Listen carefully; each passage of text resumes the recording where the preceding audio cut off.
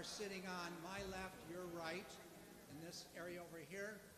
If you do not have a mask, you would be sitting center or to the right.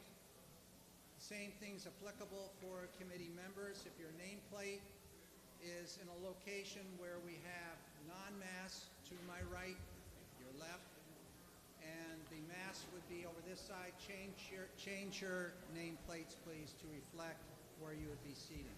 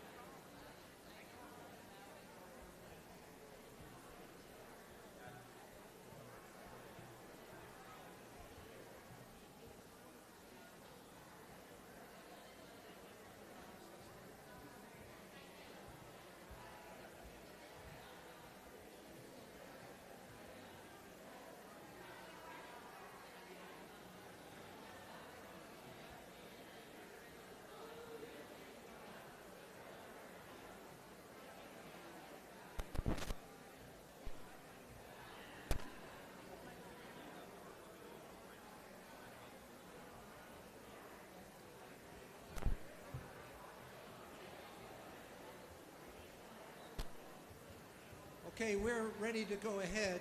I will put the gavel down here in about 30 seconds. For those people wandering around in the back, please try and find a seat.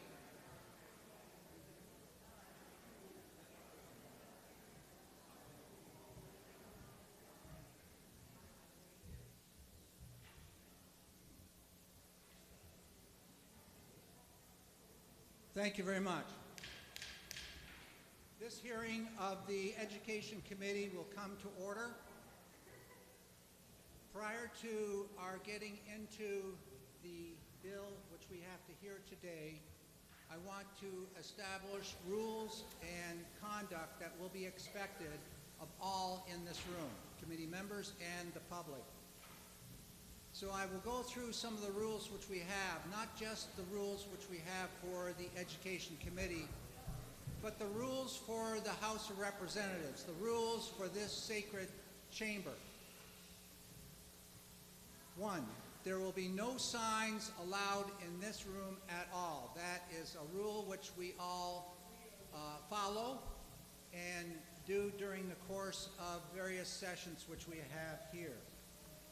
For those that want to testify, we have pink cards available for the person who is choosing to testify to fill out and those will be handed to Jennifer Four, which is our research assistant in the rear of the room.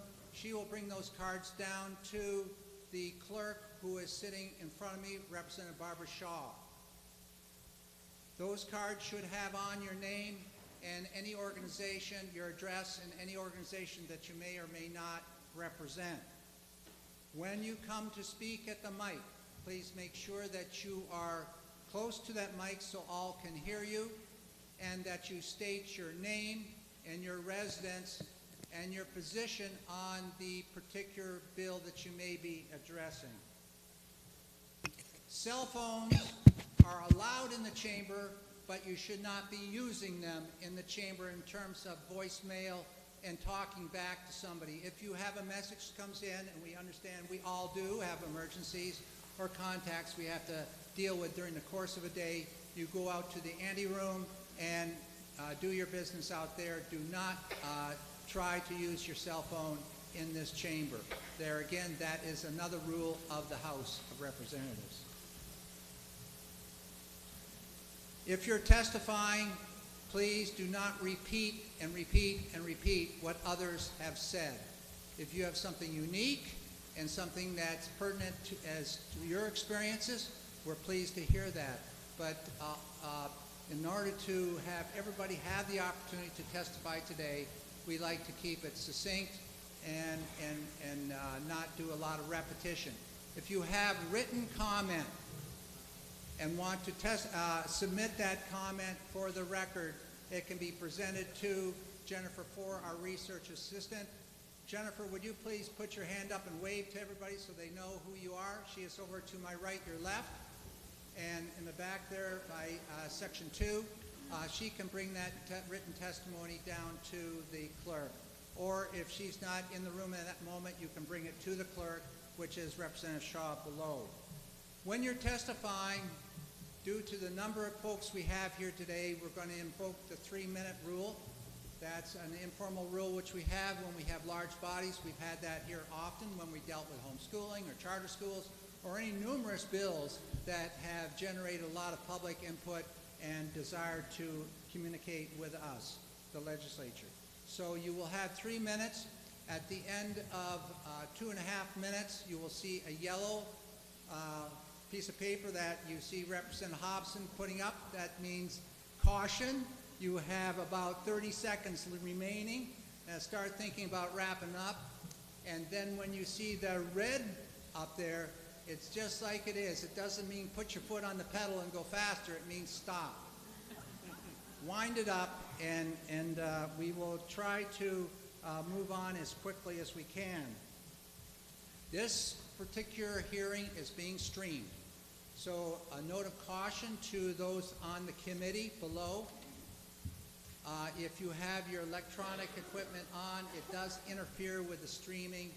And so if you're a committee member, put everything on a stop or turn your phones off, please. As a matter of etiquette and respect for our public, we should be listening to those people testifying and not looking at our own computers.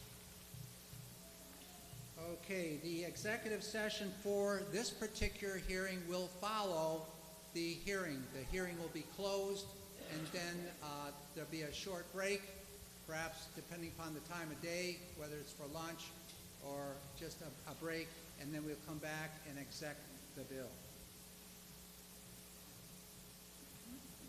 I think that is taking us through many of the rules I'd like to, and the things I want to communicate. For the record, my name is Representative Rick Ladd. I'm from Haverhill. The Haverhill in New Hampshire, not Massachusetts. And I chair House Education. And due to the fact that I am the maker of the amendment, I will not be conducting this meeting. I will be here presenting the amendment, coming back and acting as the vice chair during the rest of the meeting. And the chair will be acting vice chair now, Representative Cordelli to my right.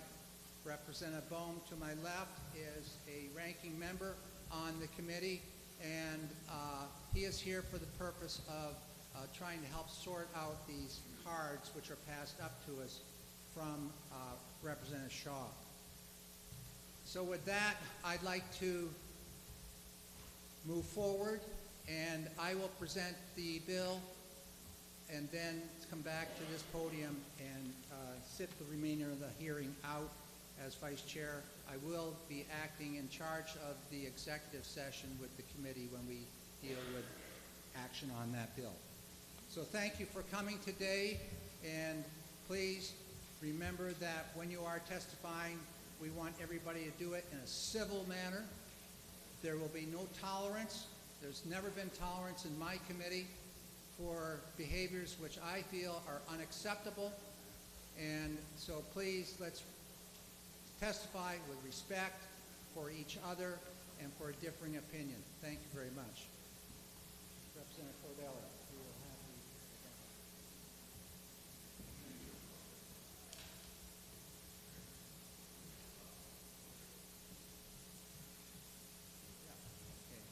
Prior to my walking off the podium here, I'd like to welcome fourth graders which are coming in. It's a policy and an event that the session usually has when we welcome our fourth graders. My background is I was a fourth grade teacher years and years ago in Winthrop, Maine, and then went on to become a school principal and administrator, and spent many of my days as an administrator and principal in the grand state of Alaska for 25 years, the last frontier. I'm glad to be back home here where I was brought up in Maine, not too far from here, in New Hampshire. So I welcome all our fourth graders and enjoy.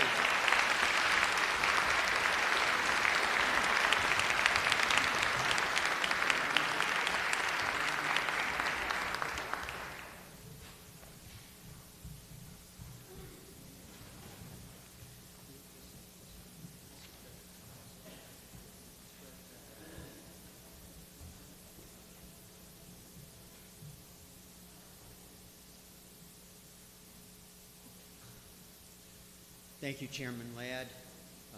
I think he covered all the ground rules for today. Just want to emphasize there is 3 minutes, and you'll get the notice in relation to your time. And with that, we will begin the public hearing. And to start the public hearing, we would like to all rise for the Pledge of Allegiance.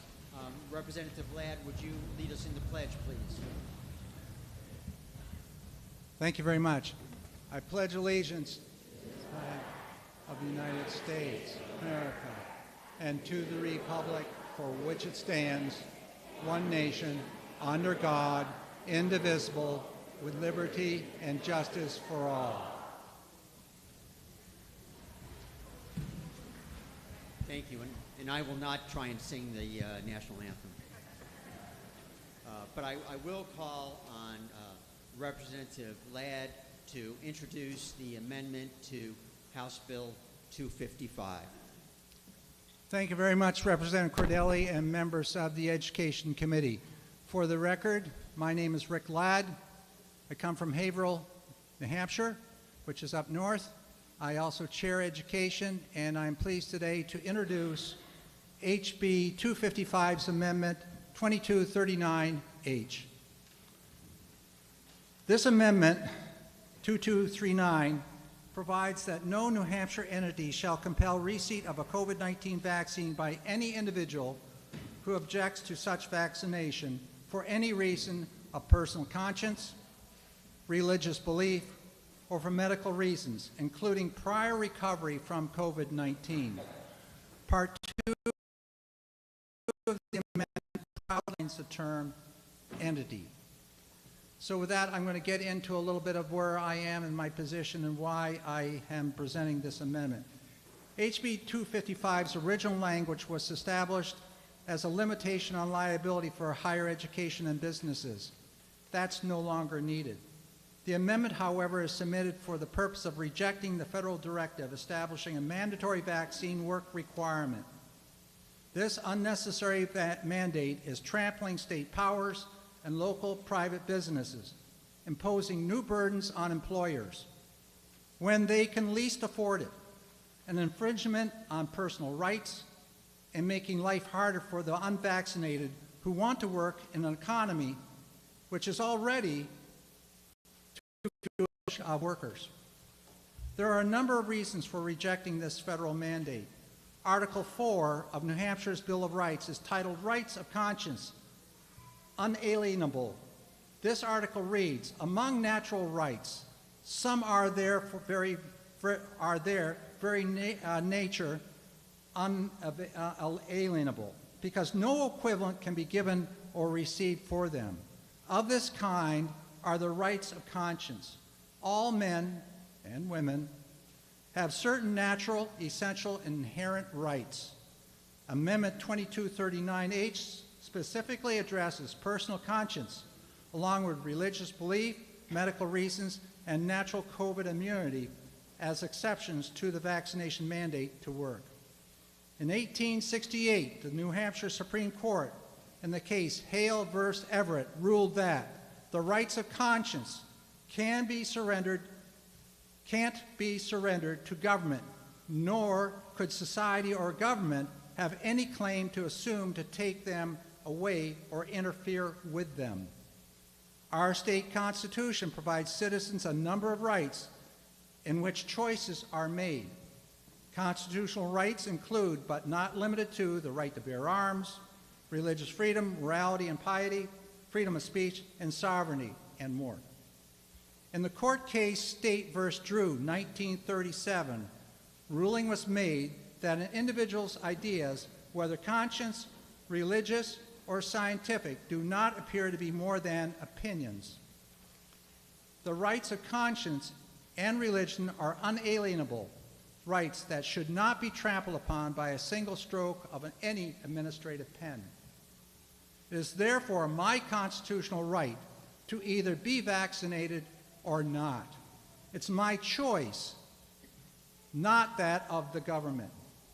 To be denied employment based upon not being vaccinated is nothing short of discrimination and violates those same principles that some are currently advocating for diversity, equity, and inclusion. This is looking more and more like a double standard. At this point, I want to make it known that I have been administered 3 COVID vaccinations. I did this in my own volition and as an individual choice, not because some entity told me that I had to. Lastly, I want to address the issue of natural immunity. The Centers for Disease Control, the CDC, when asked, has said that it has no record of people who are naturally immune or transmitting the virus that causes COVID-19. The CDC didn't have any documentation reflecting any case of an individual who never received a COVID-19 vaccine, was infected with COVID once, recovered, and then later became infected again, and 3, transmitted SARS-CoV-2 to another person when reinfected.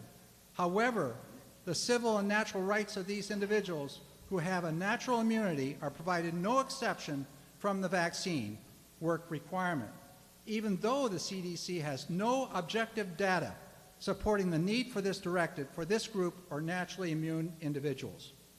In closing, this amendment is about personal rights and personal choice.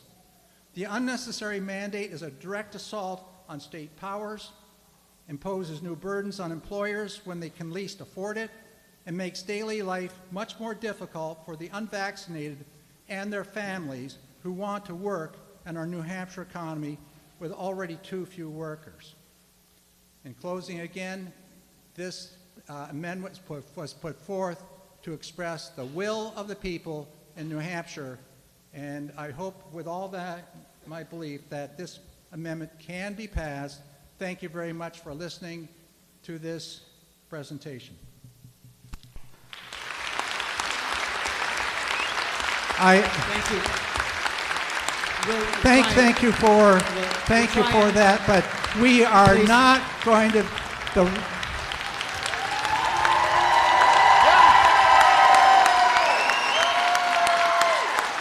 Thank you, but as a member of the committee, I want to make sure that you're aware what we just did.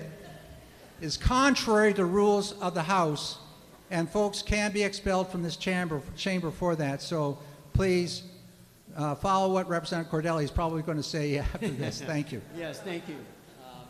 I have the gavel up here, so please pay attention. And also, no shows of emotion, the clapping like we just saw, please. We want to move this along as quickly as we can, and that is the normal decorum in the House chamber.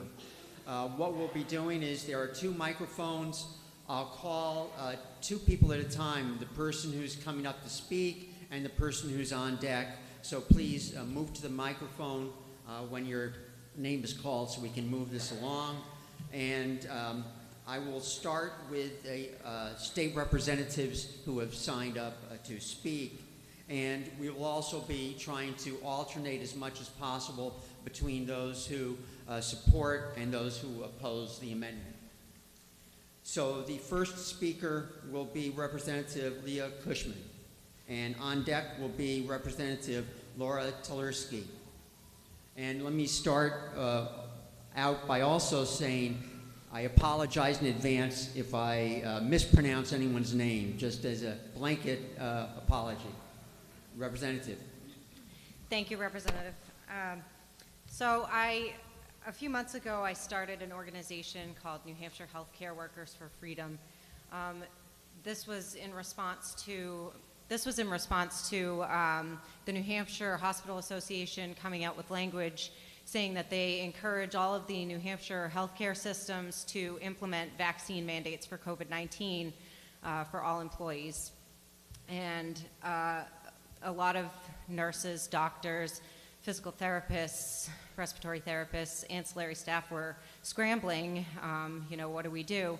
And a lot of people weren't informed on this complicated process to get a religious or medical exemption under federal law. The religious exemption is under Title VII of the Civil Rights Act of 1964, and there's a process for that, but it's complicated and many people don't know it, and the policies that were coming out from these healthcare organizations were in contrary to the rights that are afforded under that act. And so I gathered some expert panelists and we got together and we made a video and to try to help people and direct them to that video and just help them understand what their rights are, and so that they could assert them and push back when these entities were trying to trample them. I've got over 1,000 healthcare workers on that mailing list, and despite all of these efforts, many have been fired, many have had their religious exemptions rejected. It's a travesty. I know that in Concord Hospital, there was something like 30% of the healthcare workers there didn't want to get the vaccine, and now many have been coerced because they have to care for their family and they don't have the option to lose their income. And so, there's this complicated process for a religious exemption, and then on top of that, there are people who don't have religious beliefs. They may have medical, and they're having a hard time even getting a medical exemption. So they can't, doctors are afraid to write them notes saying that it's contraindicated for them to get the vaccine because they're afraid of retribution from the medical boards. So it's just a very convoluted, difficult thing for all of these healthcare workers who, many of them swore an oath to uphold the rights of patients. And one of those rights, I know in nursing ethics, the first provision of the ANA Code of Ethics is to protect patient dignity, and under that falls self-determination. That's bodily autonomy. We have to protect that right for all of our patients, and when we are deciding whether we take a medical treatment or not, that's a medical intervention, and we should be afforded those rights too. It doesn't stop just because we've chosen a career in healthcare. And briefly, I just want to read a quick testimony from Dr. Danny Steele. He's a doctor in the North Country and a master in public health. Proposed infringement into the area of bodily autonomy, and rights of refusal for medical procedures, treatments, etc., should be handled with extreme scrutiny, as these areas are the most foundational bedrock of independence and liberty. The right to personal property is absolutely essential to a free and democratic society, and what property is more basic and personal than one's own body? Vaccination mandates essentially constitute a corporeal manifestation of eminent domain. Thank you for allowing me to testify. Thank you. Next is Representative Tversky, and following her will be Representative Blasek. Good morning, colleagues of House Education, and thank you for giving me a moment to speak. My name is Laura Tversky, and I represent Hillsborough 35, which is Nashua's Ward 8. I'm here today to register my opposition to the non-germane Amendment 2239H that is being proposed for HB 255. In the last few weeks, we have seen numbers that show COVID-19 is spreading at a rate our state has not seen since last winter. Last week, daily numbers surged past 1,000 new positive cases a day, the most we have seen since January when vaccinations were just beginning. The 7-day positivity rate has surged to 8.8%, the highest weekly rate since testing began. Hospitalizations continue to rise, and out of the large number of active cases, the majority are under the age of 18, children in our schools, many of whom have not had the time yet to be vaccinated with the recent approval, which is why I'm even more baffled that this amendment is being proposed in an education committee. If we want to get a grasp on this crisis and eventually start to repair the damage it has done to our state, this is not the time to consider this amendment. This amendment is overly broad in the groups it would apply to, including private businesses, private schools, and even daycare centers. If a child care center makes the choice to hire only vaccinated employees because that is what their client families want in a service for the protection of their children, they should be able to do that. If a private business believes a healthy and safe work environment for all employees begins with vaccination, they should be able to require it. And if a club or nonprofit wants to assure its members they will be safe when participating or volunteering, they should be able to offer that guarantee. Now is not the time to be passing this wide-sweeping amendment that didn't go through the normal process a bill takes for the public to be notified and educated about. We should be trying to figure out how we can come together to slow down the spread of the disease, not opening the floodgates and encouraging it. I'd like to remind everyone that at last count, there are 1,630 families in our state who are mourning the loss of a loved one to COVID-19, and I encourage you to oppose Amendment 2239H. Thank you for the time. Thank you, Representative. Representative Blasek is up next, and Representative Horrigan will follow. Hi, I'm Representative Melissa Blasek. I represent Hillsborough 21. The testimony I'm going to give was reviewed by doctors and scientists and created with their help. I will be giving a list of their names to the committee. Before I get started, I want to present this compilation of studies to the committee. I will be giving it to them. It's 141 studies, over 1,600 pages that support the claims I'm going to make here today. The natural immunity is broad, durable, and long-lasting, that the COVID-19 vaccinations cannot prevent community outbreaks, that the COVID-19 vaccine efficacy wanes, and that the COVID-19 vaccinated people can spread COVID-19 just as easily as an unvaccinated person when infected.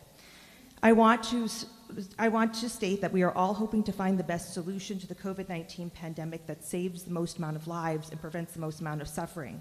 But vaccine mandates cannot accomplish this goal. Let's begin with natural immunity. I'm going to consider some of the studies I'm presenting to the committee today. Study number 1, comparing SARS-CoV-2 natural immunity with vaccine-induced immunity, reinfections versus breakthrough infections. Natural immunity confers longer-lasting and stronger protection against infection. SARS-CoV-2 vaccines had a 13.06 increased risk for breakthrough infection with the Delta variant, 27-fold increased risk of symptomatic COVID, and 8-fold increased risk of hospitalization. Study number 2, SARS-CoV-2 reinfection risk in Austria. Protection against SARS-CoV-2 after natural infection is comparable with the highest available estimates on vaccine efficacies. Study number 3, quantifying the risk of SARS-CoV-2 reinfection over time. Reinfection was an uncommon event with no study reporting an increase in the risk of reinfection over time. I could go on all day, but I will move on. There is no evidence that the COVID-19 vaccine stopped transmission. I had charts, but apparently I'm not allowed to show charts in this room.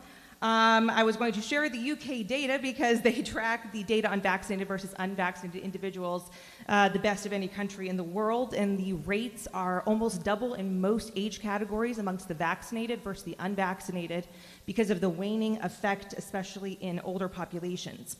So the next question is, can an infected vaccinated person transmit COVID-19? The answer is most assuredly yes. Viral load is the amount of virus. The higher the viral load, the more likely a person is infectious. Study number 1, no significant difference in viral load between vaccinated and unvaccinated, asymptomatic and symptomatic groups when infected with SARS-CoV-2 Delta variant. Study number 2, vaccinated and unvaccinated individuals have similar viral load in communities with high prevalence. Again, I could continue all day, but I will move on. These vaccines have a very marked waning effect in both breakthrough infections and disease outcomes. That means if you're going to mandate a vaccine, you would need to mandate continuous boosters to maintain any type of efficacy, and we have zero data on the health effects of continuing these shots indefinitely. Again, I was going to show some other studies showing that higher the vaccination rates are not correlated in any way with disease outbreaks. In fact, it can be the opposite. So in conclusion, while vaccine mandates shred the principle of informed consent, violate bodily autonomy, and infringe upon the most basic of individual liberties, there is also zero scientific basis for mandating COVID-19 vaccines. Thank you. Please, no applause, please. Representative Horrigan and then Representative Gay. Thank you very much, Mr. Chair. I will, hopefully you can hear me with my mask on. I would be very reluctant to take it off, but I can for a couple of minutes if you need me to be heard. I can, hopefully this won't go against my 4 minutes or 3 minutes that the gentlelady charts. She is welcome to reproduce them on 8x11 size and distribute them as written testimony to the committee, and hopefully they'll have a chance to look at it during the few minutes we need the hearing, and it'll be in the record. So if she wants those charts in the record, there is a way she can introduce them. Please proceed. Thank you. Okay. Well, there's process issues galore. First of all, this proposal totally does not belong to the Education Committee at all. It's also amends the wrong RSA. It's about conditions of employment, and that's just part of what this proposal tries to do. And of course, the reason we all know the reason why the Education Committee is doing is because every other committee has finished their work, and this is the only retained bill this amendment can be attached to. But we don't need it. This should have been taken up in the normal course of business next year, like in January. Also, it bans vaccine mandates by any entity in New Hampshire, which is vague and overly broad, includes many entities which the state of New Hampshire has little or no jurisdiction over. And in fact, we now know it was directly directed against the federal government, which we don't have jurisdiction over. I won't get into the fact that the definition of entity is tautological. Basically boils down to, quote, a, quote, entity is any entity. So it's kind of a meaningless definition, there's also, of course, there's no penalties, no enforcement mechanism. But the big problem is this is fundamentally a bad idea. The state should be encouraging as many people as possible to get vaccinated. And it should be supporting those employers who recognize the need to require their workforce to be vaccinated and or tested, not undermining them. We haven't heard it here yet, but I'm only the 5th or 6th speaker, but the anti-vax forces have co-opted an old progressive slogan from the early 70s, my body, my choice.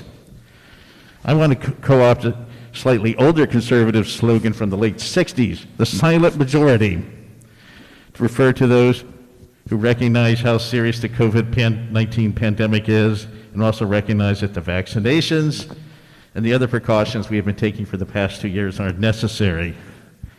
In fact, I think the silent majority of the American people instinctively sensed how bad the pandemic was back when the media and President Trump were still pretending the vaccine would go away in a few days. And actually, I'm a Democrat. I should admit, we had a primary campaign going on, and most of our candidates didn't address the pandemic before mid-March when it turned into a crisis. I think and they recognized that the masks were necessary. They now recognize the vaccines are necessary, and they've been quietly doing the right thing for the past 2 years with no whining, with no unnecessary drama, without making big fuss. I think they're not here because they're just getting on with their lives. So I myself count myself as one of the silent majority. Why? Because I want to live, and I also want those who breathe the same air as me, which includes everyone on earth, to live. Representative, please conclude. Anyway, please vote no on this amendment, and also say I understand these masks like this one I'm wearing, they're not 100% effective. The vaccines are not 100%, the vaccines are not 100% safe or 100% effective, but they're far better than the pandemic. This has killed 760,000 people just in the United States, 5 million nationwide. This is the worst catastrophe in American history since the Civil War. Thank you. Anyway, so please vote no. And if you want to take this up next year, we can have another hearing. Thank you, Representative. Representative Gay, and then Dr. Amy Haas. Representative Betty Gay from Salem. And I speak because I know that this is a scary, scary disease, but it does have treatment. But unfortunately, our media and a lot of our government has bought into the fear that there is no treatment, that you have to take a vaccine. And now that we've been doing it for months and months and months, the truth is coming out that vaccines do not protect you except for a very few months. And your own natural immunity does work for a very long time. It's the best. India is a poor country. They have contained the disease twice. They did it with ivermectin, which we can't get because of the prejudice against the medicine. It used to be really cheap. Now, if you can find it, it's gone from at least 87 cents a pill to $10 a pill. The pharmacies, I called every pharmacy around where I live in Salem. Every one of them has been ordered not to fill prescriptions. Every one of them. I found one independent compounding one that will make it, but they're having a hard time getting the powder now. Now they're down to filling prescriptions with liquids. It's like 10 milligrams per cc. Okay, the real important thing is we have to fight fear with information, and we have to press for being treated. That's how India stopped the scourge. And they had I have a map on the back, I don't know if you can see it, but they have many states like we have, even though they're much smaller. And when they had the first surge in the 2020, they gave ivermectin out. It was very cheap. They make it. It suppressed the surge. Then some woman, I'm glad I don't know her name, she got very high in India, and she said, this is wrong, we shouldn't do it. So they stopped. After the surge this year, they decided they were going to put her on trial, and they were going to give it to everybody again. So this map shows all but one state had already started suppressing the count, and there was just one that hadn't received it. C19vaxreactions.com. C19vaxreactions.com is why we should not require people to take a vaccine. People are being, even if it's a low number of people who are getting horrendous, life-threatening, life-paralyzing reactions, you don't confuse low odds with low stakes. The stakes can be your life. It should be your choice to take a vaccine. I know lots of people have taken it, but I'm not going to.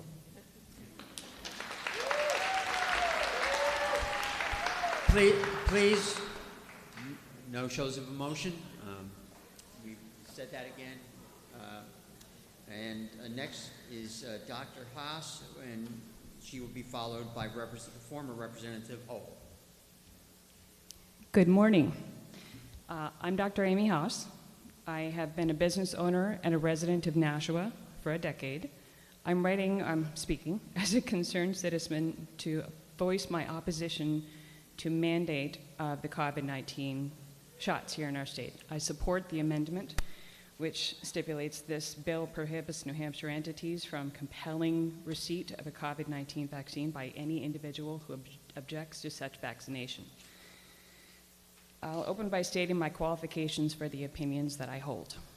I hold a master's and a PhD, and I completed a postdoctoral fellowship at Harvard, and I transitioned to a biotech to work as a research scientist due to concerns about the pharma industry and specifically about the process of FDA approval.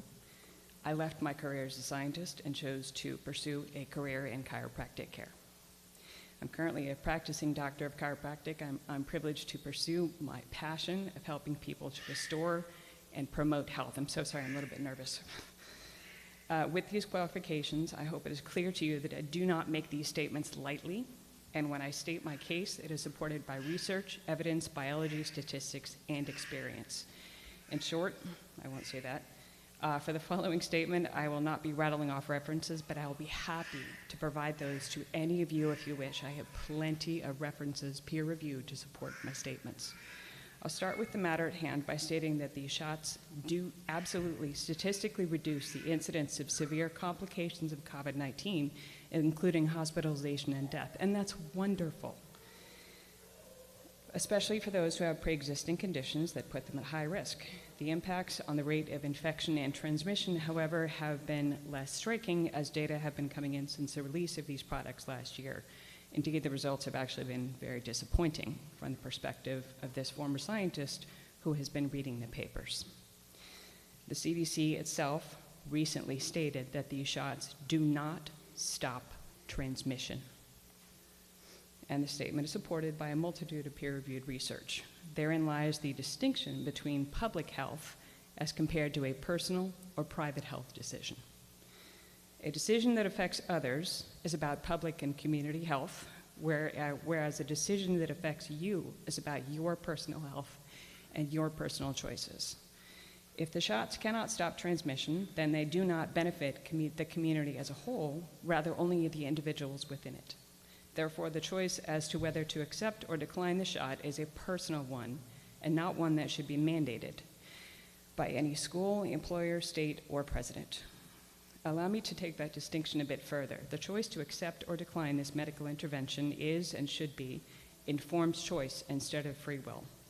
Indeed, informed choice is a basic human right as outlined by the UNESCO Universal Declaration of Bioethics and Human Rights in 2005. The right to decline without punishment or consequence is a human right that is violated by any medical mandate regardless of its efficacy. And this is the issue at center stage today. Truly, that's what we're looking at. The issue, do we have the choice to put what we wish or decline what we wish in terms of a medical intervention, which may actually not be necessary or helpful for certain people? Thank you very much for listening, and thank you for listening to all of us. Thank you. Please. Next is former Representative Hall, and then will be Priscilla Morrill of Peterborough. Thank you, members of House Education. For the record, Representative Hall, Town of Dunbarton, a former member of this committee. I would like to thank Representative Ladd for introducing Amendment 2021-2239H, and I would like to speak in favor of it.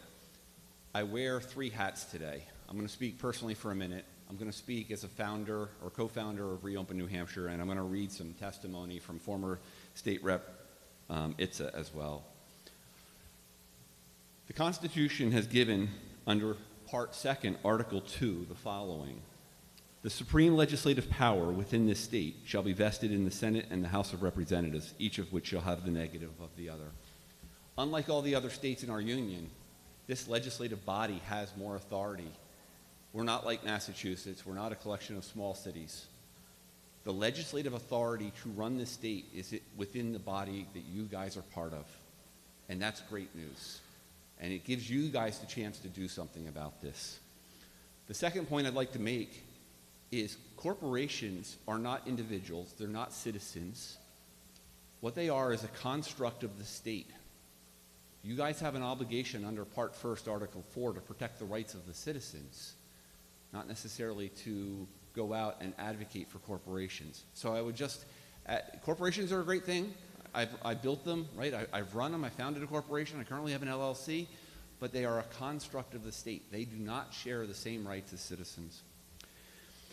And then lastly, I'd like to reopen supports the amendment. Would ask that you guys would even consider at some level there needs to be some penalties. This is great in terms of a policy direction, but what happens if someone goes ahead and just puts in place a COVID requirement for work? Puts in the jab versus job requirement. How do we stop that? And then I'd like to read from Representative Itza, for various reasons could not be here today, his testimony. And I quote, HB 255, Right of Conscience Amendment. Members of the House Committee on Education, thank you for taking the time to hear my testimony. I am urging you to stand in defense of our state constitution. The operative articles in question are the Bill of Rights, Articles 4 and 5. Article 4 states, among natural rights, some are in their very nature unalienable, because no equivalent can be given or received for them. Of this kind are the rights of conscience. Article 5 goes on to describe a protection of one right of conscience in particular, worshiping God according to the dictates of your conscience. And this is Dan speaking, or Representative Itza speaking. I, for one, do not believe the objection to these vaccinations needs to be a religious exemption. Last winter, my wife spent about 4 hours on the phone with the CDC. Needs to be a religious exemption. First, she had to wait 20 minutes on the phone to be answered. She spoke with a young woman asking if any of the COVID-19 vaccinations contained human fetal tissue. In about 20 more minutes, the woman came back. Oh, I'm going to run out of time. He goes on to note that there is, in fact, fetal tissue in all the vaccinations, either in the development or the production thereof. And that is antithetical to his belief as a Christian. I have copies of his testimony. I'd ask that you read them. And thank you for listening to me. Here. Please, applause again. Ms. Morrill, and then will be Representative Aaron. Hello, I'm Priscilla Morrill. I live in Peterborough, New Hampshire, and I want to just express my appreciation for everyone who's here today, because I know it's because we care that we're here, and that's why I love living in New Hampshire. I've lived here longer than I've lived anywhere else in my life, and I'm really grateful to be here. I'm deeply concerned about vaccine mandates. I had a flu shot 5 years ago, and I became very, very ill. Where before I had rarely ever been ill in my lifetime, I could count on one hand the number of times. So I went to my doctor many, many times, and there were tests after tests after tests, and at the time there was no connection made between the vaccine and the numerous symptoms I suddenly had. For some people, vaccines mean a lifetime of illness and disability, and when I wasn't able to figure out what was going on with me, I had to start doing some of my own research, and I found that the symptoms that I experienced were not dissimilar from other people who've had bad reactions from shots. So I have 3 friends who did get the coronavirus vaccine. Actually, I probably have more than that, but they reported to me some illnesses. One of them had to go to the emergency room and is still dealing with symptoms. Another has suffered heart issues and hospitalization, and a third reported debilitating illnesses that lasted for months. So these are some of the short-term effects of the vaccine. What are the long-term effects? No one here today can say because it's an experimental product. Instead of the vaccine, I have chosen to focus on vitamin C, zinc, and vitamin D, among other supplements. And those who have chosen to get a vaccine, I respect their decision. Everybody has to make their own choice about what is right for their health. I see no reason to force me to get it, given that those who have chosen to get a shot have done so and are able to do so if they are worried about their health. I will not expose this body to an experimental product whose long-term effects are unknown, and I urge you to pass the amendment. Thank you.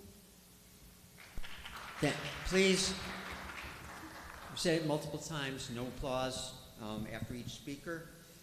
Next is Representative Aaron, and she will be followed by Dustin Richwine of Manchester. Representative. Thank you, Committee Chair, and thank you to the committee for having this hearing today. I'm a co-sponsor of HB 255, and I am delighted to see this amendment come forth. Of course, I'm testifying in favor of this amendment, and I'm asking you to vote OTP on it. With people being threatened with losing their jobs over COVID vaccine mandates, I believe it is imperative for New Hampshire to make this law. New Hampshire is at a crossroads here. And I think it's important to realize that a lot of our businesses are somewhat being put in a position to make these mandates because of what's coming out of the federal government, maybe what their insurance company is advising them to do. There's a host of reasons. And I think it's important for us as a state to make policy so that they are not forced to do these kinds of things that perhaps they don't want to do. And you know, for all those people who say, oh, we shouldn't be telling businesses how to run their business. We do this every day. We tell businesses what size grease trap to put in to install. We tell businesses how many people they can serve in their premises. We tell businesses how many cars they can have in their parking lot. So we tell businesses how to operate all the time. I don't see that that's a valid excuse for not passing this amendment. And I believe that this amendment is important in order to preserve personal and individual rights, especially as it applies to an employee's own decisions regarding their own health care. If we continue to allow businesses to dictate to their employees that they must take the COVID vaccine specifically in order to keep their job, will there be no end to what other COVID treatments they might mandate at the whim of the CDC and the federal government, and at whose expense? Especially if there's no liability for this vaccine makers or the employer for being sick or even dying. And with this COVID vaccine, there has been people who have died from it. How do we allow employers to mandate something, a treatment that could cause death or injury? And no one should be coerced to doing this. Medical decisions are personal. And, you know, I'm hearing people saying, if you don't like it, then find a new job. Well, you can't always do that. People have seniority, they have pensions, they have mortgages to pay, they have a livelihood. And many times you just can't start out and start over. Thank you, Representative. So I want to end by saying, please OTP this amendment, and I appreciate your time listening to all of us. Thank you. Next is Mr. Richwine, and he will be followed by Derek Arnold. Hello, representatives. My name is Dustin Richwine. I'm a concerned citizen from Manchester. I am here in support of HB 255. The current moment is a time of unprecedented change in this country. We live at the very tail end of the golden age of this republic. History will one day tell the story of the precipice on which we sit today. Our actions here will be looked back on with wonder and likely regret. Fellow New Hampshireites, I ask you, what power do we have left? Are we but a handful of the 340 million subjects of an empire? Every president of this country acts more as a dictator than the one before. More executive powers have been usurped than I can possibly mention here. I don't need to convince you here that the threat to our liberty comes not from this body of government, but from above. Fortunately, we have begun to see a trend of pushback against this overreach in recent years. From sanctuary cities to the cannabis industry to Second Amendment protections, states are finally saying no to unconstitutional federal action. The executive vaccine mandate decree by President Biden is yet another unprecedented power grab. That will not end with vaccines. Ladies and gentlemen, I implore you to finally push back. We must directly oppose these big pharma mandates while we still have any sovereignty left as a state. We must protect our rights to privacy and medical autonomy.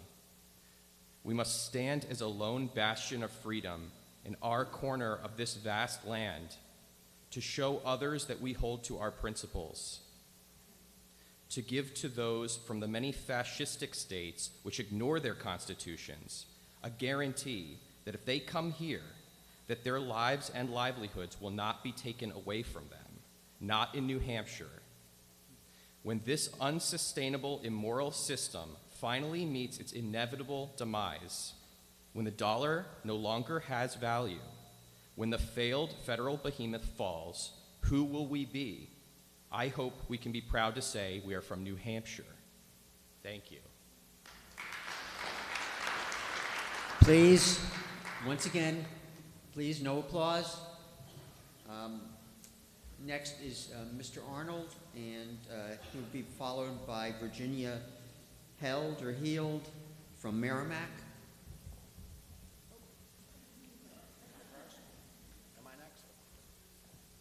Good morning, we the people, and good morning, the people that serve we the people. Bottom line, out front, I said this last week, some heard this, but maybe when everybody leaves here today, they should stop at the monument on the front lawn that states, preserve freedom of humanity. That means all humanity. All life matters. Preserve means we save lives. We don't take lives. I'm not here to change minds. I'm here to change hearts and turn biological into logical. 1776, we had the common law. The Act of 1871 turned us to maritime law. 2021, we're going to common sense law with logic, awareness, and wisdom. Use it, do your research like I do. I don't have a degree, but I have a lot of hours on the road, a lot of states traveled, a lot of faces seen in different places. So I'm asking the hearts of everybody that is serving we the people that took oaths, including teachers that are forcing masks on children. Each child forced to wear a mask to breathe carbon monoxide in is child abuse. And when we see on our Constitution to preserve humanity, child abuse is crimes against humanity. And anybody forcing it should be ashamed of themselves. I'm here not for me. I'm here for my children. I'm here for my 6 grandbabies. I'm here for all of you. And I'm also here for you. So step in the light, shine bright, do what is right. Let's go, Brandon.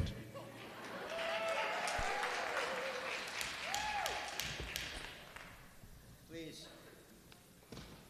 Good morning, committee. I'm Virginia Heald from Merrimack, New Hampshire. Thank you for letting us be here. Let's get closer. My testimony today is a very personal one based on the situation that we are all facing today. Please bear with me. I am going someplace with this, I promise. I spent 20 years in an abusive marriage.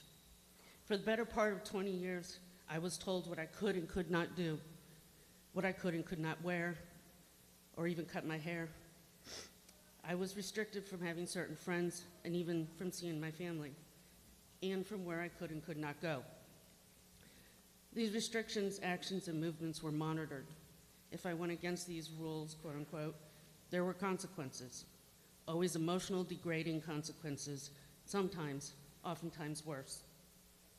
Many would ask, why did I stay? Why did I endure this?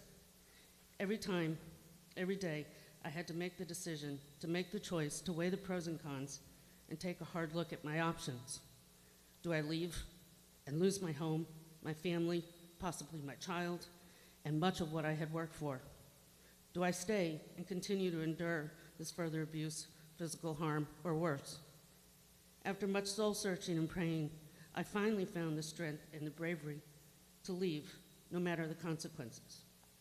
I had no money, no job, and no place to go. I did lose everything. Everything I was afraid of losing, I lost. Many would say, and I'm sure many here would agree, that's not right. It's not fair, it's wrong, it's criminal. No one, woman, child, or man, should have to live like that, to be forced to make this decision. No one should lay a hand on you with the intent of harming you, or worse. Why didn't I call the police? Why didn't I fight back? Why didn't I leave the first moment it happened? Fear. The fear of leaving was greater than the fear of staying. Figure that one out. If this amendment is not approved, vaccine mandates will be required for employment, attending school, social public gatherings, and anywhere we go. It will be contrary to our freedoms, rights, and privileges that so many have fought and died for us to have, for the necessities and the pleasures of life, and God willing, to enjoy our lives. If this amendment is not approved, we will be forced to comply with those mandates, or there may be consequences. Now I ask you, how would that be different from what I went through? It is not okay for a man to beat his wife or child. Then why is it okay for us to have to receive a vaccine that could harm us, possibly maim us for life, or worse? I am faced again now with the very real possibility that I could lose everything. Again, lose my job, lose my home, everything that I have worked so hard to rebuild. It's not right, it's not fair, it's wrong, it's criminal, it is abuse. Committee, please approve this amendment. Be the change. Be one to join this movement to stop the abuse and to retrieve and preserve our freedoms. Thank you. Mr. Wainwright, Scott Wainwright is next, and they will be followed by Karen Testerman.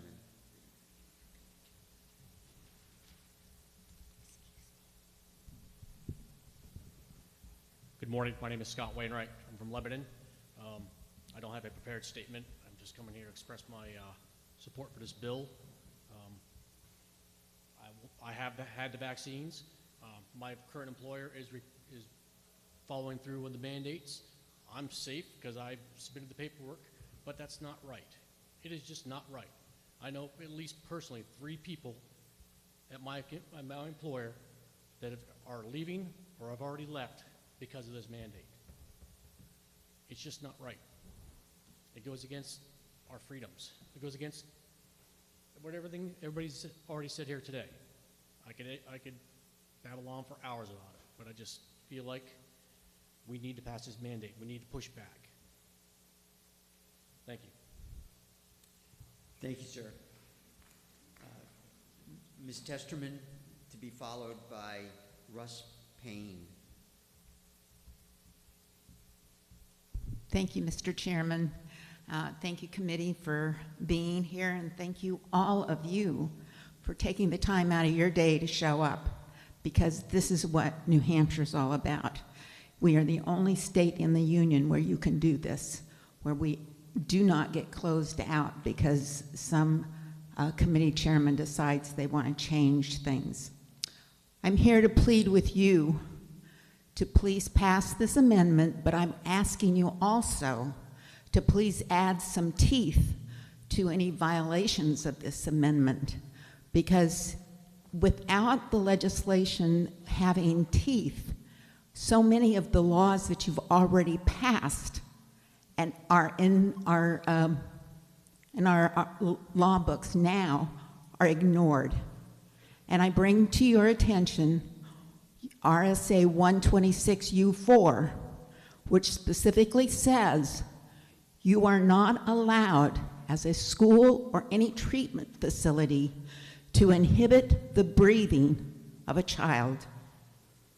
And if you go through and you read the definitions and you read the law, every one of the schools in this state are breaking the laws.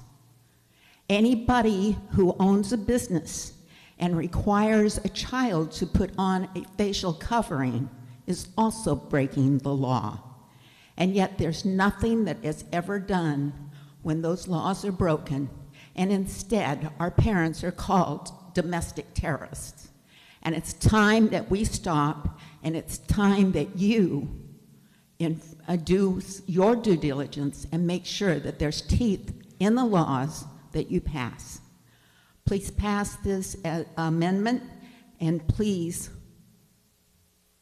make this the state that we've all come to love and live free or die, not live to comply. Thank you. Thank you. Please. Enough. Mr. Payne will be followed by Dr. Nass. Good morning.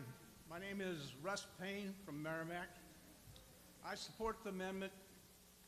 Met a guy the other day that asked me if I was vaccinated, and I told him by HIPAA laws, I don't discuss that with anybody except my doctor.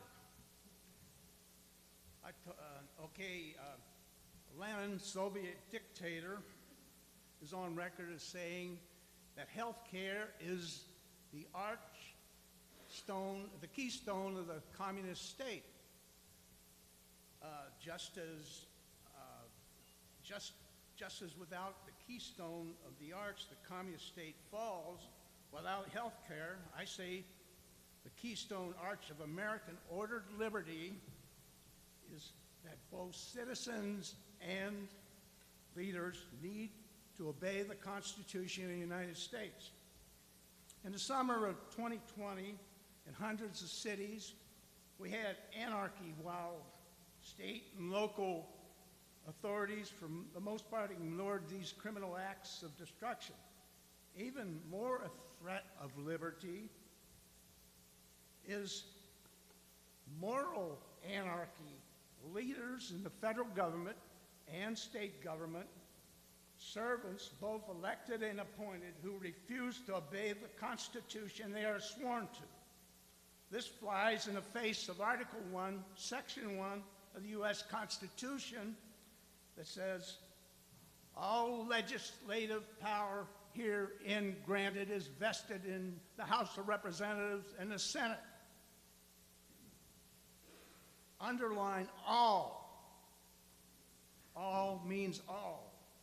It does not mean these powers can be farmed out to bureaucracies like the DHHS, rogue powers that ignore the law of the land. You in the state legislature are the checks and balances critical to our liberty. An inherent responsibility that our founders placed in your hands for such a time as this. America did not become great because of what the government did for us. America became great because of what the government was prevented from doing by the Constitution. I urge you to support this amendment. This ever-increasing lust for power and control will not stop itself. The New Hampshire legislature must fulfill one of its primary purposes, protect our people from the federal power, that our children and children's children may live in liberty. Thank you very much. Thank you. Enough, please. Dr. Nash will be followed by Kate Fry. My name is Meryl Nass. I'm a Maine physician, vaccine expert, chaired a Maine legislative committee, and testified to 6 congressional committees. Excuse me for trying to reduce a 6-minute to a 3-minute talk. So the UK's top vaccine expert, Andrew Pollard, said herd immunity with vaccines is not a possibility. Since we can't achieve herd immunity with these vaccines, the inevitable result is that practically everyone will eventually get COVID. There is no reason to think boosters will prevent transmission when the initial series didn't. Instead, it's crucial to focus on early treatment. Why doesn't everybody know this? Because had the benefits of existing drugs been acknowledged, there could have been no emergency use authorizations or EUAs issued for vaccines remdesivir or monoclonals, all of which are multi-billion-dollar patentable products.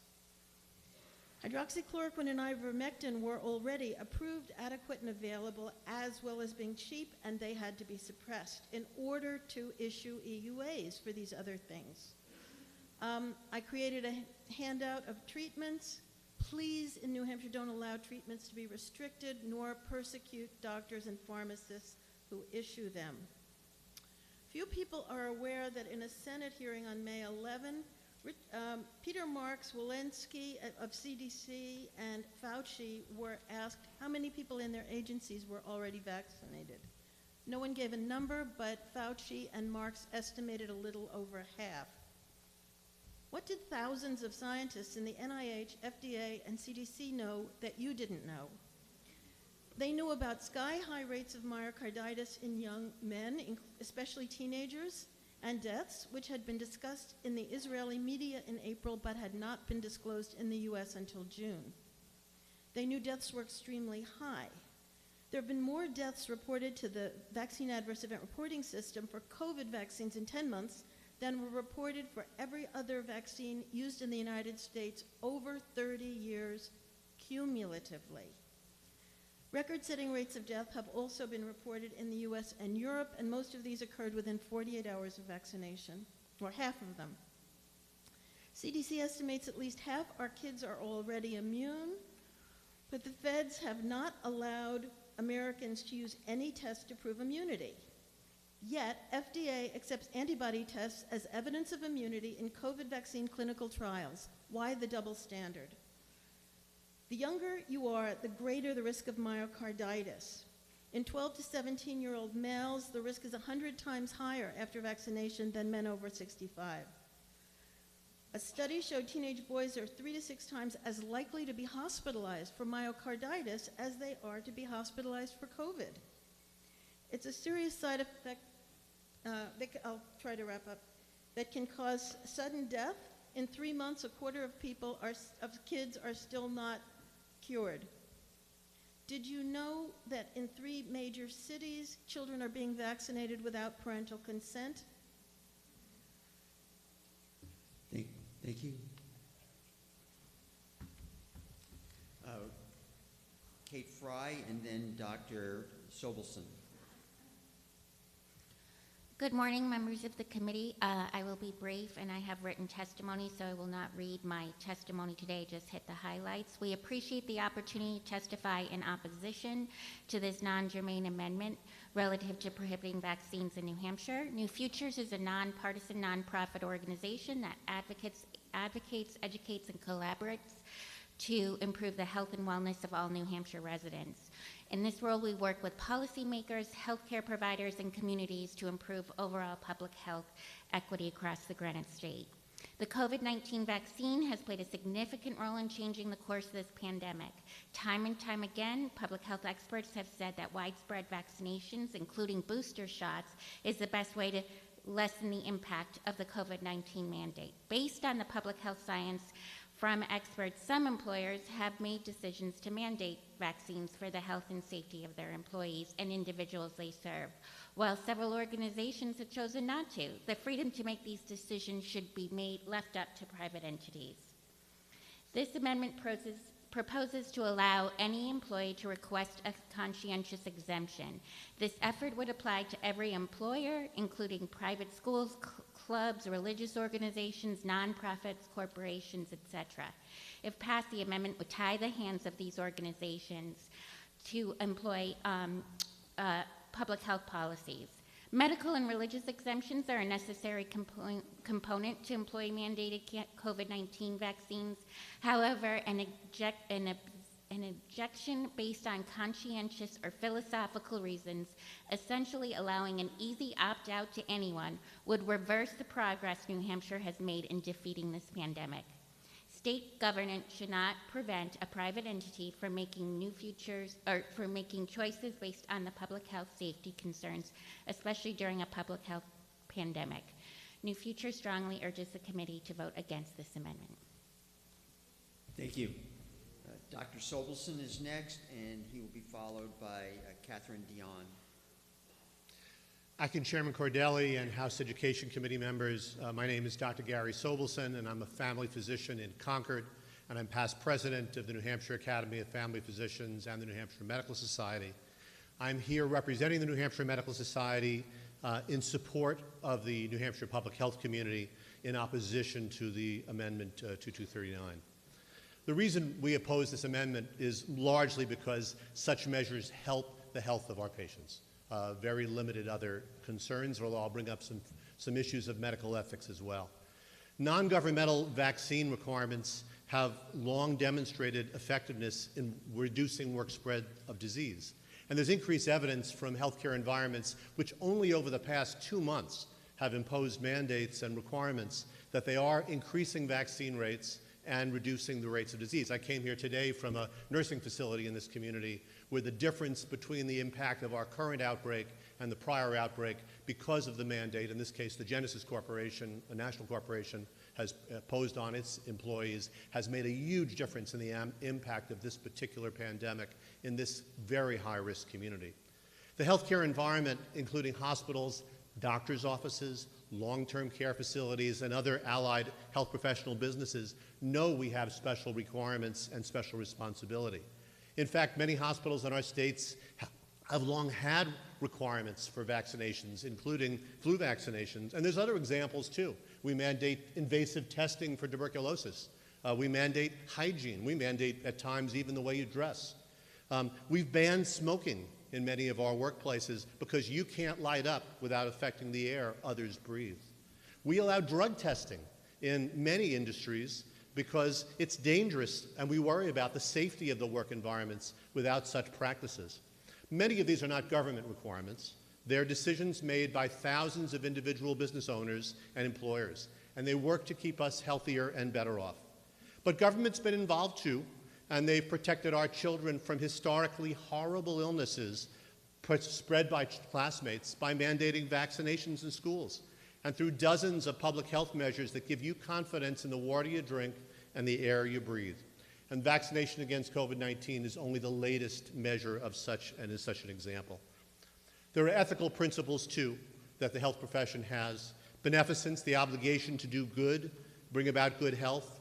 Non-maleficence, the obligation not to do harm, and autonomy, the obligation that people have to make their own decisions.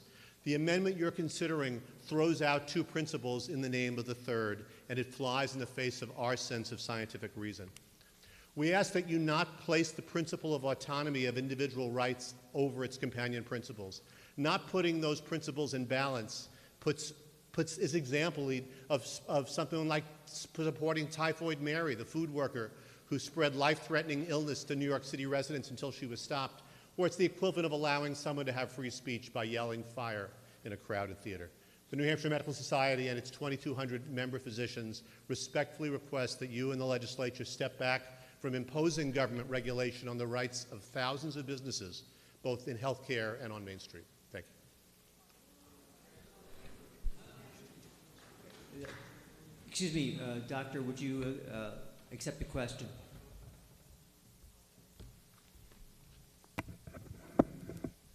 Thank you, Mr. Chairman. Representative Tim Lang, representing Belknap 4. I guess my question, Dr. View, and I asked the Medical Society this before in an HB 220 committee hearing, and I was unable to get a clear answer. So my question for you is involving around informed consent and the ethical concerns for the medical community, in that when an individual is only giving informed consent over threat of coercion of losing their job or a financial incentive, doesn't that create a healthcare quagmire for doctors on whether or not a person's informed consent is free and voluntary?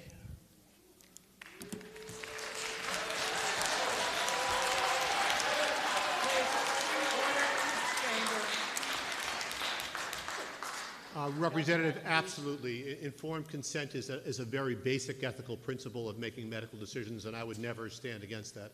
There's no question that individuals have the right to make a decision not to get a vaccine. The question really is whether or not that right then extends to the right.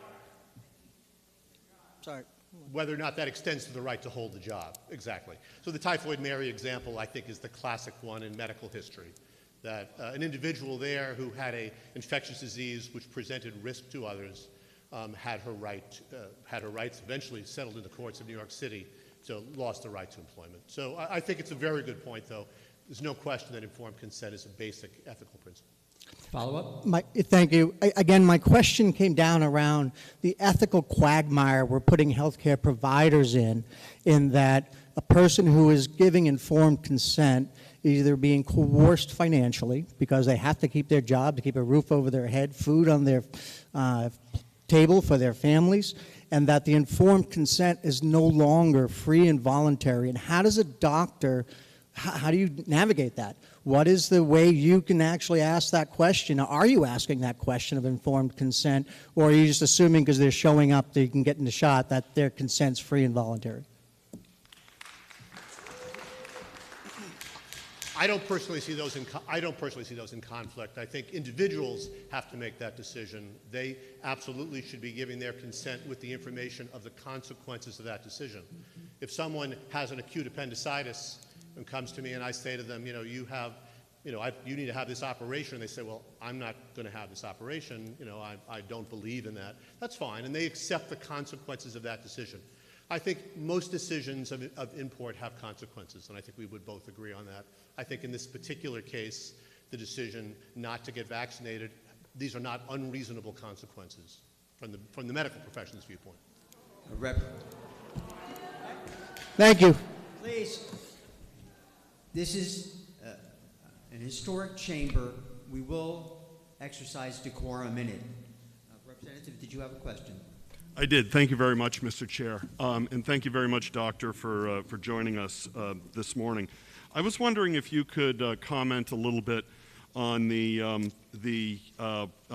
level of protection through antibodies in a person who has recovered from COVID-19, and talk a little bit about how that compares to the protection received through vaccine. Yeah, I want to state right up front, I'm not an expert in immunology or in virology. I'm a family physician, and I absolutely want to state my opinion would be related to what I've read and what many of you have read. I think the statements that were made implying that people who had survived, have recovered from COVID-19, have ongoing immunity are accurate statements, that there is evidence that there is very, very low risk of reinfection in that group. It's not zero. So people have to make their own decisions. And if this amendment likely was restricted to saying that people who have proven prior disease and antibodies present, there have been other measures offered here, I'm not sure the Medical Society would be standing here saying that that's an unreasonable alternative. You know, but having said, so I think that answers your question. But that's based on, you know, just my own scientific reading as the rest of you. I don't want to claim to be an expert there. Okay. Thank you, Doctor. Up next is Ms. Dion, and she will be followed by Ronnie Harding. My name is Catherine Dion. I live in Allenstown, New Hampshire. I'm here speaking on behalf of myself, my daughter who works in the healthcare field, all my friends who work in the healthcare field, and my 2 grandchildren who attend Concord Public Schools.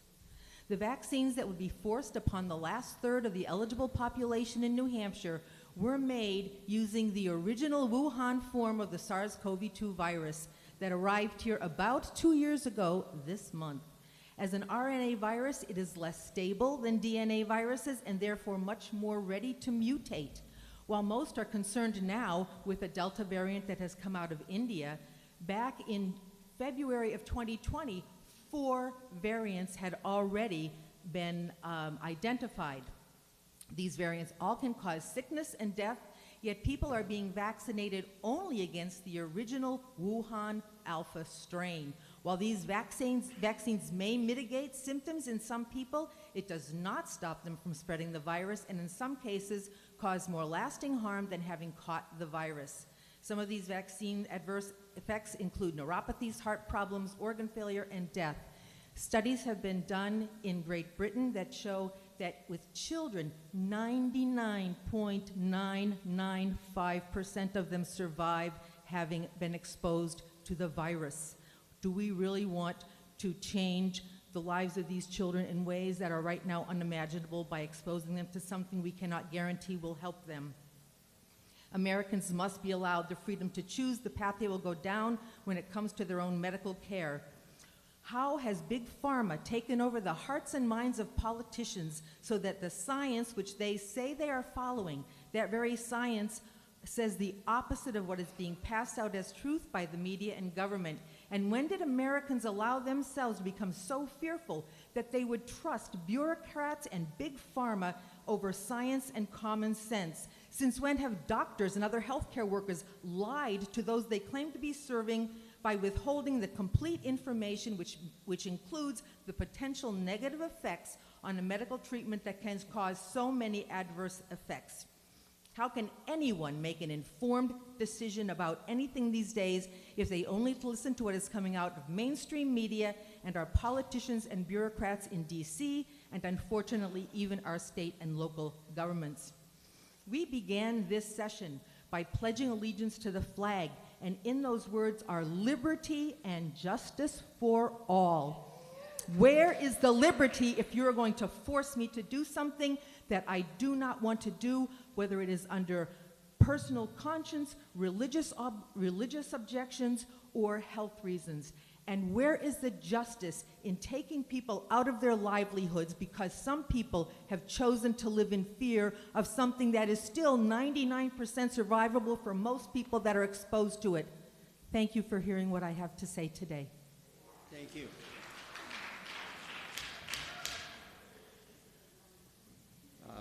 Ms. Harding will be followed by Alan Easton.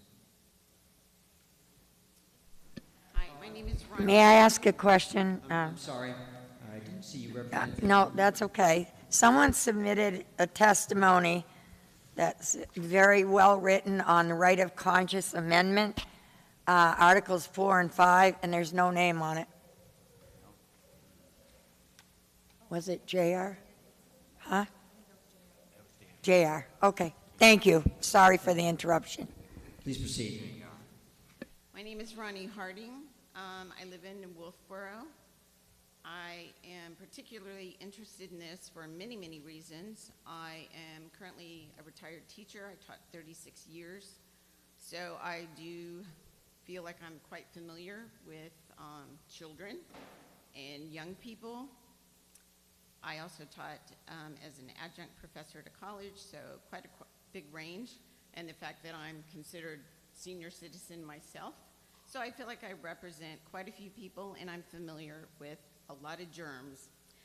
I am here to strongly support the amendment to HB 255, the prohibition of mandatory COVID-19 vaccines.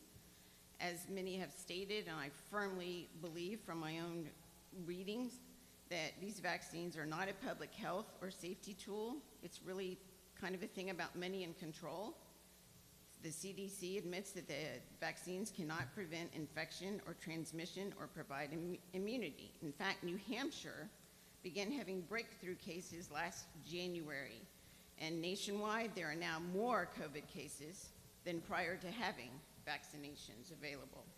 COVID-19 vaccinations really are only possibly beneficial to certain individuals and must be an individual option based solely upon a person's own unique health conditions and needs, as the vaccine can only possibly decrease the severity of symptoms, which could reduce the chance of hospitalization for some at-risk individuals.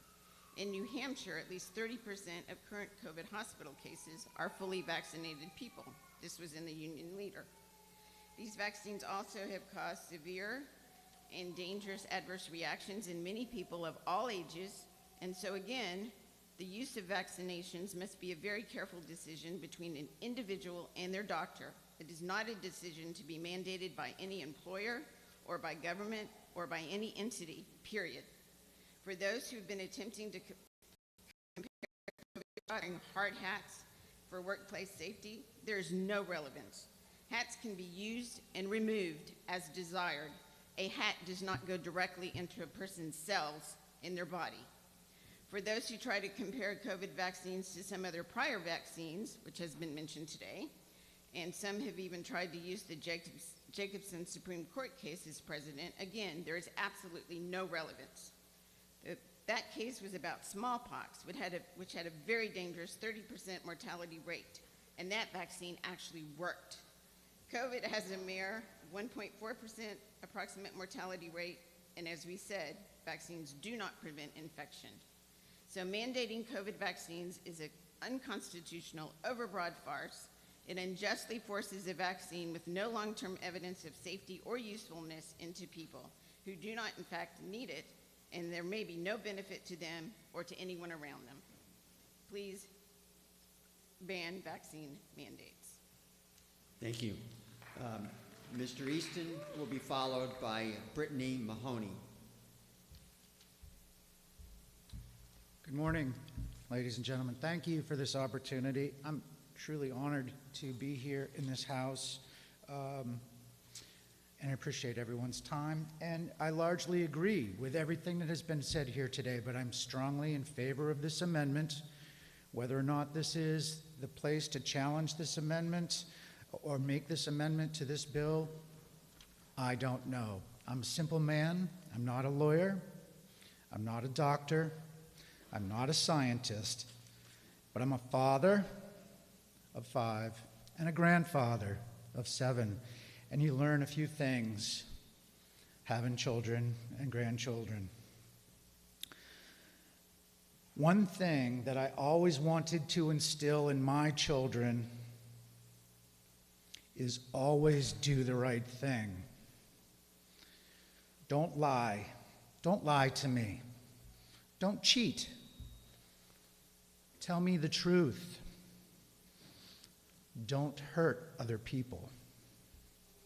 I think those sentiments are pretty accurate for today. When you consider this, how many people have heard the saying, "The love of money is the root of all evil"? Follow the money. How much does it cost to get this vaccine? If I want to go to a doctor and say I'd like to buy this vaccine, how much is it? Well, it doesn't cost anything, it's free. How can that be free if Pfizer just got $19 billion in Q2? Where'd that money come from a free vaccine?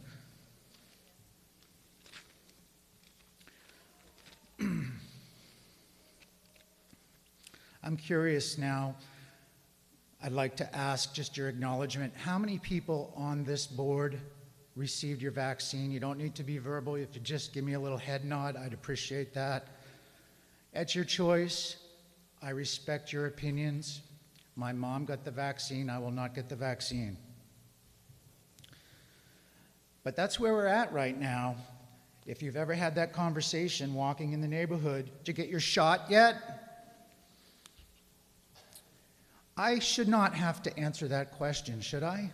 Is that an invasion of my privacy? Let me explain just a little bit further, and I apologize, I have no idea how long this will go because I could talk for hours. The type of person I am is I do not buy the first make and model of anything. I do not buy the first car, the first new whatever, the first computer, the first iPhone. In fact, I've never owned a new car. Imagine that. You ever hear that expression, you don't buy a car on Mondays or Fridays? Remember that? Why? Moderna has never manufactured a vaccine before, ever. Ever. First time. But we're going to mandate that everyone gets that shot? These are the type of questions I have with people, and frankly, it's shocking to have to go there and see the reaction. My company is currently mandating that you get the vaccine. Frankly, I think it's against the law. I think it's an infringement on my constitutional rights. I think this body needs to stand up in support of this. We don't need the peer pressure of what this is all about. Something I believe is if it smells fishy, it's probably a fish. I'll close with this. A good friend of mine, we jokingly say this now, saying his deceased mother said, "I don't know where we are all going, and how do we get in this handbasket?" Thank you. I would, before we have our next speaker, I'd like to welcome another 4th grade class to the New Hampshire House. Welcome to our public hearing.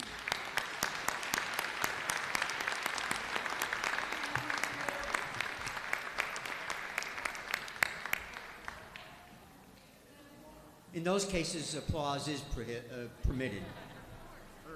I would like to call on Ms. Mahoney. Yes, Ms. Mahoney, and she'll be followed by Dawn Krim.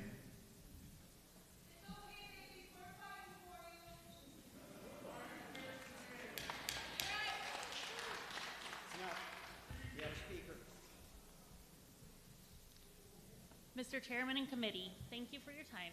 My name is Brittany Mahoney, and I am both a resident of Manchester, New Hampshire, and an employer in New Hampshire. I support this amendment. In May of 2020, my family moved here from Colorado to open our own business. We chose to go into business for ourselves in part because we wanted the freedom to live according to our values, both in the workplace and outside of the workplace. While researching places to look at, we fell in love with New Hampshire's beautiful landscape, incredible people, and support of small business. I can truly say that after the last year and a half in New Hampshire, I feel more at home here than I have ever felt anywhere in my life. I absolutely love this beautiful state. COVID-19 has, of course, impacted our lives as business owners. We have had to buy large amounts of PPE. We have had to take social distancing into account as we plan the layout of our brick and mortar. We have struggled to find people willing to work early in this year with a perpetual cycle of no-show interviews in spite of a fair wage and a great environment. As we have listened to the conversation around the COVID-19 vaccine this year, we have become increasingly concerned that there will come a time when our government dictates us to do things that fly in the face of all that we have built. Our opinions should not play a role in our employees making their healthcare decisions. We simply do business at our establishment. We follow good hygiene. We work hard to keep a clean facility. Folks do not show up sick to work. But beyond that, vaccines are simply not a part of our conversation. Our employees are free to make their choices with the input of the people who actually are qualified to give that input, their personal doctors. That, I believe, is as it should be. I am an employer telling you that I do not own my employees. The desires or convenience of an employer do not overwrite the God-given rights of the employees to have control over their own medical decisions. If the current administration succeeds in pushing through their mandate, we will be forced to either not comply or go against doing business how we see fit according to our values. We will incur costs far beyond our capability in legal fees and probably fines as well.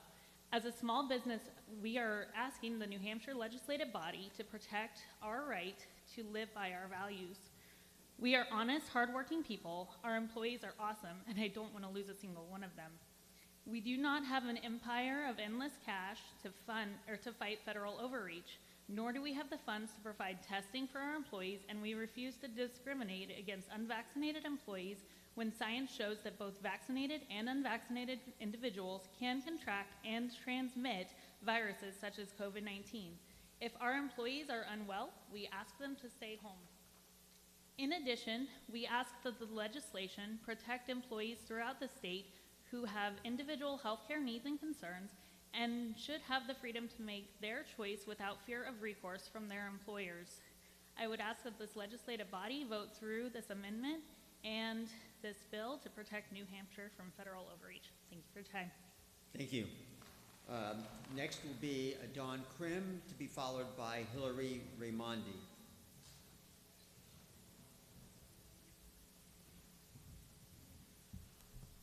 Hi, my name is Dawn Krim, and I'm from Bedford. My infant son and I were vaccine injured in 2007. I'm sure all of you in this room have encountered a situation where a doctor, nurse, healthcare professional wanted to administer a vaccine. Did they tell you that they can cause diabetes, encephalitis? I could go on and on and on. The problem is, what's going on is criminal. These doctors are not practicing informed consent. If you want to know exactly what vaccines can do, I strongly urge you to jump on your computer and Google vaccine package insert. There you will see every side effect associated with every vaccine out there. These COVID injections are not vaccines, but what the science is showing is scary. Did you know that they can cause diabetes, pancreatic damage? I actually have 4 uncles, 3 aunts, 2 cousins, and 2 friends who have been seriously injured. In fact, my uncle, before his death, succumbed to numerous clots throughout his body. His leg was cut off. I've had 4 people that I know personally that had heart damage. They had to have emergency surgery. So let's talk about the risk of transmission. Start looking at a chickenpox vaccine. Did you know that you're contagious for 6 weeks? Did your doctor tell you that? How about a shingles vaccine, nasal flu vaccine, rotavirus vaccine? Those who get the COVID injection are a transmission risk, and that's what Pfizer has said in their paperwork. So I ask you to support this bill, this amendment, and protect the citizens of this state, because the healthcare workers are not. Thank you. Thank you. Next is Ms. Raimondi, to be followed by Carolyn Hewart. Good morning. I think it's still morning. Thank you for allowing me to speak today. I had a prepared statement, but hearing how well everyone has done presenting the scientific data, I think I'll kind of go off course a little bit. I do live in Hollis, New Hampshire. I've lived up here about 2 years. I'm a physical therapist. I work at one of the major community hospitals down south. Before that, I worked in Boston for about 15 years at some of the big hospitals down there. I love New Hampshire. We moved up here 2 years ago when we had our second daughter to enjoy the freedoms of New Hampshire. And I think through this whole process, I feel like the healthcare workers that are on the front lines have kind of been left behind. We are the ones in the beginning that went to work every single day, not knowing if I was going to bring this home to my family. We held people's hands when they couldn't see their family members. We're in the ICU. We're helping these patients to get better.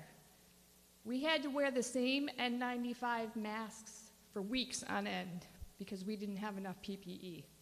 We had to take classes on how to use paper gowns and put them on and take them off so that the next person coming in after me could use the same PPE. We have come to work every day and have asked for nothing from everyone except that we be allowed to make our own decisions. Right now in the hospitals, we have COVID patients. More distressing are the patients that are coming in with blood clots, myocarditis. These are things I have never seen in the 15 years that I've worked in Boston. I work at a small hospital in New Hampshire. I never thought in a million years I'd see a 20-year-old coming in with myocarditis. He has to live with this for the rest of his life. I have a family to support. What happens if I take the vaccine and now I'm sick and I can't work? I feel like with all these mandates, I know Governor Sununu had passed something a couple of months ago. It applied to everyone except healthcare workers. What happens when we get sick? Who's going to take care of you? Right now, we have a huge shortage of staff. We can't afford to lose one person. We can't afford to lose a housekeeper, our kitchen staff, a nurse, a doctor, a physical therapist. We can't afford to lose anyone. If you go to an emergency room right now, you know how long you're going to have to wait? Almost 2 days to get a bed in the hospital. 2 days. And this isn't because of COVID. This is because people are being forced out of their jobs. I never thought in a million years that I'd have to worry about having a job in healthcare. There's shortages everywhere. But because I'm not willing to take a vaccine where I've seen the consequences of, I'm told that I'm not good enough to work. So please, please support this bill. The time has run out. We can't wait until January. These vaccine mandates are happening now. So please help us to be able to support our families and to be able to take care of everybody when they're sick in the hospital. Thank you.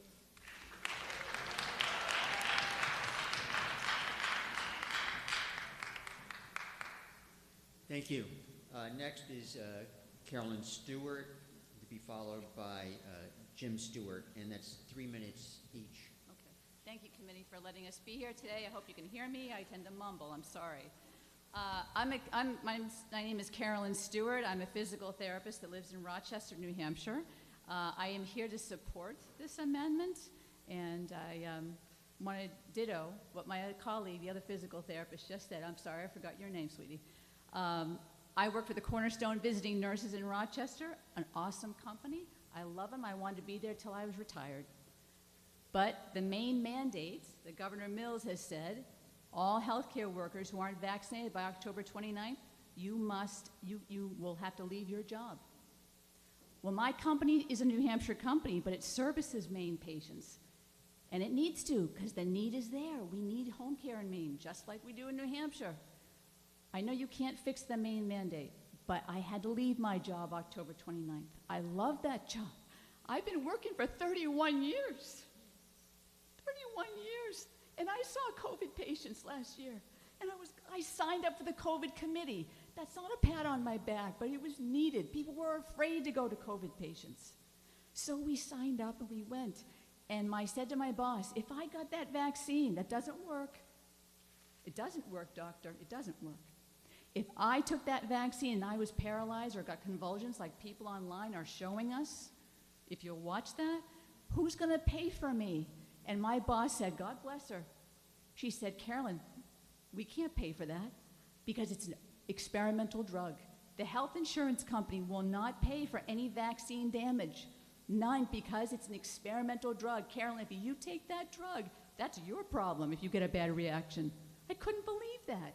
Life insurance, we won't cover your death if you die from the vaccine. Well, wait a minute. We were told you're not dying from the vaccine. Well, the life insurance companies, they're on it. They know. They're not paying for anybody who dies for that. My friend Helene, a nurse at my company, she's in the intensive care unit right now. Why? Because she was refused ivermectin and hydroxychloroquine. She's on a ventilator right now. And for people that say ivermectin is for horses, that is ignorance. That's complete ignorance. No doctor can say that today. Dr. Peter McCullough, well-renowned cardiologist in this country and vaccine specialist, says people are dying from myocarditis. They should be given preventative treatment at the home before.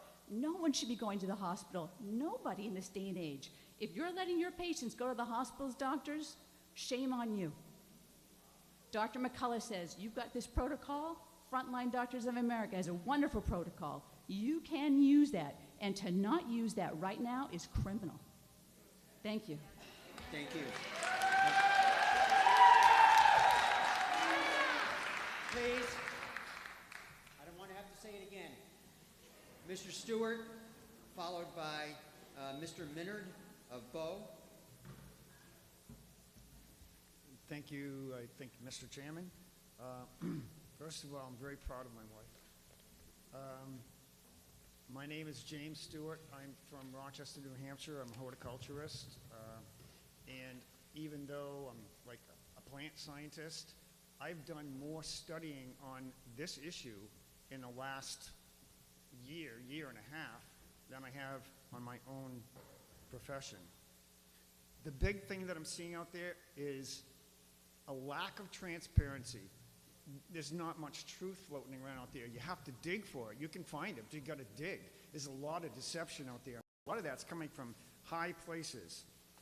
This amendment gives me a rare moment of pride in New Hampshire, and that we're trying, potentially can do the right thing here.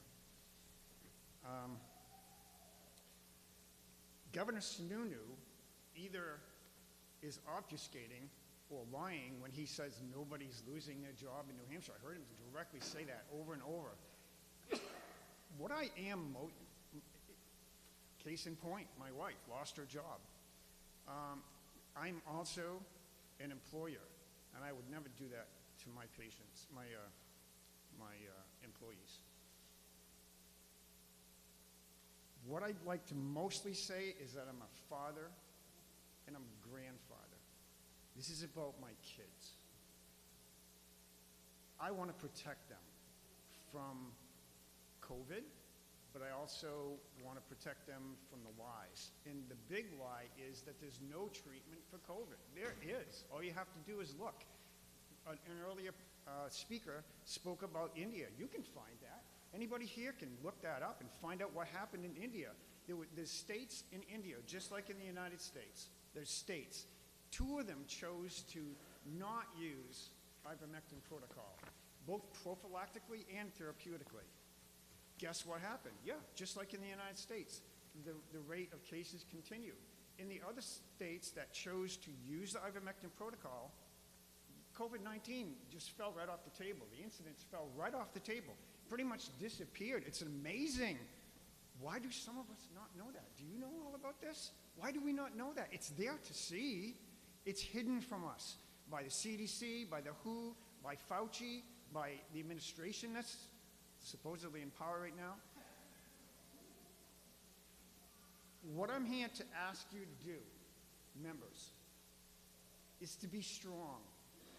I'm asking you to be, if there's any time that you should get excited, yes. And be intense, yes. What are you waiting for? Let's do it now. We're at a moment in history, and we will look back on this moment, like someone earlier said, and we'll go like, your kids might say to you, Grandpa, Daddy, Mommy, Grammy, did you stand up for us? Did you stand? The kids aren't at risk here. They're at risk of the supposed vaccine. It's not a vaccine. It's not an immunization. It does not immunize you. The last thing I want to say is Jesus the Christ said, if anyone offends one of these, my little ones, it would be better for him to have a millstone hung around his neck and cast into the depths of the sea. I'd be considering that if you were. Folks, I want to Thank you. Each of you, stand up. Be strong. Don't worry about anybody saying to you. Thank you, sir. "Oh, be strong. Be strong." Thank you. Mr. Minard, followed by Mr. Brady Owens. Thank you, Mr. Chairman. I'm Rick Menard. I'm the Executive Director of Building Community in New Hampshire. We're a very small nonprofit organization working in Manchester, Nashua, and Concord, primarily with refugees who've come here, and we help with their post-resettlement, helping them create lives, get jobs, and keep their families healthy. I require vaccinations of my employees, and I urge you to oppose this legislation. My employees have to come in close contact with all kinds of people. I want them to be there. I want them to be there to respond to people in need, regardless of what and where they are. And the vaccines do help protect them from infection. It's not a cure, it's not a guarantee, but it's the best we can do. I want my employees to be safe, and most of all, I want to make sure that they're not transmitting the disease to others. The refugee community are particularly vulnerable. They have to carpool, they have to work in enclosed areas, and they suffered enormously during the first waves of COVID. Most have sought vaccination, not all, but most have, because they have seen it in their families. And as an employer, I can't afford to have an employee of a very small company. I can't afford to have an employee out. I would not appreciate it at all if the state told me I couldn't require vaccinations. So please oppose this bill. Thank you very much. Thank you. Mr. Owens, followed by Teresa Lawrence, and just a reminder that if you could confine your remarks to the bill itself, that would be helpful. We have a lot of people who would like to talk still at this point. Hello, my name is Brady Owens. I'm here to support this legislature today. I'm a software developer, and I live and work in Nashua, New Hampshire. I am the sole provider for my family. My wife is on medical disability. My company has issued a vaccine mandate as of 21 days ago and a deadline of December 8th. The company's official headquarters are here in New Hampshire, in Nashua, but with people spread all across the globe with over 600 employees in India. A huge majority of the company is even fully remote. Only those in the U.S. are being subjected to this mandate. I have submitted my exemption, but I have no indication whether it will be approved. If it does not get approved, and I do not know what will happen then. The mandate comes with a threat of termination. I am prepared for the worst and hoping for the best. I am looking at the 8 December deadline as when I will lose my job. I would be very judicial about the future companies to make sure that they're based in states that protect freedoms of their working citizens that power their economy. So today I'm here to support this legislature. Earlier this year when the bills were being discussed, I can't remember the exact one, maybe it was SB 155, it was said, oh, this will not happen here. They will not force injections. Well, now it has happened here. Let us not continue to assume something will not happen. If 2020 and 2021 has taught us nothing, it is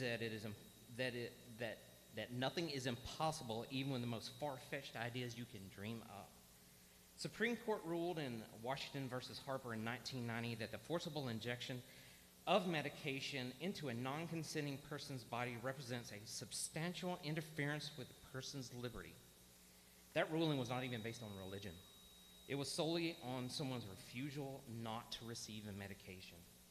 Let us stand for the citizens of New Hampshire and block this gross overreach by the federal government and private businesses. Thank you for your time. Thank you. Ms. Lawrence, to be followed by Mr. Nick Ryder. Is Teresa Lawrence here? Evidently, she has left. Is Mr. Nick Ryder here?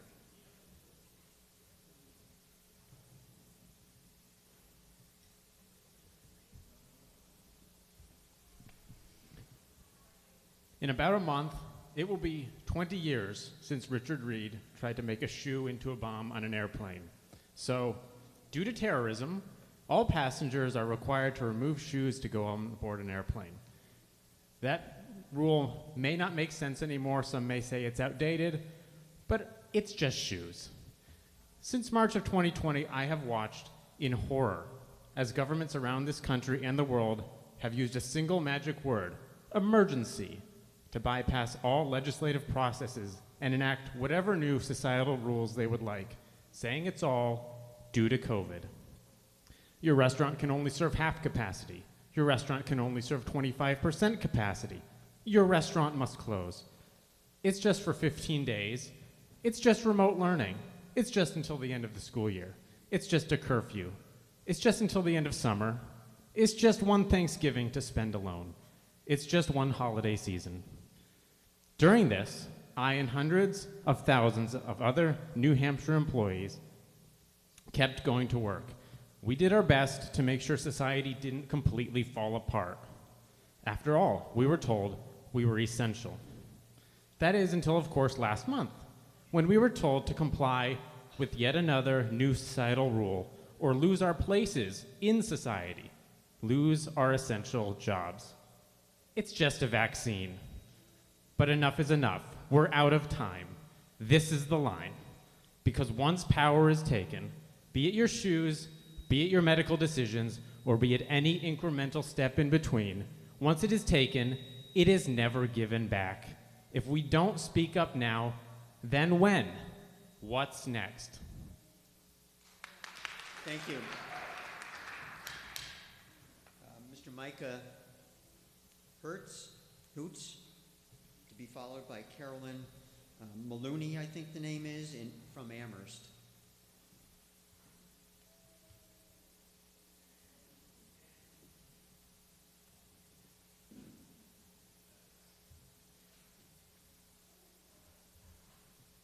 Good morning. My name is Micah Houts. I live in Epping, New Hampshire.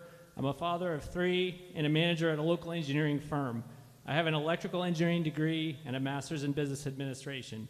I strongly support this amendment to HB 255 to prevent vaccine mandates by New Hampshire employers. Due to the federal administrative state issuing OSHA rules and federal contracts to circumvent the legislative process, the protection of New Hampshire workers' rights now falls to you, the New Hampshire legislature. The employee-employer relationship is an asymmetrical power structure. The employer maintains ownership of the property, plant, and customer relationships. If you fail to pass this amendment, you're contributing to a new extreme in conflict between New Hampshire workers and employers that is against the spirit of cooperation and harmony that should exist at a good company. In my 15 years of working in a professional capacity, I've never been asked by my employer for private medical information. Now, many employers make a COVID-19 vaccine a condition of employment or require them to reveal their private religious beliefs. Employers are not doing this of their own free will. They're doing it under duress and threat of punishment by the federal government. The legislature should act quickly to make sure New Hampshire employers and employees do not suffer this undue burden. If you do nothing, you're providing implied consent to this new power structure. Do you want your children to live in a world where their compliance with medical advice is coerced under threat of job loss? This is a new and troubling aspect of society based on fear.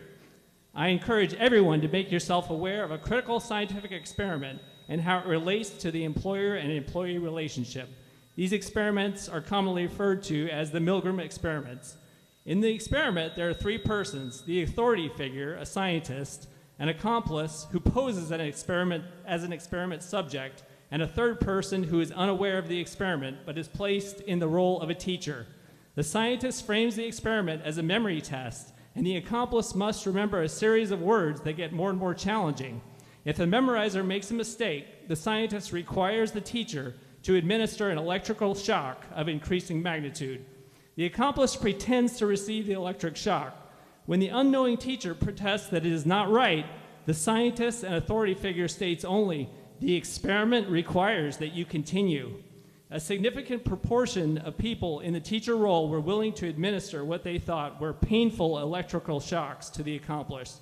As a manager, I feel like a forced participant in this social experiment to see what my willingness to administer these mandatory requirements will be. If I protest that myself or my employees do not want this vaccine, I am told the experiment requires that you continue.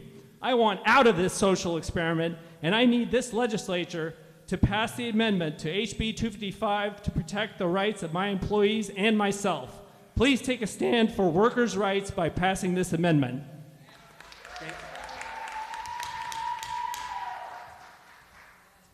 Is there Carolyn Maloney? Oh, thank you, and you'll be followed by Steve Onen. Good morning, or afternoon, honorable representatives. For the record, Carolyn McKinney, Amherst, New Hampshire, and I am a mother of 5 and an employer here in New Hampshire as well. I have written testimony that I'm going to submit by email, and I'm going to go over only part of this in the interest of time. I'm here to urge you to support a ban on vaccine mandates and also to encourage you and your colleagues to do everything within their power to protect the health of the people of New Hampshire, especially our children. With how the propaganda has touted these injections, you would think that they're nothing short of miraculous. But the most telling data, all-cause mortality, illuminates the truth. In the countries with the best, most reliable data, it is clear. All-cause mortality rates have increased after these mass COVID-19 vaccination campaigns. Since mid-February, Israel saw a continued and sustained increase in all-cause mortality, attributed in the news media to, quote, a murky wave of heart attacks. Beginning in July, all-cause mortality in the UK and Scotland began to jump dramatically higher than expected baselines and has remained elevated, with a notable increase in heart failure and other cardiac disorders. In September, Germany reported deaths at 10% higher than the expected figure and noted that a similar increase appeared to occur across Europe around the same time. Demographers had expected to see a dip in mortality in 2021 because COVID pulled deaths from a future year. So imagine how much excess death there has been, not only to reach the baseline mortality numbers, but to exceed it by 10% or more. The Pfizer's own 6-month clinical trial, as well as Moderna's trial results released in September, confirmed no all-cause mortality benefit from vaccination. Big Pharma has never proven that their product reduces mortality, and we need to stop pretending that they have. This myopic vaccine focus is public health madness, and it will soon be affecting our children. It is absolutely immoral that a pharmaceutical company was allowed to undertake COVID vaccine trials among children, let alone get their products authorized for use and peddled by government at all levels. Children are at effectively zero risk from COVID, making it impossible to reduce their risk. This virtually untested product being injected into New Hampshire children carries only risk, no reward, and our governor and public health officials keep pushing it anyway. It must be stopped. I would also like to enter into the record, along with my testimony, an article titled More on Original Antigenic Sin and the Folly of Our Universal Vaccination Campaign. The author points out that there's a reason to suspect that the vaccines may be compromising immunity to SARS-CoV-2 via original antigenic sin. This well-observed limitation of human immunology is most basically described as an imprint established by the original viral infection that governs the antibody response thereafter. I urge you to read this article. It's very telling about how these vaccines are creating a perfect storm of improper immunity for generations to come. Thank you. Thank you for your time. Thank you. Mr. Anand, to be followed by Leanne Romano of Litchfield. Thank you, Mr. Chairman. Good afternoon to you and to members of the committee. I'm Steve Anand. I'm the president of the New Hampshire Hospital Association. I'm here representing all 26 of our state's community hospitals as well as all of our specialty hospitals. I'd ask that my full statement be made a part of the record, and I'll seek to make a few key points here today. The New Hampshire Hospital Association is opposed to the non-germane amendment under consideration. It would undermine the ability of hospitals to determine the appropriate evidence-based policies and protocols to ensure the safety of their vulnerable patients, their staff, and the communities that they serve. New Hampshire's hospitals employ over 41,000 individuals, the doctors, nurses, therapists, environmental services, security, food services, support staff, and so many others who have been on the front lines of the COVID-19 pandemic for over the last year and a half. The overwhelming number of our employees support the call for COVID-19 vaccine requirements that hospitals announced back in August because they know it is the most effective means to keep their patients, colleagues, and communities safe. Compelling organizations that choose to require COVID-19 vaccinations for their employees to permit anyone who objects to the vaccines on the grounds of personal conscience or prior recovery from COVID-19 would render any vaccine requirement moot, putting patients and staff at greater risk. In a study of over 7,000 adults hospitalized with COVID-19, unvaccinated patients with prior COVID-19 infection were 5 times more likely to have COVID-19 than patients fully vaccinated against COVID-19 and no prior infection. Hospitals already allow for employees to seek exemptions from the requirement for medical or religious reasons. Before COVID-19 vaccines were widely available to those in hospitals and other healthcare settings, it was not uncommon for hospitals to report that they had dozens upon dozens of staff who were forced out of work to quarantine or isolate due to COVID-19 exposure or infection. When more and more of our staff had become fully vaccinated, those numbers dropped dramatically. Given the more infectious nature of the Delta variant, those of our staff who remain unvaccinated are at far greater risk of infection than those who are fully vaccinated. A study published in September shows that people who are not fully vaccinated are at a 5-fold higher risk of infection from COVID-19, 10-fold higher risk of hospitalization from COVID-19, and 11-fold higher risk of dying from COVID-19 compared to people who were fully vaccinated. For all of these reasons and more, Mr. Chairman, we strongly oppose this non-germane amendment and urge the full committee to find it inexpedient to legislate. Thank you for the opportunity to share our views. Thank you. Ms. Romano, to be followed by, I believe it's Noel Taka or Taken of Merrimack. I wasn't sure that I was going to speak, but I'm going to not read my email that I submitted from Leanne Romano of Litchfield. But this is the most important thing that I'm going to do in my lifetime for my children. This is ridiculous. This is not a vaccine. It is an experimental drug that is being forced upon the people, and you are our voice. You must vote this. You must. This is so important to us. I know we're here talking about everybody's work. I can't believe that the heroes of yesterday are now losing their jobs. Are you kidding me? You people have got the voice. You've got to vote. You've got to make sure that this passes. And why now? Because if it isn't passed, somebody's going to be injected and could be hurt. You can't wait till January when everybody has to be injected. I will not get vaccinated, and I swear I will fight tooth and nail to keep this away from students. I will not vaccinate my children, and I will pull them out of school if I have to, and I do not want to. My child is an athlete. She loves going to school. I love my community. I love the teachers. And it is just wrong to actually mandate this for everyone. I am also a small business owner, and I will never mandate this for my employees. Thank you all for being here. I really appreciate if you would just vote this in. This is important, and don't wait, and I don't want to revisit this in January. Get it done.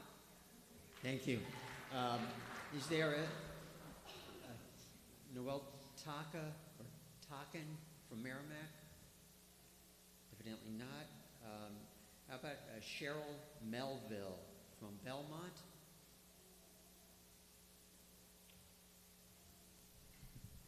Hi, my name is Sherry Melville, and I'm from Belmont, New Hampshire, and I am definitely for this amendment. I love this state. It's a live free or die state.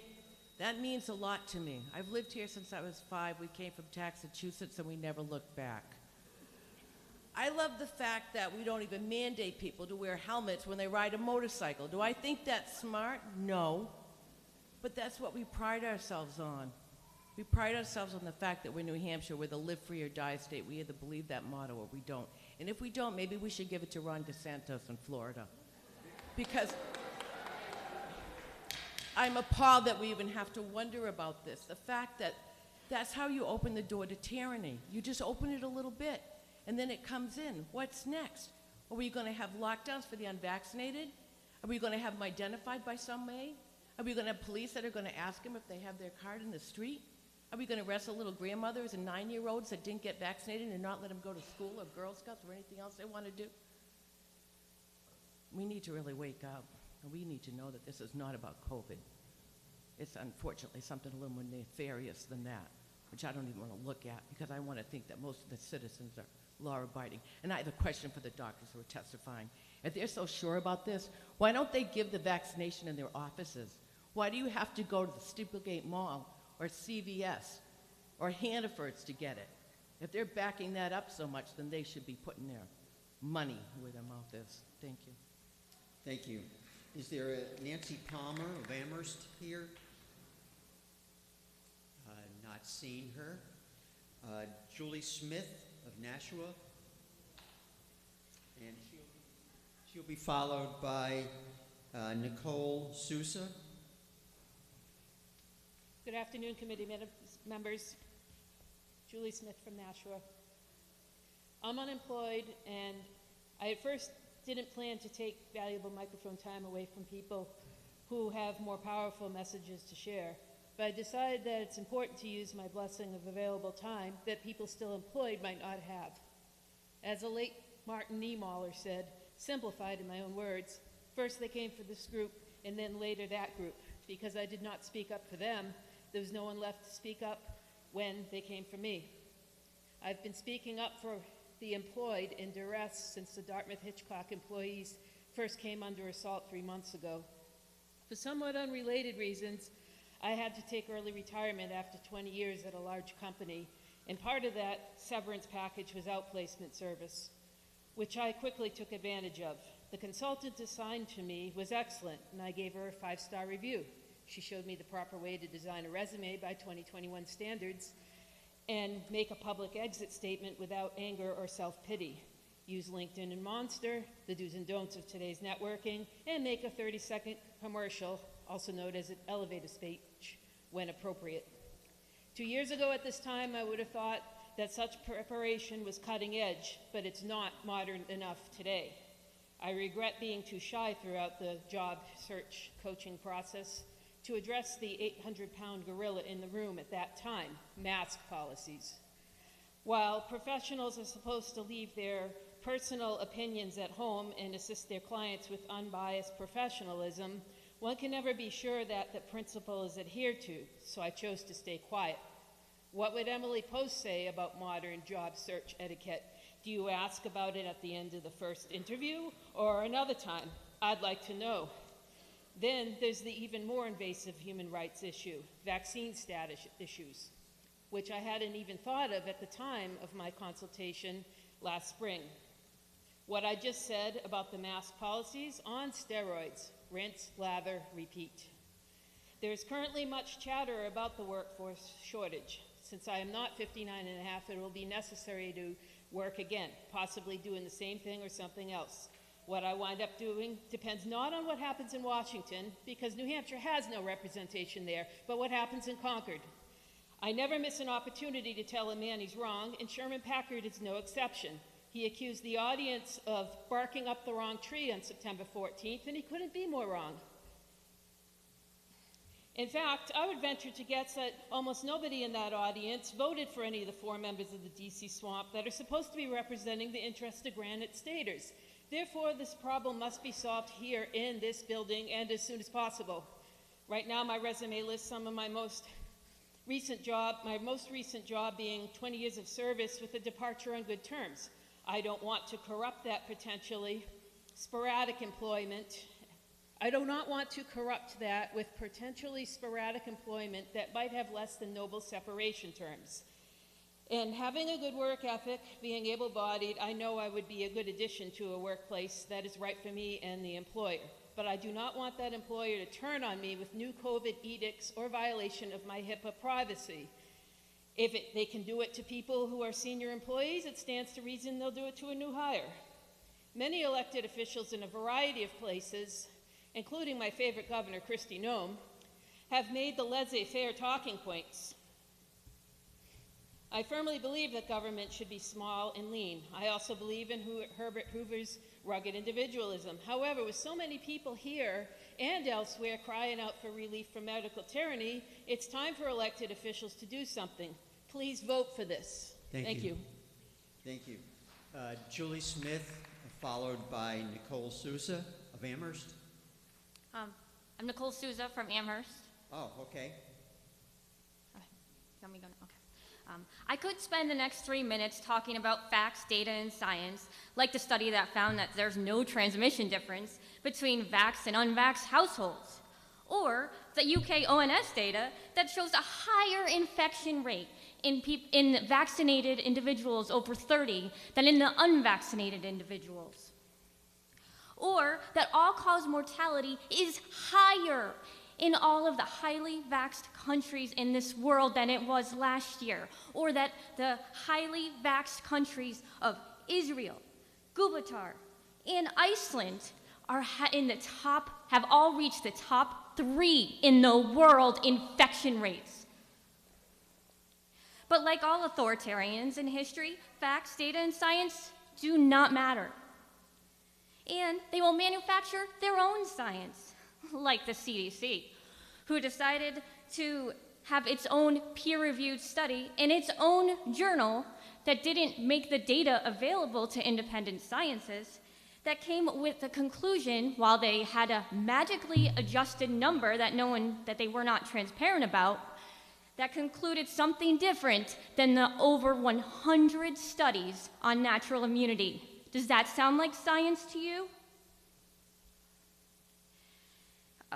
Authoritarians in the past, they censor, not debate. They conceal, they are not transparent. And they coerce while they say, it's for your safety. I have to ask you to have courage today. Show the world that liberty cannot be destroyed under the guise of safety. That America is the land of the free and the home of the brave. As we reflect on history, people that stand up for human rights and against the tyrants were villains in their present, but they are heroes in our history. I'm not asking you to give your lives for freedom like thousands of others have done in the past. I'm asking you today to have courage, to push legislation to protect our freedoms and our basic human rights of freedom of movement, freedom of bodily integrity. Be the light in the darkness. Be brave. Stand up and fight with your words and your pens so our children do not have to lay down their lives. You have the power to change the tide of the world. Do what you know is right in your hearts and your gut. Be on the right side of history against tyranny, segregation, discrimination. Protect vaccination status like race, sex, and religion is in this country. As our founders said, laws should protect our God-given human rights. Thank you. Start today by voting for the amendment on HB 225. Thank you.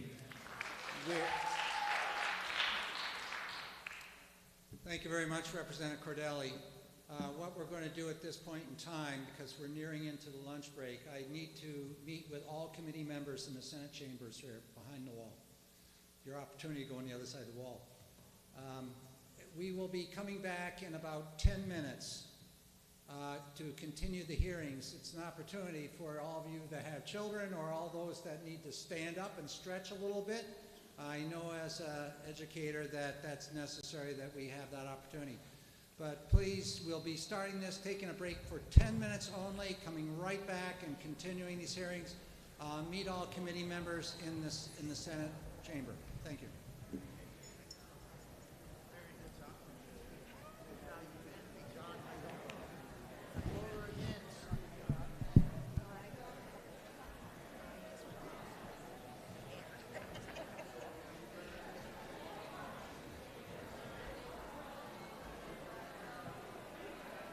You gotta go to the bathroom.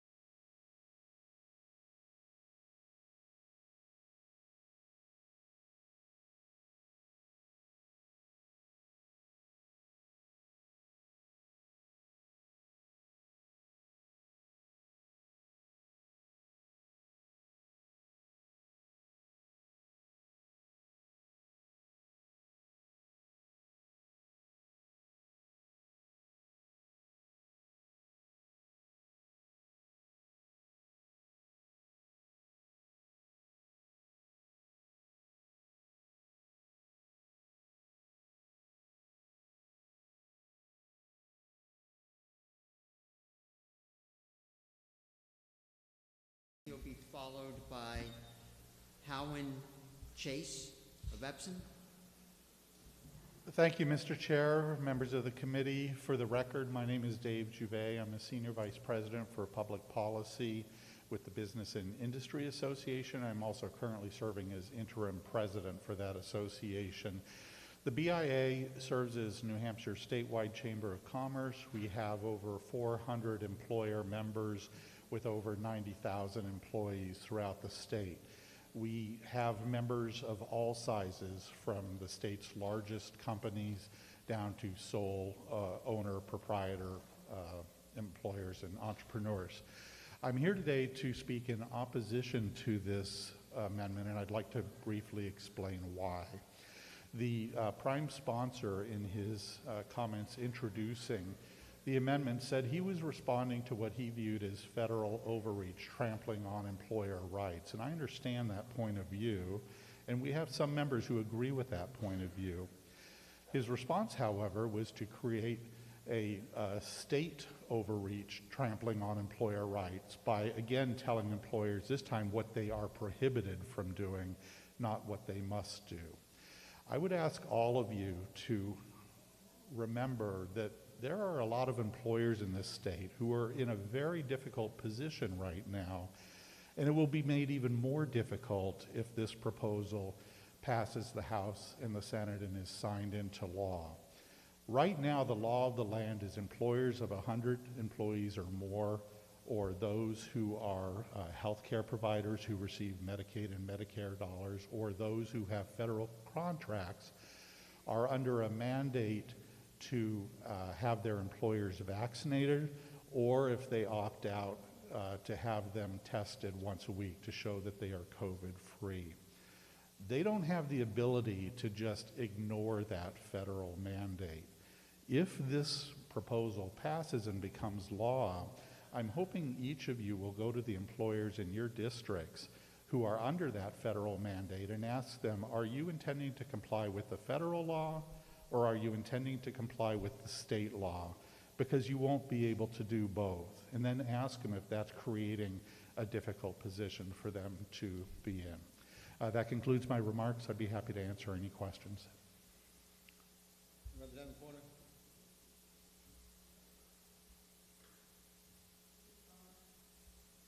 Now is it on? How do I turn it on?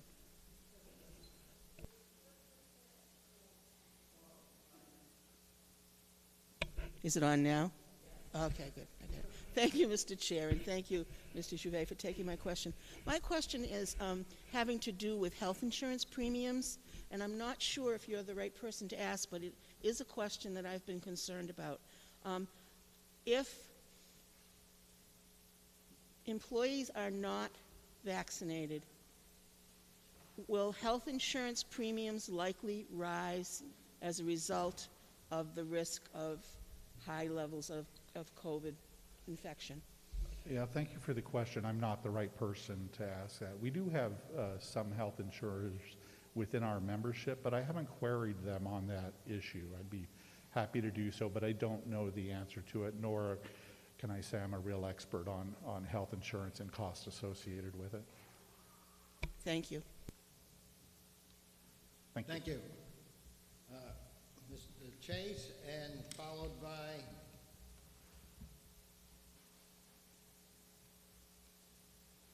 I'm sorry, I can't read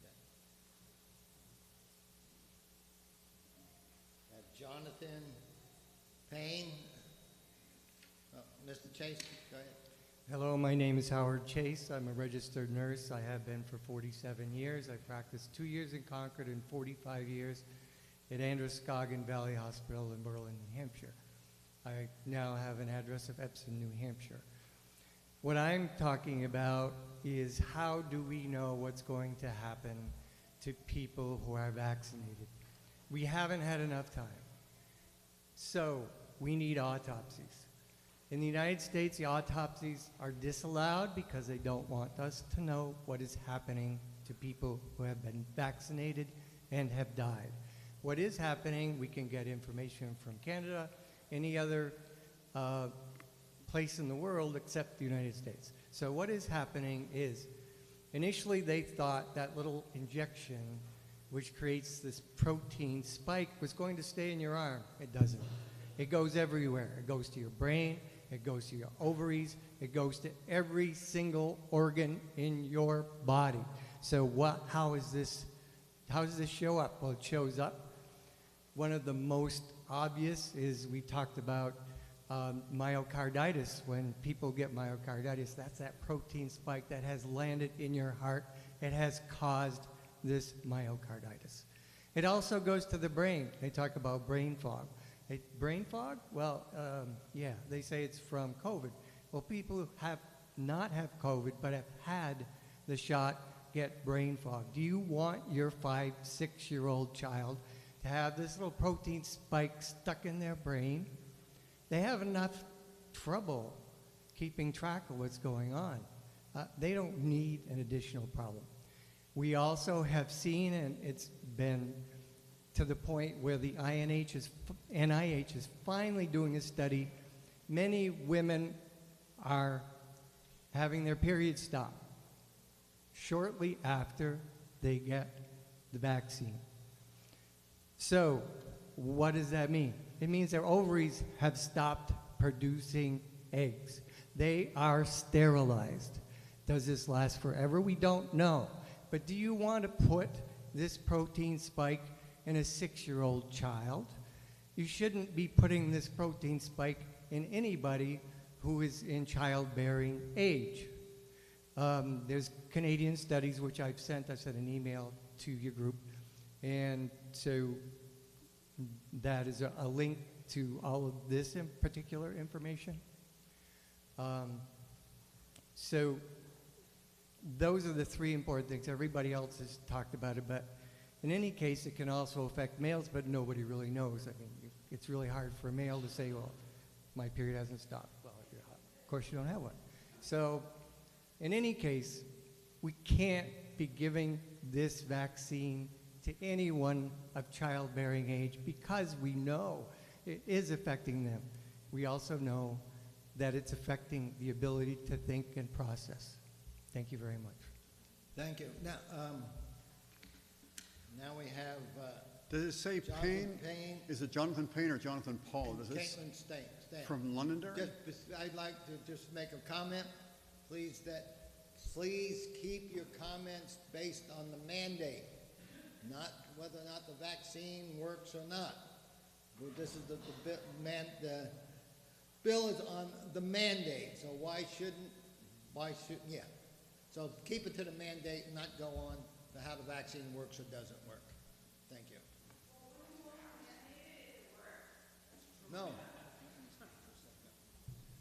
Just to look at the nature of the amendment which we're addressing, the act is directly associated with the prohibition of vaccine as a requirement for work.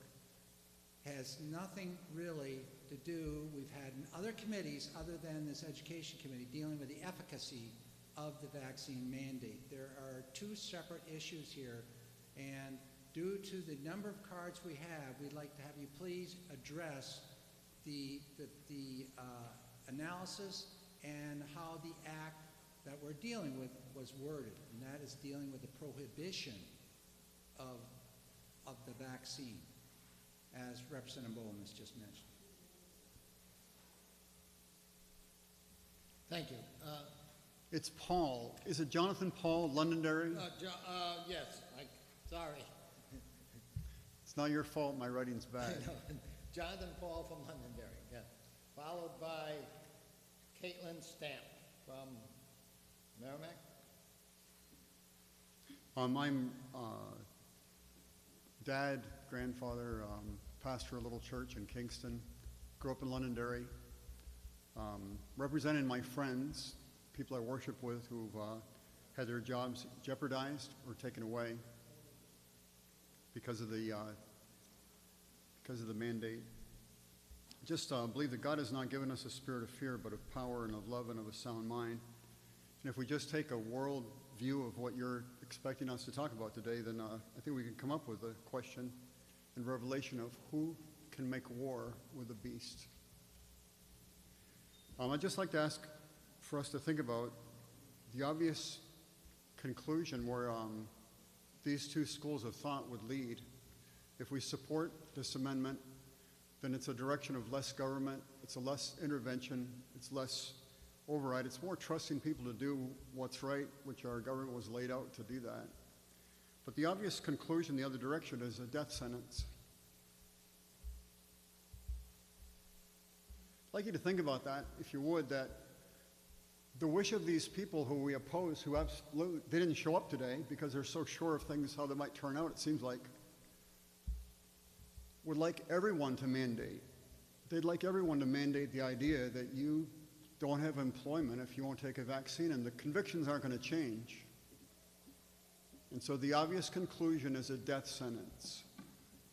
That you'll not be able to work, you're not going to be able to make anything. But the people who are making the calls have made it impossible to live through a hospital visit. If you've got things going, if you are into the hospital and you can breathe, they send you home with no intermediate care. And when you finally do get to the hospital and can't breathe, the protocol is such, and the inclinations, the money that's going to be invested in that hospital compromises the doctors, the leadership, so that it's an advantage to let those people die. And so if they don't care, if our opponents don't care if you die in the hospital and they go with that, and I know Hitler said it was easy to get the doctors to follow him, to get the whole medical field. He was astonished at how simple it was, rise and fall of the Third Reich. Then how can we expect that our opposition would care if you have a job or if you have the death sentence, and if that's their sentiment? I just think that you've been incredibly patient with our exuberance today to listen to each other. It's encouraging to hear the articulate statements from this side, and then to think of ivermectin and how available it is, and on good terms, that so that the feed store is absolutely not one whit different from what is sold to the pharmacy. And it's too bad that we're up against people who don't care about the death sentence. Thank you. Is Caitlin Stamp, followed by David LaRue. Good afternoon. I'm Caitlin Stamp from Merrimack, New Hampshire, and I'm here in support of the amendment. My story is about my father. He's 54 years old, and he has worked as a biochemist for the last 20 years and was recently told by his employer that he needed to get vaccinated or he would lose his job and, in turn, his pension. Some background about my dad. He's been on medication for the better part of a decade because he's at high risk of blood clots, and he also had open heart surgery in May of this year. Now his employer is telling him that he needs a vaccine, which causes high risk of blood clots and heart inflammation, two areas where he is at high risk already, where he will lose his whole livelihood in retirement. They also tried to force him to sign a form that would say that this decision was completely voluntary and of his own free will, when clearly that is not the case. I think this shows that employers know what they're doing is wrong, and they're trying to give themselves legal cover while they force this unethical choice on us. He did not sign the form, but he did get vaccinated in order to keep his job and his pension. And while thankfully he hasn't had any issues with his heart or blood clots, he has had issues with joint pain since a week after his injection. And he is now forced to go to the job that made him do this to himself in pain.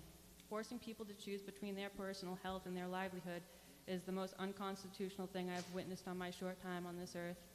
And I fear for the day that my father's employer forces him to make this decision again, because they will require boosters if we do not put a stop to this right now. And while joint pain may be his only side effect right now, the next time he may not be so lucky. And I worry every day that I could wake up without my father because of this unconstitutional and immoral mandate. While you might be tempted to let the mandate play out in the court system, I do not and I cannot trust that outcome alone. There are several state laws you can pass, such as the one we are here in support of today, that can provide immediate and desperately needed protection for the citizens in New Hampshire. Please do not kick the can down the road. Do not pass the buck. This issue is too important and too urgent for the New Hampshire legislature not to act on. Thank you. Thank you. David LaRue, followed by Henry Vilo. David LaRue, Alexandria.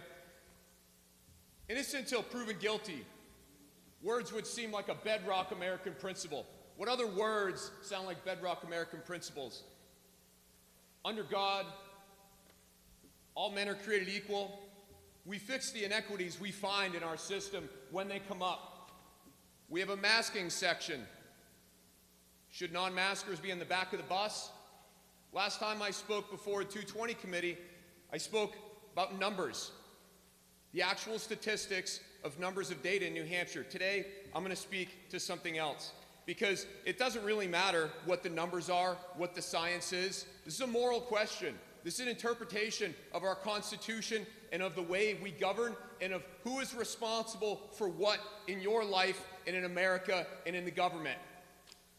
Innocent until proven guilty, I say you are healthy until proven sick, until proven otherwise. The typhoid Mary example is a poor example. What we have here is we are legislating, and I am for the amendment. You should vote for this, and nobody should be mandating anything. Okay, just make that clear. What this is the moral blame game.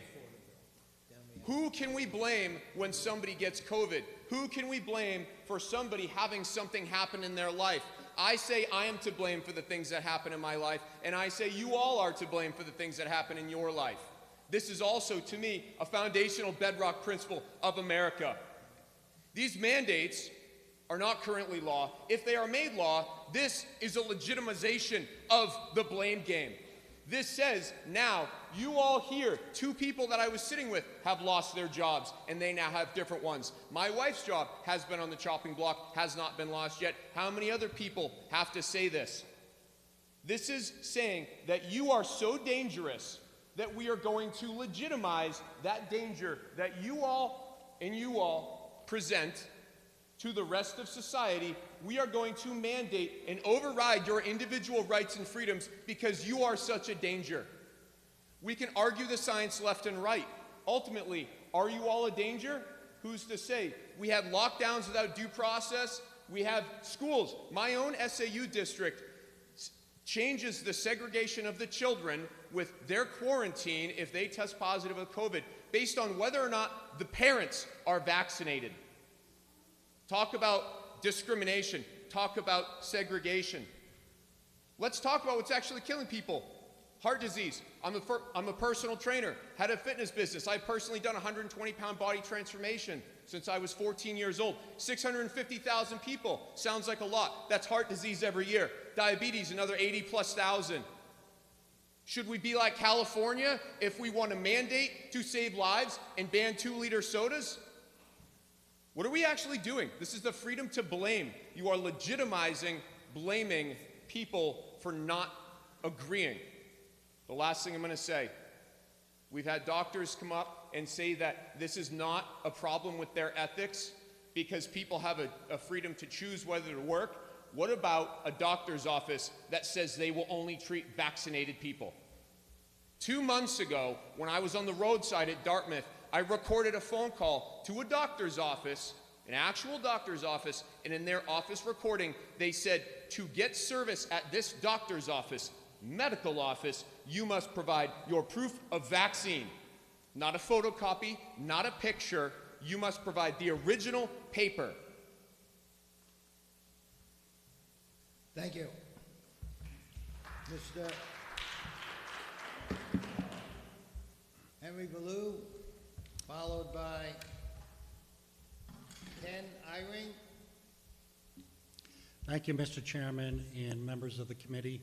I'll be very brief. I have some written testimony on behalf of the New Hampshire YMCAs to submit to the committee. The YMCAs in New Hampshire employ more than 2,200 people. They serve more than 100,000 Granite Staters across 85 different locations in the state. The organization is opposed to the amendment that is brought forward here today. Simply put, the Ys believe that community organizations should be able to adopt their own policies on how they feel they should treat the pandemic. They are governed by people within their community. Their boards of directors are drawn from people within their community. And so the organization believes that people within their communities should be able to decide their own policies. And that's it. Thank you. Thank you. Ken Eyring? Hi, thank you for speaking today. My name's Ken Eyring. Followed by Pan DiNapoli. Go ahead, mister. Okay, so I'm Ken Eyring. I want to remind everybody, you all swore an oath to the Constitution when you took office. And this Constitution defends and protects our right to self-governance. Rep. Ladd, thank you very, very much for this important bill. It's a long time in coming. I applaud you for stepping up and bringing this forward. This is a very important protection. So obviously I support this amendment. Now, someone came up here and said that it doesn't belong in this committee. It absolutely does. Our children are our most precious resources, and we, as the adults, we are tasked with making sure that we make sure that they're safe and protected. Taking an experimental vaccine must be a personal and individual choice, especially when it comes to the children. That's the parents' decision. People must not be coerced to choose between taking a shot that they don't want or lose their jobs and the ability to feed their family and their children and put a roof over their heads. This is America. That's not the promise of this great nation. Many have developed heart issues, blood clotting, deaths, sterilization in women. There's all kinds of side effects that are associated with this vaccine, and I hesitantly call it vaccine because they've changed the definition of that word in order to meet calling these vaccines for COVID. What happened to my body, my choice? Is that only when it's politically applied to another issue? These vaccine bills are all tied together. There's a lot of them. We're going down a bad path here. Hundreds of people showed up on October 13th regarding the COVID vaccine database. Our government is pushing in the wrong direction, and these are all incremental steps in the wrong directions. Governor Sununu turned our state, that meeting, into a police state, and 9 people were illegally arrested. And I fear that with the COVID database and decisions being made here and people being forced to choose between their jobs and their livelihoods and potentially their lives, because there is no proof that this is a safe vaccine. Doctors have testified that you don't know until years into the future. And we're talking about giving them to our children? Are you kidding me?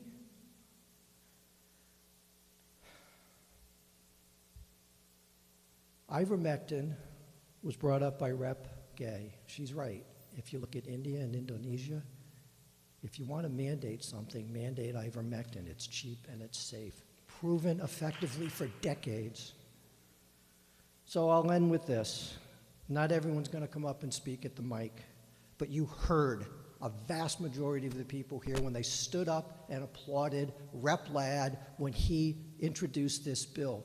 That's the people, we the people are speaking. Article 8 says that all power resides in the people. You are our magistrates and officers, and therefore our servants and representatives, and at all time accountable to us. We have spoken.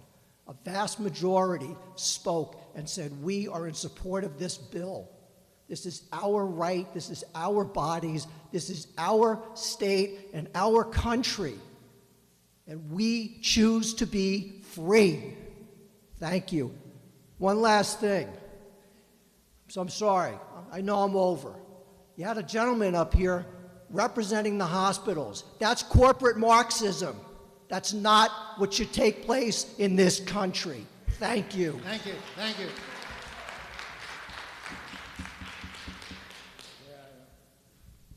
Pam DiNapoli, followed by Zach Tulba. Thank you. My name is Pam DiNapoli. I'm the Executive Director of the New Hampshire Nurses Association, and I'm a nurse.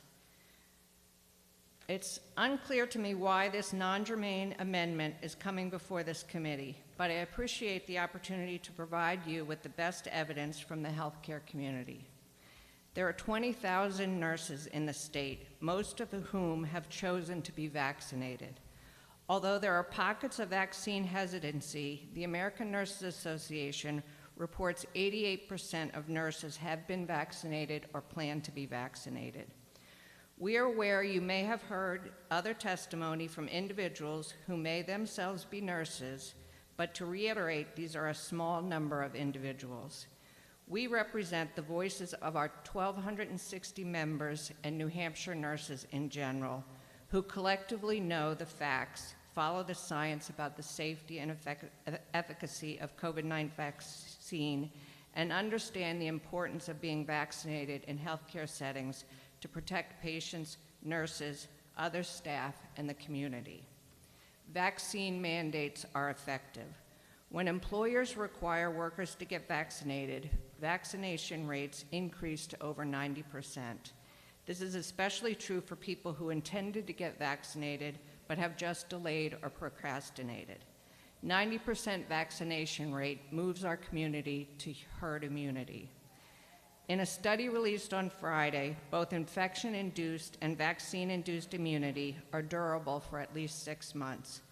But vaccines are more consistent in their protection and offer a huge boost in antibodies for people previously infected.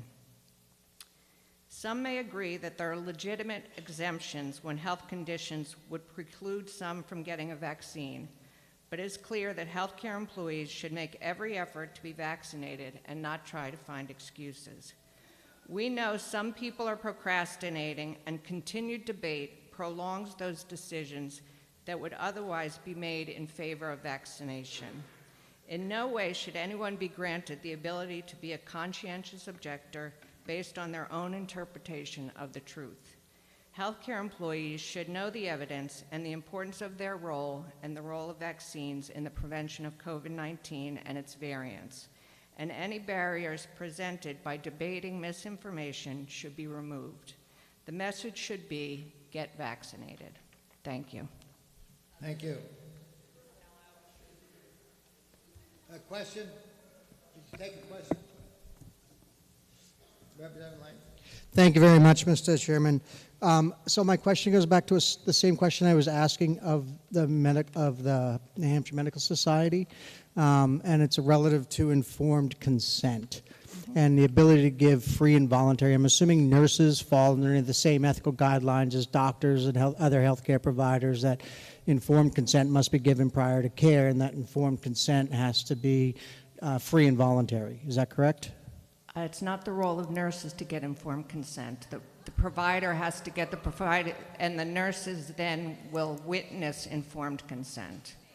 So that's within the Nurse Practice Act of New Hampshire. Thank you. Let's have some order.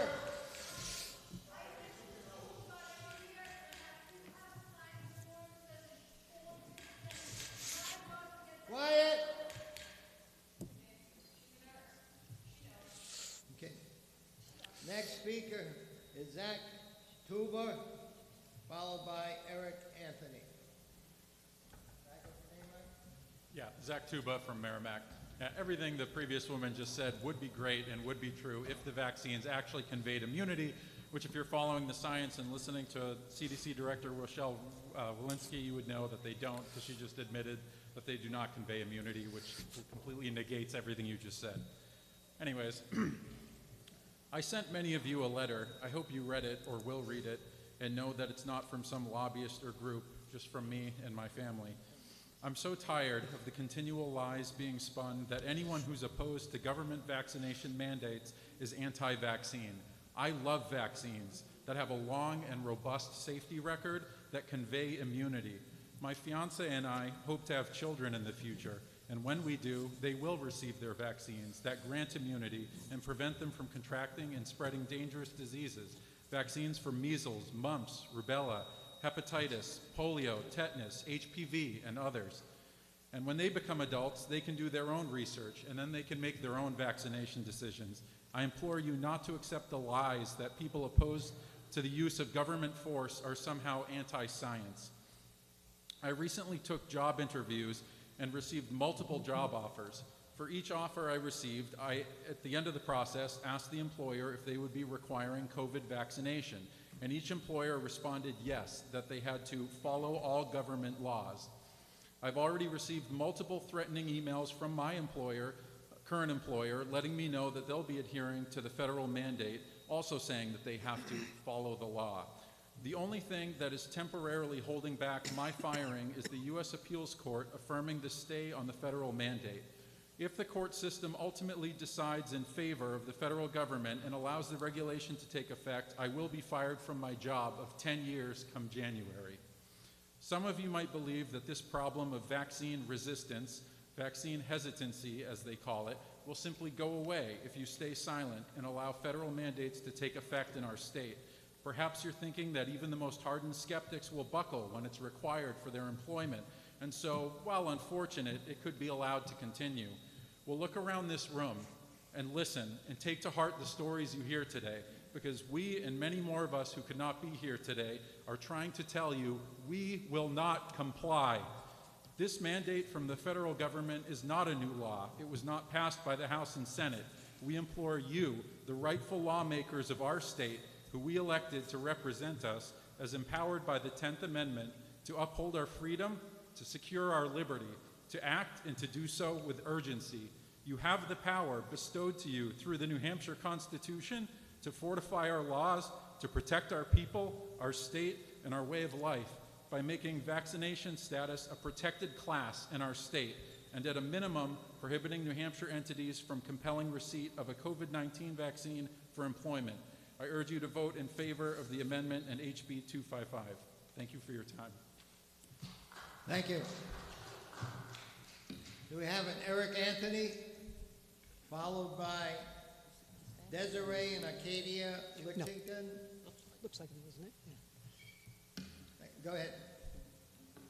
I speak today as a proud citizen of New Hampshire and the United States. Probably the main feature of that citizenship is the Purple Heart that I received while serving in the Marine Corps in Vietnam.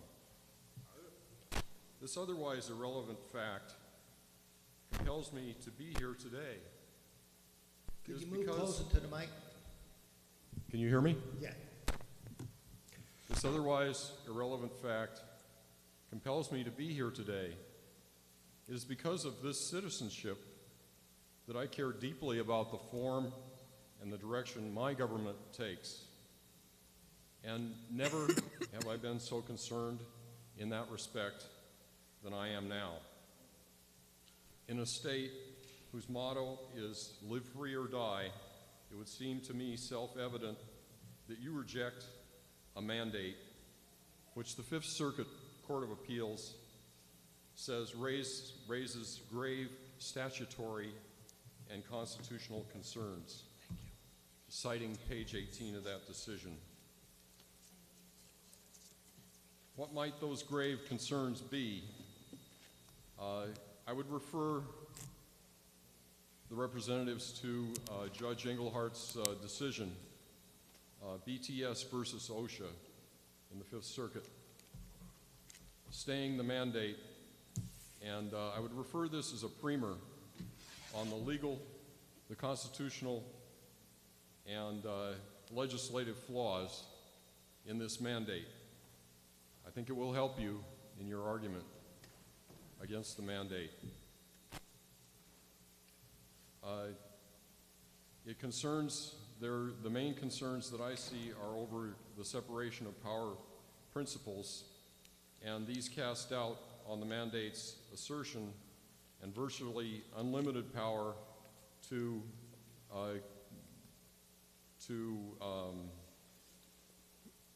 conduct individual, sorry, I can't read my own writing there. I'm quoting here. It says, this is on page 17, concerns over separation of powers principles cast doubt over the mandate's assertion and virtually unlimited power over individual conduct. And that is really the problem here. You know, when you give regulatory agencies police power over, over the citizenry and over state.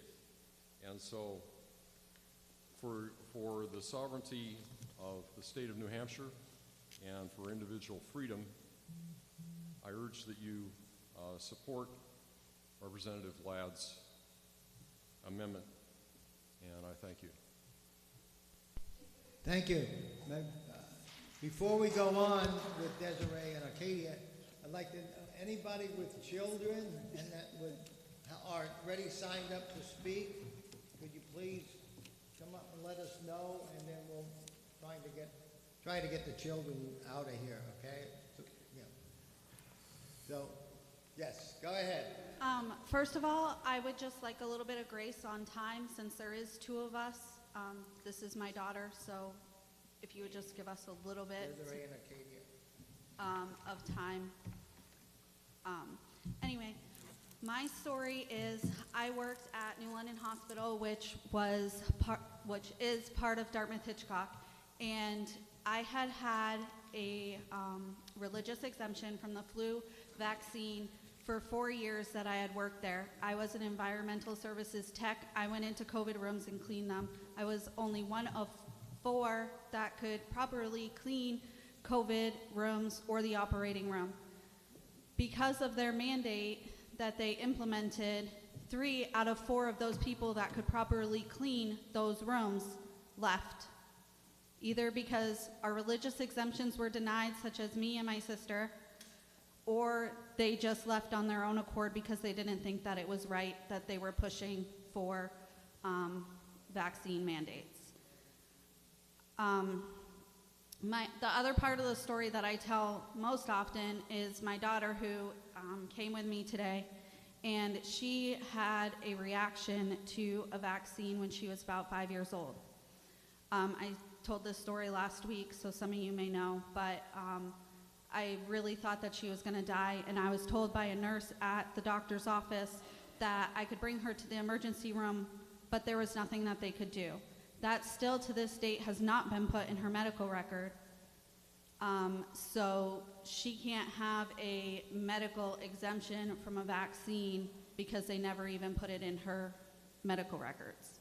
But she's standing with me, so I'm going to have her kind of talk more about her story and why she personally is against these mandates.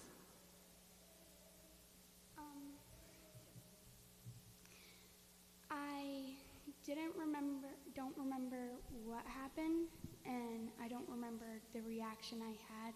I only remember getting the shot and then crying and hugging my mom afterwards. My mom told me that I had been hallucinating and that she had to run a cold bath just to make me snap out of it. And it was a vaccine that had taken years to make.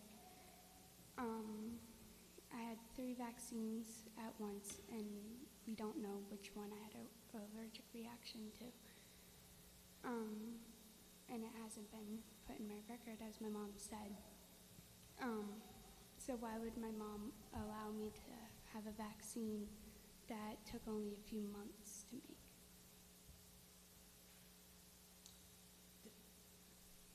Thank you. Is there Sarah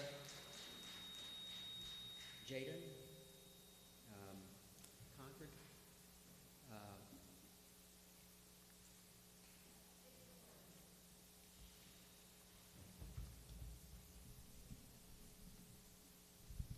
Excuse me, your name? My name is Jay Iselin. Was that right? Were you calling for me to come up? No, Sarah Jaden? Jordan, I'm sorry. I'm sorry. I'm calling on her first.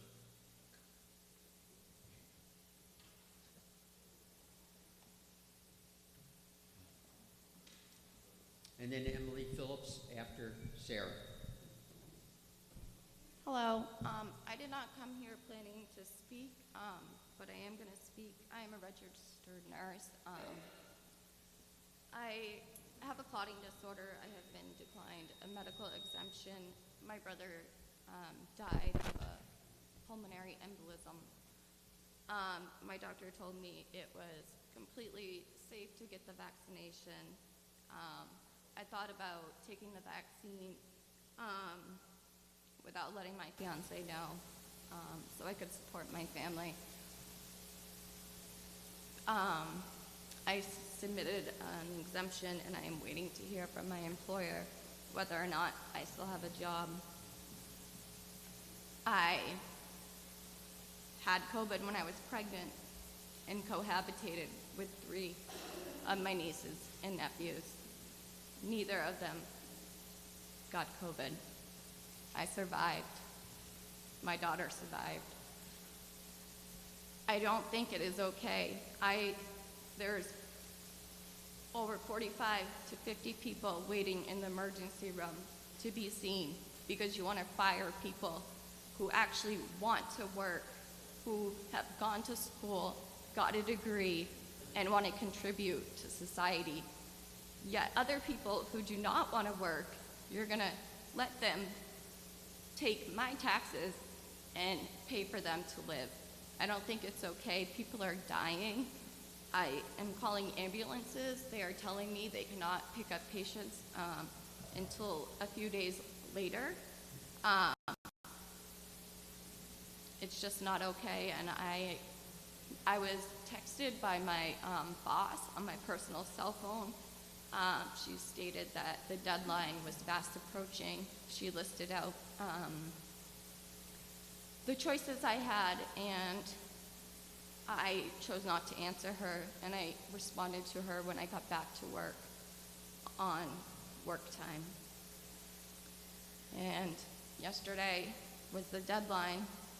They're reviewing him on a day-to-day basis, and I was greeted by the CNO and the president of the hospital yesterday, which I've only seen one time working there over 2.5 years.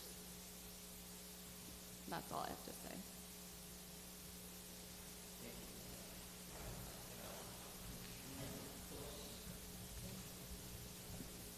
Hello, everyone. I'm trying not to make it too loud. I am an employer of 8 people in the Granite State. I'm proud to say I work for a family business that's been around for 75 years. Over 20 of them, we moved to New Hampshire.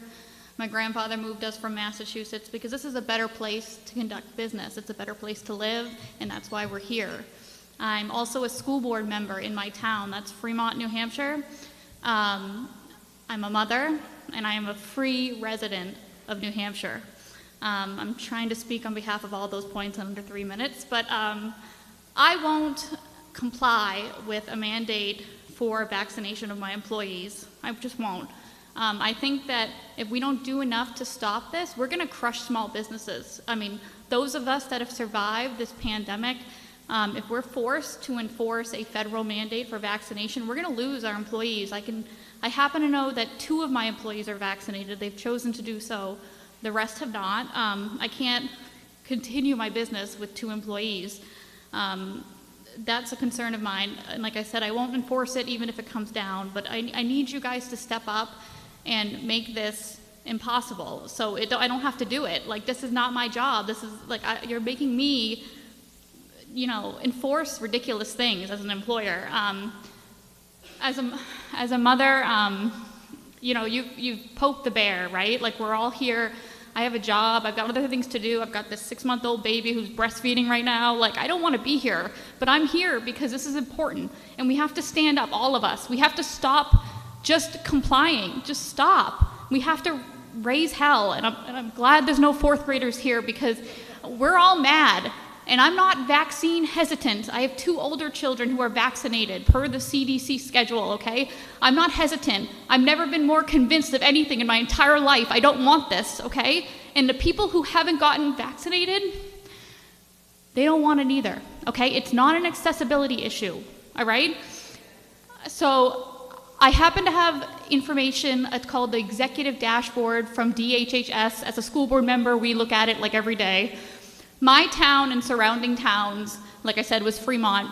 It's 48.5% as of yesterday are vaccinated of eligible people, 48%.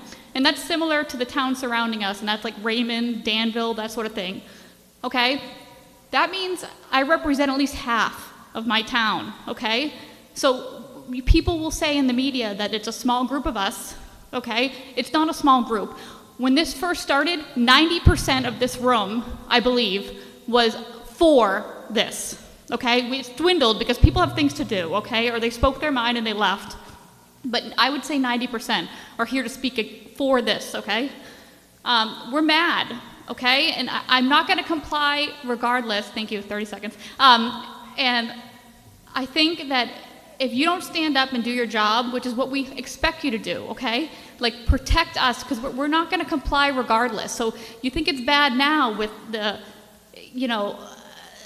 employment and everything else. We're looking at desperation here. And as a school board member, I'm telling you, there will be a mass exodus from public schools. You push this on the kids and they are done. Good luck running a public school when there are no teachers. There are teachers who don't want to be vaccinated, and there are parents who will not send their kids. You cannot run public education, government schools, without people attending them. Think about it. Please do your job. Thank you. Could I have your name? I'm Stephanie Elliott. I'm speaking on behalf of Axel and Hoschel today. She had to leave early. Thank you for the opportunity to speak on behalf of this important legislation, which I am in favor of. And I'd like to read to you an excerpt from the Code of Federal Regulations, Food and Drug Administration, Title 21, Chapter 1, Department of Health and Human Services, on informed consent of human subjects. No investigator may involve a human being as a subject in research covered by these regulations unless the investigator has obtained the legally effective informed consent of the subject. An investigator shall seek such consent only under circumstances that provide the prospective subject to a sufficient opportunity to consider whether or not to participate, and that minimizes the possibility of coercion or undue influence. The information that is given to the subject or the representative shall be in a language understandable to the subject or the representative.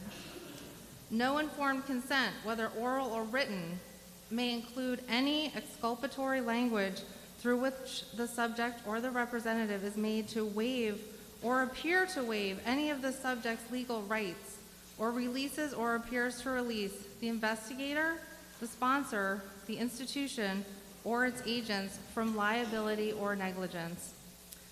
And I want to point out that this is the insert to the Moderna vaccine, and it is intentionally blank, and it is also the same in all of the current available emergency use authorized vaccinations. The basic elements of informed consent are, this is part of the law. In seeking informed consent, the following information shall be provided to each subject: a statement that the study involves research, an explanation of the purposes of the research and the expected duration of the subject's participation, descriptions of procedures to be followed, and identification of any procedures which are experimental. Number 2, a description of any reasonably foreseeable risks or discomforts to the subject. Number 3, a description of any benefits to the subject or to others which may reasonably be expected from the research. Number 4, a disclosure of appropriate alternative procedures or courses of treatment, if any, that might be advantageous to the subject. I'm going to skip to the final one. A statement that participation is voluntary, that refusal to participate will involve no penalty or loss of benefits to which the subject is otherwise entitled, and that the subject may discontinue participation at any time without penalty or loss of benefits to which the subject is otherwise entitled. I want to just finish by saying, I am not procrastinating. I am not hesitant. I am informed, and I do not consent. Thank you. Is there Mr. William Johnson?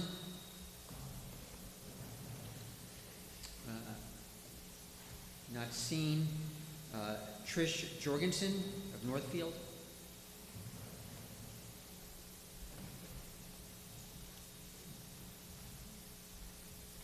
I'd like to thank everybody for being here and supporting your citizens. I think it's awesome. I have a son who's 12, who right now is being educated at home because last Wednesday, my SAU said masks are coming back to school, not choice anymore. So he's being educated at home. The reason that I have to send him to the SAU is because of the wonderful Freedom accounts that all you people are aware of, I don't qualify for. I make too much money. I'm not poor enough to qualify to get my kid to a better education. But irrelevant to that, he will not be having the vaccine. He was born with a heart condition. He's 12.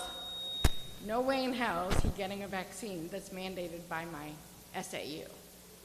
Or by my government. He'll be refusing that as well. I don't know what that'll bring, but let's hope that you guys stop all that in the state of New Hampshire. As far as my husband and having to do it for work, that won't happen either. I don't know what that'll mean. Probably changing positions, other employment, I don't know. But I'm curious if an employer requires this and the 10 hours or the 12 hours that you're required to be at work, you work those 12 hours and you go home and you die because you had that vaccine, who's helping my husband then? Who's supporting my family then? Is he getting paid still to go to bed at night and die from having something that they mandated for him to go to work? I mean, the whole thing is ridiculous. We all know it. It makes no common sense. So it needs to stop, and you guys need to be the ones to stop it, educationally and employment-wise. I'm a housewife. I won't be getting it either. Okay? Thank you for hearing me. Thank you for listening, and I hope you guys do the right thing. Thank you. Is there a Vicky Tuba, Bedford? And after Vicky will be Nathan Glazer of Derry.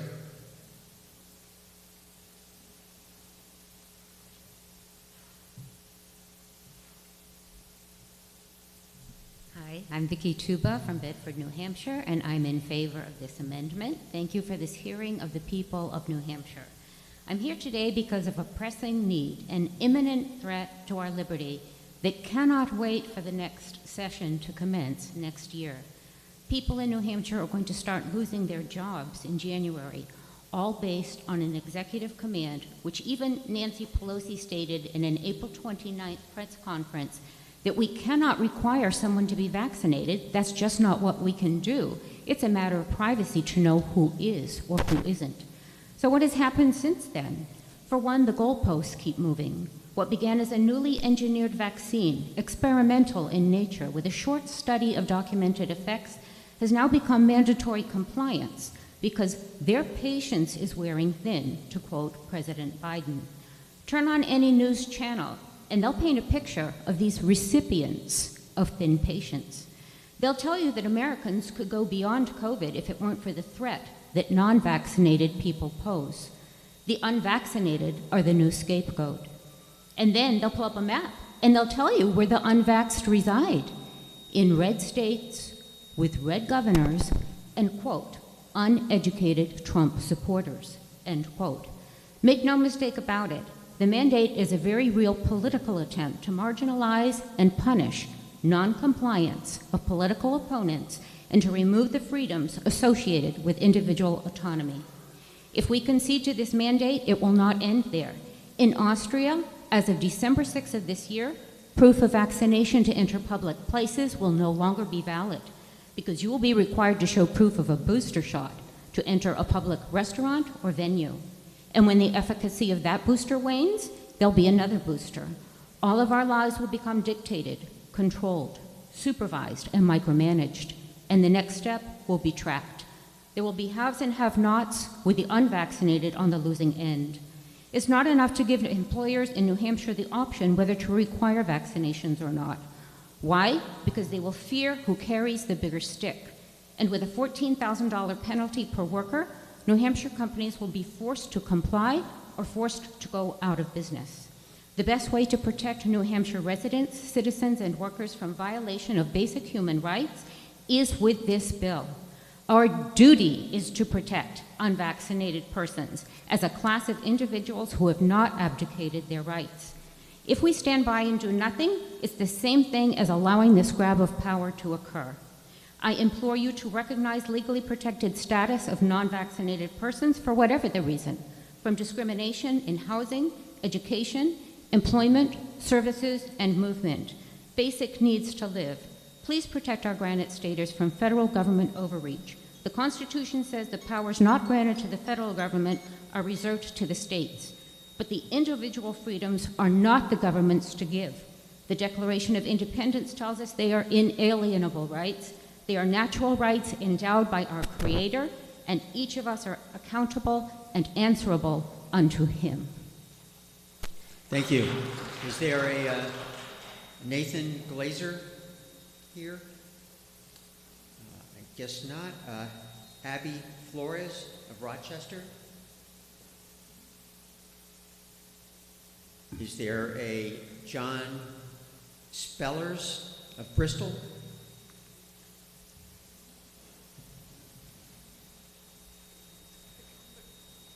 Good afternoon, committee.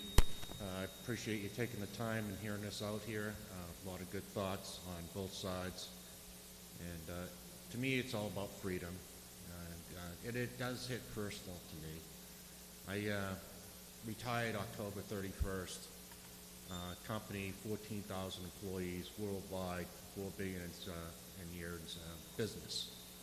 I have documentation here that I would like to leave with you that shows the actual email sent from the CEO saying, show us your vaccination status or be terminated. That was letter one. Letter two that I have is saying, show us your vaccinated status, or that will mean if you don't show it to us, you're voluntarily resigning as of November 30th. It just so happened that we also, the company is going through a pre-IPO status and therefore offered several of their older employees, long-term employees. Me, I've been there 21 and a half years, and we had an early retirement program which happened to fall in the same timeline. So everything for me and my age group worked out perfectly. I resigned at that point. I took the early retirement program. I had the means to do so, but I'm concerned about the younger folks, those that don't have the means. That's what's going to happen. It's going to be them that's going to affect them the most. And I look at my job, which I just gave up $130,000+ a year. This is going to hit New Hampshire. I'd have no longer have that means. I think there's at least 10 employees that work for this company that live in New Hampshire, and they all make well over $100,000 a year. But just imagine if all those lost their jobs. This is going to have a trickle-down effect. It's going to cause all the businesses to make less money. Less money means less employees.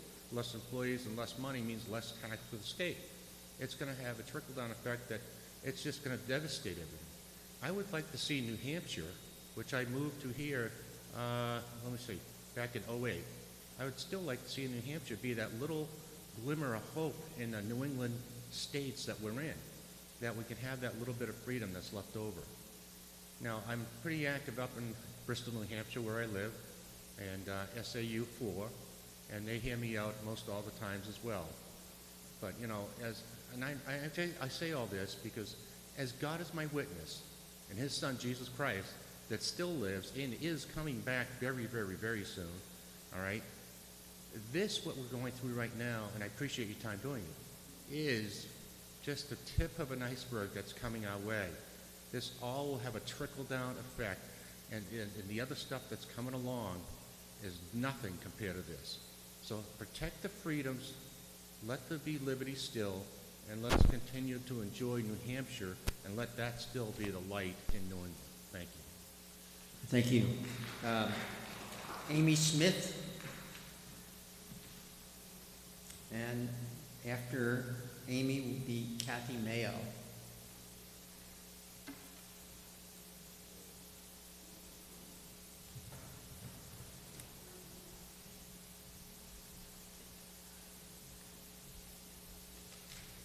Hi, my name is Amy Smith. I live in Deerfield, New Hampshire. For just over 20 years, I've worked in nursing and medical research. My company publishes more than 300 medical and nursing journals, thousands of books that are used in hospitals, teaching hospitals, med schools, nursing schools across the globe. We have software that physicians use and nurses use at the point of care and in learning and in research. I spend many days digging into the research that we publish, researching multiple aspects of healthcare, and teaching our internal teams all about the connections in between the two. I also talk about how our content can help practitioners make better decisions and have the best patient outcomes. To have the best patient outcomes, providers have to practice evidence-based medicine, something that hasn't been mentioned today. They also need to practice evidence-based nursing. Both of these evidence-based practices make up 3 categories. The first is patient preference. The second is provider expertise. The third is research. It's really important to note that there's 3 pieces of evidence-based medicine, not 4. There's no government involved in patient care. There's no government involved in evidence-based medicine, none. To allow the government to dictate, whether it's New Hampshire or federally, to dictate how a patient is treated is a gross violation of the patient-provider relationship, not to mention unconstitutional. Thank goodness that the U.S. Court of Appeals for the Fifth Circuit is upholding the stay against this mandate. The 3-judge panel have called the mandate fatally flawed and staggeringly broad. The stay, which the court issued last week, says OSHA should take no steps to implement or enforce the mandate until further court order. Unfortunately for me, my company falls under the federal contractor group of dictator Biden's mandate. This is another gross overreach of government. My company, because we have contracts with the VAs across the US, are considering us a contractor. This is happening to hundreds of private businesses across the US. My company had no plans to force a vaccine upon us. They are now being coerced by the government to implement this mandate. If my religious exemption is not approved, I will be out of a job after 20 years. 20 years of traveling around the US and the globe, teaching hospital staff about evidence-based medicine, research, and the impacts of patient care. In closing, I'll share with you just a bit of an article that was just published in the European Journal of Epidemiology. It's authored by a couple of researchers out of the Harvard T.H. Chan School of Public Health. The title of the article is "Increases in COVID-19 are unrelated to levels of vaccination in 68 countries. In the US, 2,947 counties in the United States. The findings show, and I quote, "At the country level, there appear to be no discernible relationship between the percentage of population fully vaccinated and new COVID cases." Thank you.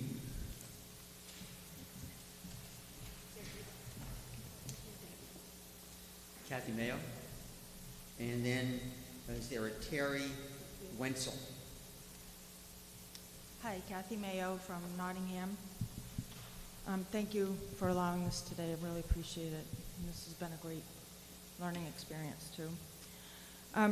First, I just wanted to, the director of nursing, I believe she was, had mentioned something about the antibodies and your immunity. I just want you to know, I did request from my own physician about having a COVID antibody lab, and the response I got back was, the doctor states, "It isn't recommended as it will not change any clinical recommendations. the recommendation per the CDC would be to receive a COVID vaccine regardless of antibody status. So without knowing your antibody status, how could they make that assumption whether I would be? Anyway, so my husband and I both work at the same place, and we're actually a generation that when you chose your job, you basically stayed there for however long, you know. So he's been there 30 years, I've been there 18. And they have not yet mandated this. They have sent out multiple emails strongly urging for people to get vaccinated. And my husband and I, myself, I had pulmonary embolisms undiagnosed back in 2011. Not undiagnosed, the reason why I had them, they still don't know. So this would be a really scary position for me to be in, especially because I've done all my research and such, and I do believe that they do cause clots. So for me, beyond the fact that I would not do it because of my religion, but my husband also would not be wanting to choose to get vaccinated. So both of us would be without a job. And I'm wondering too, if that were the case, we wouldn't resign. We would wait until they forced us and fired us. So my question, which I don't think this has been brought up yet today too, is if that's the case, can we collect unemployment? I mean, or are we out of a job and, oh well, you know? So another thing to consider, and and I'm not anti-vax per se, and I don't think this should be a political situation, Democrat or Republicans. I would really, really, really implore you to really go into to your heart and again, look at our generations going forward, if we're gonna even have any at this point because of this. Please, please consider this and do it now. Don't wait. Try and have a special session or whatever you need to do, because I implore you. Thank you.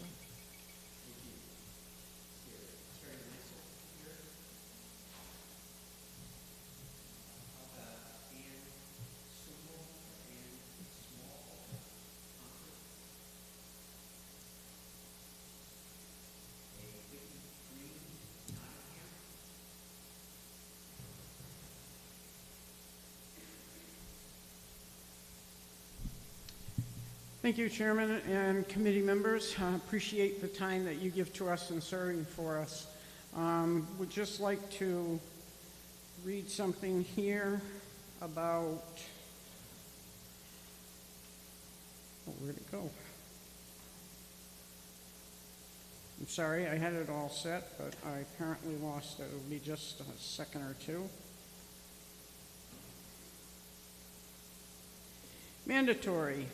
Mandatory is required or commanded by authority, obligatory, of, having the nature of, or containing a mandate. It's not a law. It doesn't make any difference that the president has said he wants to mandate vaccinations or he passes it on to OSHA, which is not a legislative body. It's not authorized to enforce these kinds of laws or make laws for us to live by.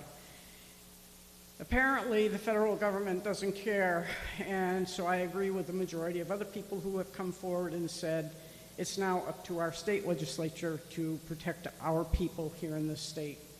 Appreciate that each and every one of you are elected by your constituents, and that's what we are, your constituents who come forward to express our opinions on different things, and also to remind you, as others have, that you've taken an oath to defend the Constitution, to defend us, and to take care of us. And you're responsible to us, we the people. I know that you have lobbyists who come in and try to persuade you and have money packs behind them, but this is an issue that you should not be listening to lobbyists about. You need to listen to your constituency. You need to do what's right. Also, we shouldn't be pushing an agenda. This is an agenda. This is an agenda to get us all to be not just herd compliant on vaccine, but herd compliant in our mentality, to obey without questioning. That's not what this country was founded upon. So we need you to remember that.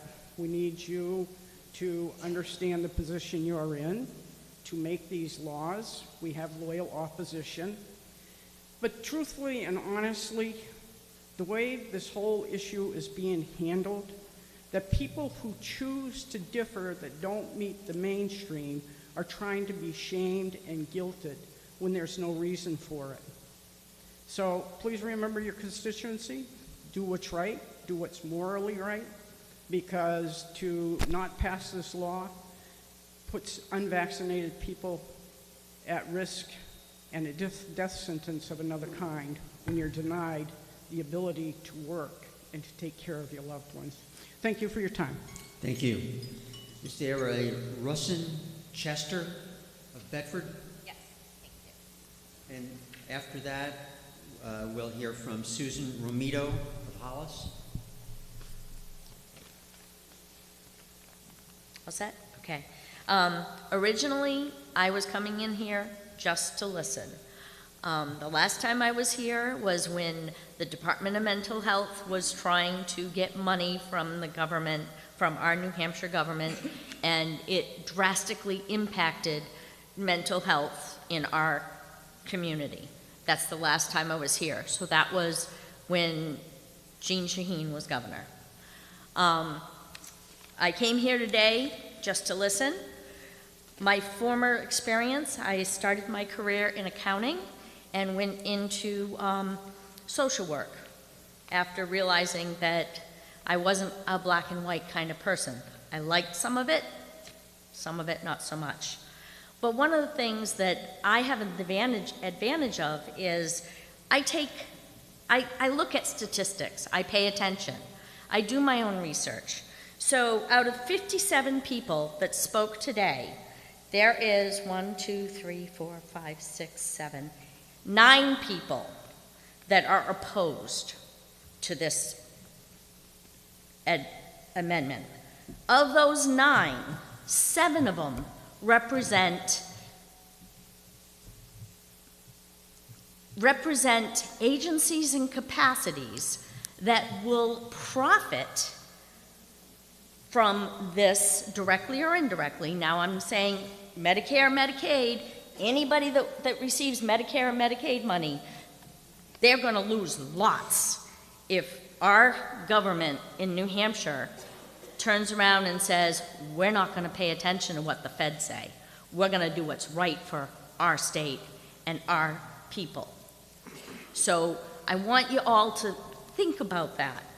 Out of the 9 people, I was able to identify 7 of them who are financially motivated for opposing this amendment. The 2 I don't know. They were representatives. I don't know what they are beyond that because I wasn't able to get their names. Now, of the 7 that I did get their names, and I Googled and Wikipedia'd each one of them to find out what their background was. That's what a good researcher does. Every single person, or the folks that you asked questions of, it was not appropriate. If you looked at their background, it was not appropriate for them to answer those questions. Yes. Could we address the bill okay. instead of who spoke okay. previously? Okay. Bottom line, the bill is there's 50. I am a vax-injured individual. I am lucky because I can't take this vaccine. It will kill me. So I'm lucky. But I'm here fighting for all of those that either can't or won't speak up for themselves because of the fear, because of the bullying, because of the, you're nothing to us. We'll get all fine without you. When did that happen in New Hampshire? When did New Hampshire become that? So I ask all of you, before you vote on this, pay attention to who opposed it and who did not. Now, my back's injury, I would do it again. Because I chose to get a flu vaccination because I didn't want to have to wear PPE for disabled adults. Thank you ma'am. for your time. Thank you. Is it Susan Romito of Hollis? Seen, she's not here. Someone named Jameson or Jameson? How about Kelly Potenza?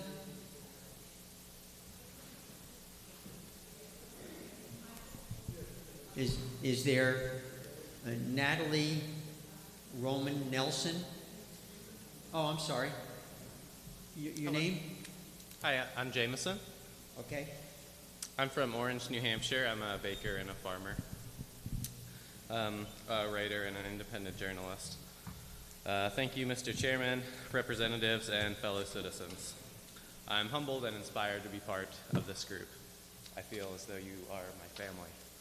I was born right here in Concord, New Hampshire. I'm today testifying in favor of HB 255. Does anyone in this room want less freedom? No? Does anyone want their healthcare choices to be in the hands of politicians? Okay. This brings us to the Nuremberg Code of 1947. I hear many people talking about informed consent today, but I didn't hear anybody specifically mention the Nuremberg Code. Outlined in the Nuremberg Code is that the voluntary consent of the human subject is absolutely essential. And not only that, but this supersedes the justification that such experiments may yield results for the good of society. I bring this up specifically because there's been a lot of sacrificing the individual rights for the good of the collective. And I'm here to very much testify that without individual rights, there is no good for the collective.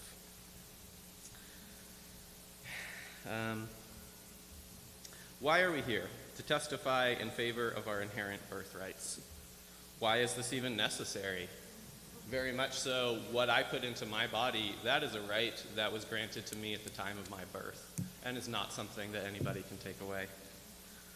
Why is it even necessary to submit religious exemptions to retain our birthright? If somebody doesn't want to take something into their body, just simply them saying, no thank you, that should be sufficient, I believe. Mandating a pharmaceutical procedure or product has many undesirable consequences, not the least of which is that it is devastating to our economy and collective mental health. The federal government stance is clear: getting shots in arms. Shots, shots, shots, and if those don't work, booster shots. This is their primary goal, not ensuring the safety of these injections, not shoring up the health of the nation, not setting up early treatment protocols for COVID-19. Seems as though they're really just here to promote shots, regardless of whether they work, or regardless of whether or not anybody actually wants to take them. So here, just in the last few days, the Executive Council of our state unfortunately flip-flopped in taking approximately $23 million in federal money for pushing vaccine propaganda. Unfortunate. Sir, if we could stay on to the bill. Okay. Yeah, that's a little off point, I granted. But that was just to make the following point, which is that despite this failure, I am here because I still have faith in my state government. The Nuremberg Codes protect us against not just experimental injections, but also against mandatory testing and mandatory masking. I wanted to share one anecdotal comment how the one person in my immediate circle who got the mRNA injection was also the only one who has gotten COVID-19. Thank you very much. May I make one closing statement? Okay. Stand on the right side of humanity and reclaim our nation, our great nation, from the lunacy it is engulfed in by offering opposition to senseless mandates and fear-mongering propaganda. Since when did our birthright to bodily autonomy mean nothing in this country? I'm truly sickened by the spectacle of corruption that poses as our federal governing body. Profit and population control have become the only goals of a federal government that has forgotten the limits of its power as outlined in the Constitution. Thank you very much. Thank you. Is there a Kelly Potenza?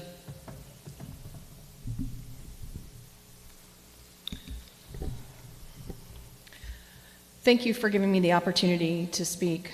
I'm going to just start off with a scripture verse from Revelation. It says, "For your merchants were the great men of the earth, for by your sorcery all the nations were deceived."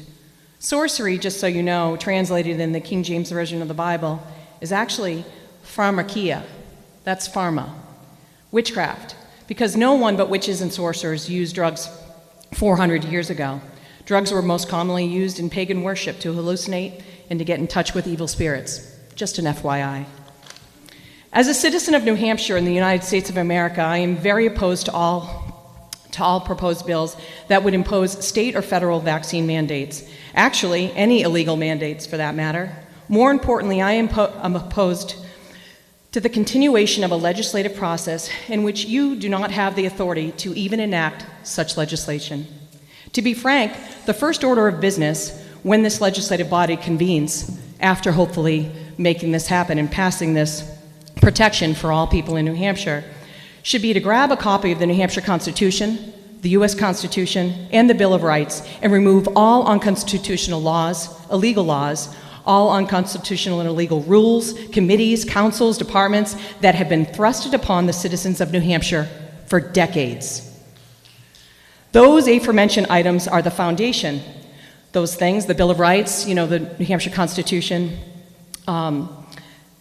they are really the atlas. And to bring it to modern day terms, it's the GPS for how every bill should be crafted, and it's the litmus test in knowing if it should even be passed to begin with. If it is not constitutional, it violates my natural rights, my inherent rights given by God and my Creator. Then, based upon the oath that was taken from every elected official in New Hampshire state government, you have a moral and, more importantly, a fiduciary responsibility to the citizens of New Hampshire. Everybody always says fiduciary responsibility only concerns money, but the word fiduciary does not. In and of itself, it suggests financial matters. It actually applies in which one person justifiably places confidence and trust in someone else and seeks that person's help or advice in some matter. The attorney-client relationship is a fiduciary one. For example, because the client trusts the attorney to act in the best interest of the client at all times. The words are faithful to their origin, the Latin word fidere, which means to trust. We have elected you as our public servants. That trust agreement has been broken. And I do want to say, ignorance of the law is not an excuse. There's a recent court case in June 9, 2017, the State versus Miller, that says this. I wrote this whole statement based upon parents because if you actually look, there are no real federal mandates at this point. I mean, they're trying, of course, as we all know why we're here.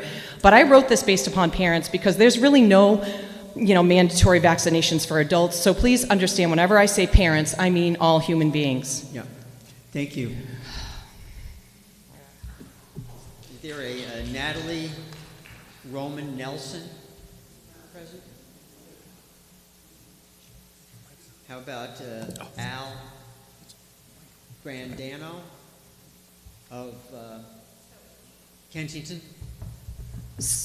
So Al's not here, and I have his, and as well as Sandy Geisler's not here, I have hers. Okay, if you could submit them to up front.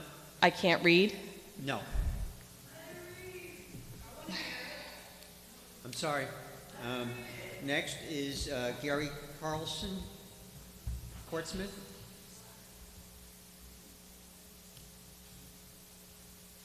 How about Walter Kirch, Warner?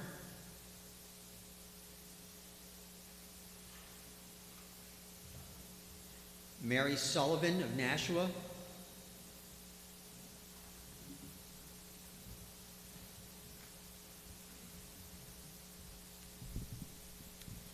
Good afternoon. Thank you for letting me speak with you. My name is Mary Sullivan. I'm a New Hampshire resident. On November 1st, 2021, I was terminated from my job in Massachusetts due to the non-compliance of the vaccine mandate. I've been a registered nurse for 33 years. The past 20 years, I worked in surgical services in the recovery room. Prior to this, I worked in intensive care. On March 2020, our manager informed me and approximately 6 understaff in our department that we would need to work in ICU. The hospital didn't have enough critical care nurses, so they looked at staff's resume, and those with ICU experience in these areas were sent to these areas. Despite my worry that my ICU skills were 20 years old, we were in a pandemic, and I knew that this is how I could serve the community of the hospital. My shift was 3 to 11, weekends and holidays. Most days and nights when I went to and from work, I was the only person on the road. Before my shift, I was sick to my stomach. When I got home at night, I had certain routine in place before going into the house because I was afraid I would bring the COVID home to my family. Most healthcare professionals had a similar fears and routines. On August of 2021, the hospital informed employees that they would need to be vaccinated by early September or submit exemptions. I put an exemption which was denied. I wrote appeals twice and both were denied. I can't tell you how stressful this exemption process was. No one knew who the exemption committee was. They seldom responded to my emails. Human Resources did not know the appeals process, so I went up the chain of command in our hospital. I have since found out this lack of communication and mystery surrounding the exemption committees is across the board in most institutions. On November 1st, I was terminated, as I said, for noncompliance to the vaccine mandate. They said I placed an undue burden on the hospital with my unvaccinated status. I didn't, I guess, back in March of 2020. 2 women from Human Resource called me on a Zoom to discuss my last appeal as well as my last paycheck, where it would be mailed to. At this meeting, I asked if the ICU was being staffed by federal employees. The answer I received was that they would be hiring vaccinated staff. I asked if skill and work ethic no longer mattered. They didn't answer me. Sorry, I'm shaking.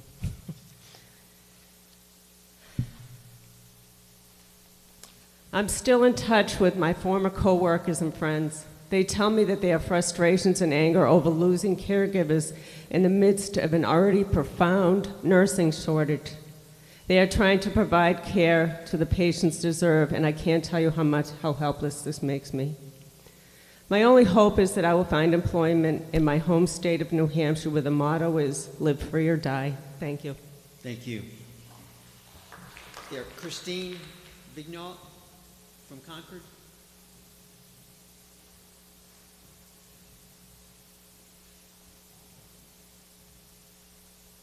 Followed by Mary Sullivan.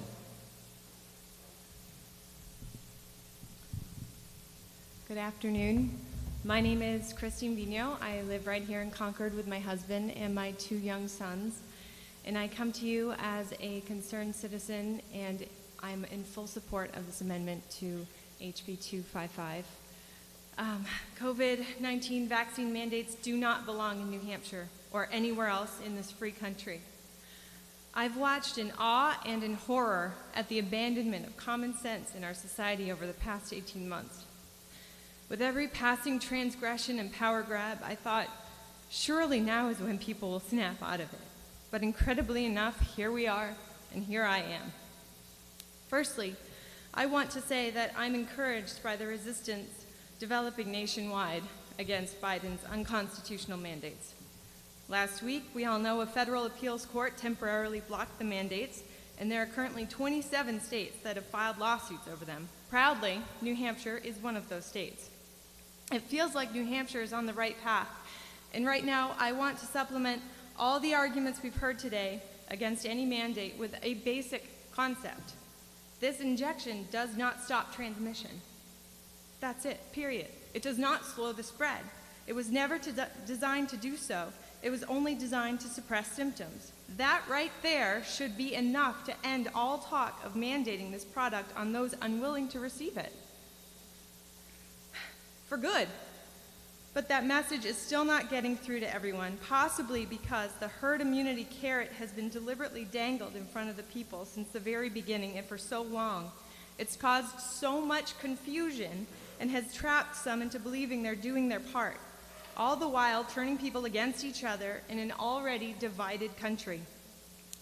Further confusing people is the CDC's edit of the very definition of what a vaccine is, which they did quietly in September, 2 months ago.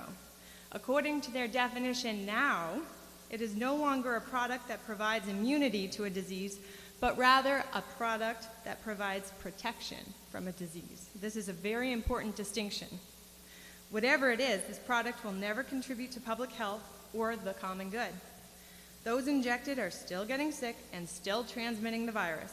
Individual benefit is the most one can hope for, but even that is in question as the so-called protection lasts for only a few months' time. How can we mandate a product for which we cannot provide informed consent? Not one doctor or scientist on this planet can tell you the long-term effects of this shot. 2 weeks ago, while discussing the inevitable and tragic pediatric recommendation, Dr. Jefferson Jones from the CDC's ACIP committee admitted with a chuckle that herd immunity is not a reasonable goal of this vaccination. My husband cared for COVID patients all last year, but now has termination looming over his head simply because he does not want a product in his body that carries with it risk, yet has no effect on virus transmission. It's not about patient safety, but about compliance. New Hampshire must show the country that we will not bend to corrupt federal pressure, to pharmaceutical interests, or medical coercion, and we will not allow these nonsensical mandates in the live free or die state. Thank you very much. Thank you. Is there a Wahiba Benelstein? Sorry for the mispronunciation. And following her would be Dan McMahon. Good afternoon, everybody. Thank you for giving me the opportunity to talk today. My name is Wahiba Belhussein. I didn't prepare anything to talk today, but I feel the need that I had to. I am a wife, I'm a mother of 2, and I am a nurse. I have, with all the shortage that we hear about in the state, we can't find nurses to work. I can't get a job because I don't want the vaccine. I can't get a job because of a mandate that says that I have to jab myself with a product that everybody here, all the people that spoke, have been calling vaccine. It's not a vaccine, it's a gene therapy. This is not my words. This is what these pharmaceutical companies call it, gene therapy. I do not want gene therapy. I don't want to change my genes. I like the way God created me. I'm happy with myself. And just to add to the mix, my husband is on the verge of losing his job too. He's also a nurse if he doesn't get the jab. And then I am left with 2 kids and a husband with no paycheck. I don't have millions in the bank like these pharmaceutical companies do. I don't have that. I rely on a job, a day-to-day job, to help people, mind you. People that I was taught to give informed consent to before I administer anything, even if it's a glass of water. I have to tell them, this is a glass of water. Would you like it? If they say no, then I walk out and I document the patient refused. I don't say it was mandated for you by your doctor. You have to have it or you're going to be kicked out of the hospital today. I don't do that because that's what I was taught. That's the oath I took to protect that patient. But then when it's my turn, I don't get informed consent for something that's experimental, that's not even proven safe or effective. You've heard many people here list the science. I'm not going to go through that. They did a great job with that. But what I can say is this is not a one-size-fits-all. Like the virus, I know the virus doesn't discriminate. I had COVID twice. First time, all my family had it. We were sick for a week. We relied on natural treatment. Vitamin C, vitamin D, zinc, magnesium, the things that are easy to get, cheap, and available everywhere. Not to mention ivermectin and hydrochloroquine that's been suppressed to the bones. And we healed. We didn't die. That doesn't mean I don't sympathize with the people that are still suffering. But there is other alternative treatments. So why am I being asked to take a vaccine, or I shouldn't even call it that, I said, an experimental product that's not even proven? Thank you, ma'am. I have one last statement, if you don't mind. Quickly, please. I brought this with me today, and I know many people mentioned the Constitution and also Title VII of the Civil Rights Act of 1964 that gives me this right. I shouldn't even be here because of this. I shouldn't even be here today to defend myself and try to protect my family. This is an innate thing. God gave us this. If this, all I'm asking you today, I am obviously supporting this amendment, and I'm asking you to stop this medical tyranny. Thank you. Stop it today, please. Thank you. Is there a Dan McMahon, Troy, New Hampshire? How about a Stephen Reddle from Manchester?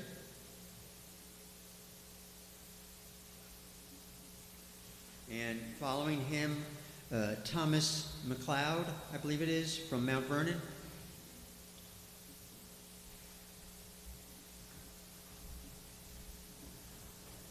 Hello, you guys hear me? There we go.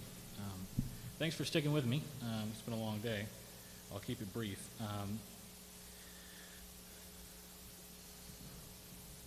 I came from Oregon about a few years ago, 2017, fleeing big government, what has been known to be called a critical race theory, indoctrination, what I like to call what it really is, the woke cult that has been spreading there. I came here for freedom because I believe this state has a tradition of valuing independent liberty. I have a bachelor's of science in physics I got from Southern Oregon University, and so I felt I should chime in here about science in general because I think it's relevant. And because I've got the impression that the proponents of COVID-19 vaccine mandates don't really understand what science is. I bring this up because the proponents of COVID-19 vaccines, the mandates specifically, they use terms like trust the science. The science is settled.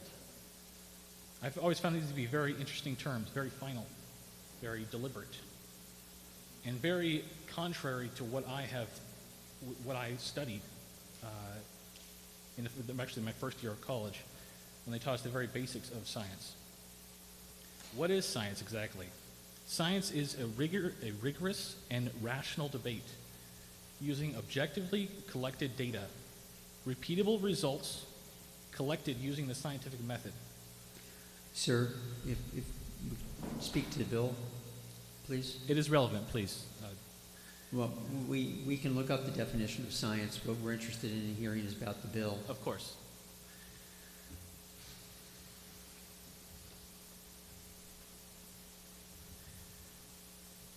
I'll speed it up. The purpose of science is to challenge the boundaries of human knowledge. And again, as I've mentioned, that is done through debate. An example that's relevant to this of various alternative treatments and theories are vaccines, ivermectin, hydroxychloroquine, natural immunity, various other ones. what I'm not seeing from the people, specifically the CDC, the NIH, the big pharma companies, Pfizer, et cetera, I'm not seeing rigorous debate. I'm seeing censorship. I'm seeing silence. I'm seeing and hearing doctors with dissenting opinions and data being silenced, shadow banned, demonetized. This is absolutely not in keeping with what science is. Thank you, sir. To close, just 1 second. Vaccine mandates are not based on science. They're based on scientism or pseudoscience. And this is the efforts of a select few to create a class of experts that cannot be challenged, government bureaucrats that cannot be challenged, and essentially two different classes of people. Those that safeguard truth and those that are deemed peasants. You. Is there a Thomas McLeod from Mount Vernon? How about Nathan Flowers from Jaffrey? And Eva Arsenault from where?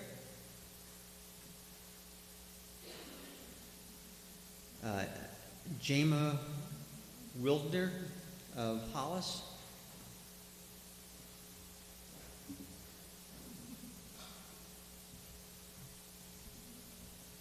Hello, my name is Jama Wilder from Hollis, New Hampshire. I have been a resident of New Hampshire for over 40 years, and I love our great state.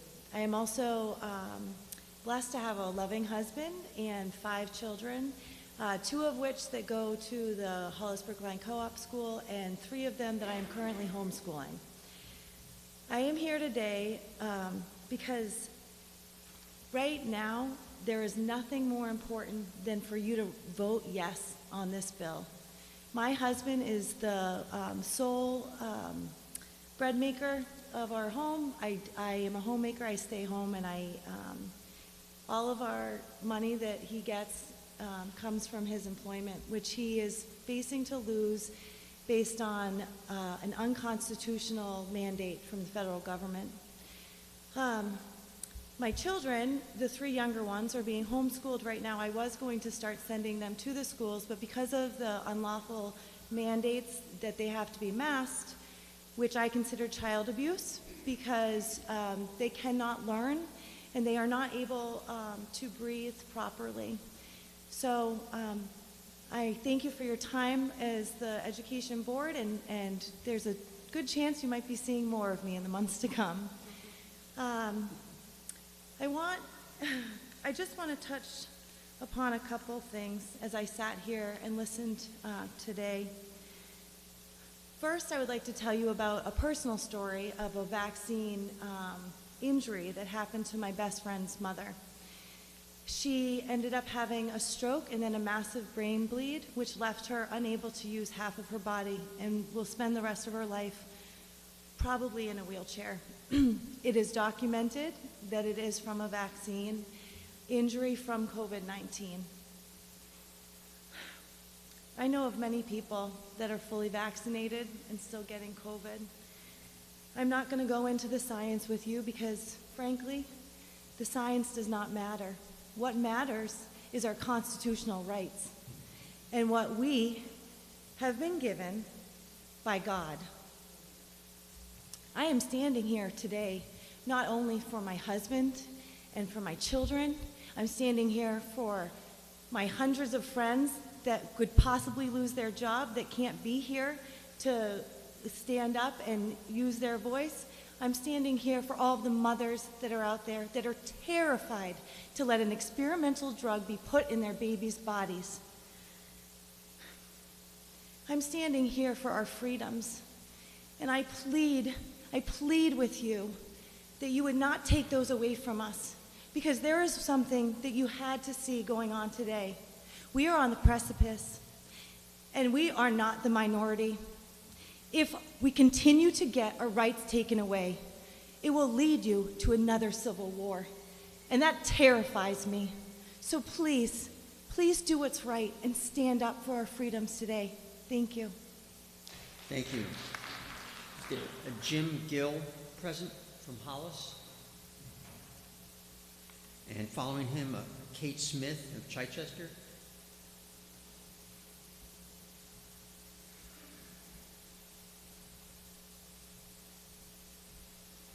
My name's Jim Gill. I'm a resident of Hollis, New Hampshire. And I got to say, I love the New Hampshire legislature. Third largest legislative body in the world. India, U.S. Congress, New Hampshire. Love it. You all make $100 a year. You're here serving because you're true patriots. You love your state. You love your country. Otherwise, you wouldn't be working for free and going through all sorts of grief. So I thank you for that. I'm here to support House Bill 255 based on principle and practicality. The principle is, if I were sitting in your seat as a state rep representing all of my constituents, I took an oath to defend, support, protect the Constitution, and the Constitution is protective of majority rights and majority rule, as well as minority rights. The Bill of Rights was added after the Constitution because people, geniuses, were very concerned that minority rights weren't protected. So if we quickly look at the vaccinations, the estimated number here in New Hampshire is about 64% based on Johns Hopkins. That's a clear majority. They were able to go out and take care of themselves, and I was thrilled and happy for them to go out and get vaccinated and have it quick and accessible and everything else. I supported their choice and their decision as part of the majority rule. As far as minority rights, you have roughly 36% of your constituents that have decided and chosen not to be vaccinated. So if you're going to do your constitutional duty and represent all of your constituents, you are going to protect your minority rights as a matter of principle in taking that oath to the Constitution. That's where the principle comes in. Protect your minority populations and their rights as a matter of duty. The second thing is practicality, is for all those who chose to get vaccinated, we have new evidence. New information leads to new conclusions. Dr. Fauci and the CDC and FDA have recently released new information in the last couple weeks that was never known before. Number one is when you get vaccinated, it begins to wane in roughly 4.5 to 6 months. So for the majority rights who want to be vaccinated, they know they've got a path to go down of repeated vaccination, and they're free to do that, okay? The second thing is that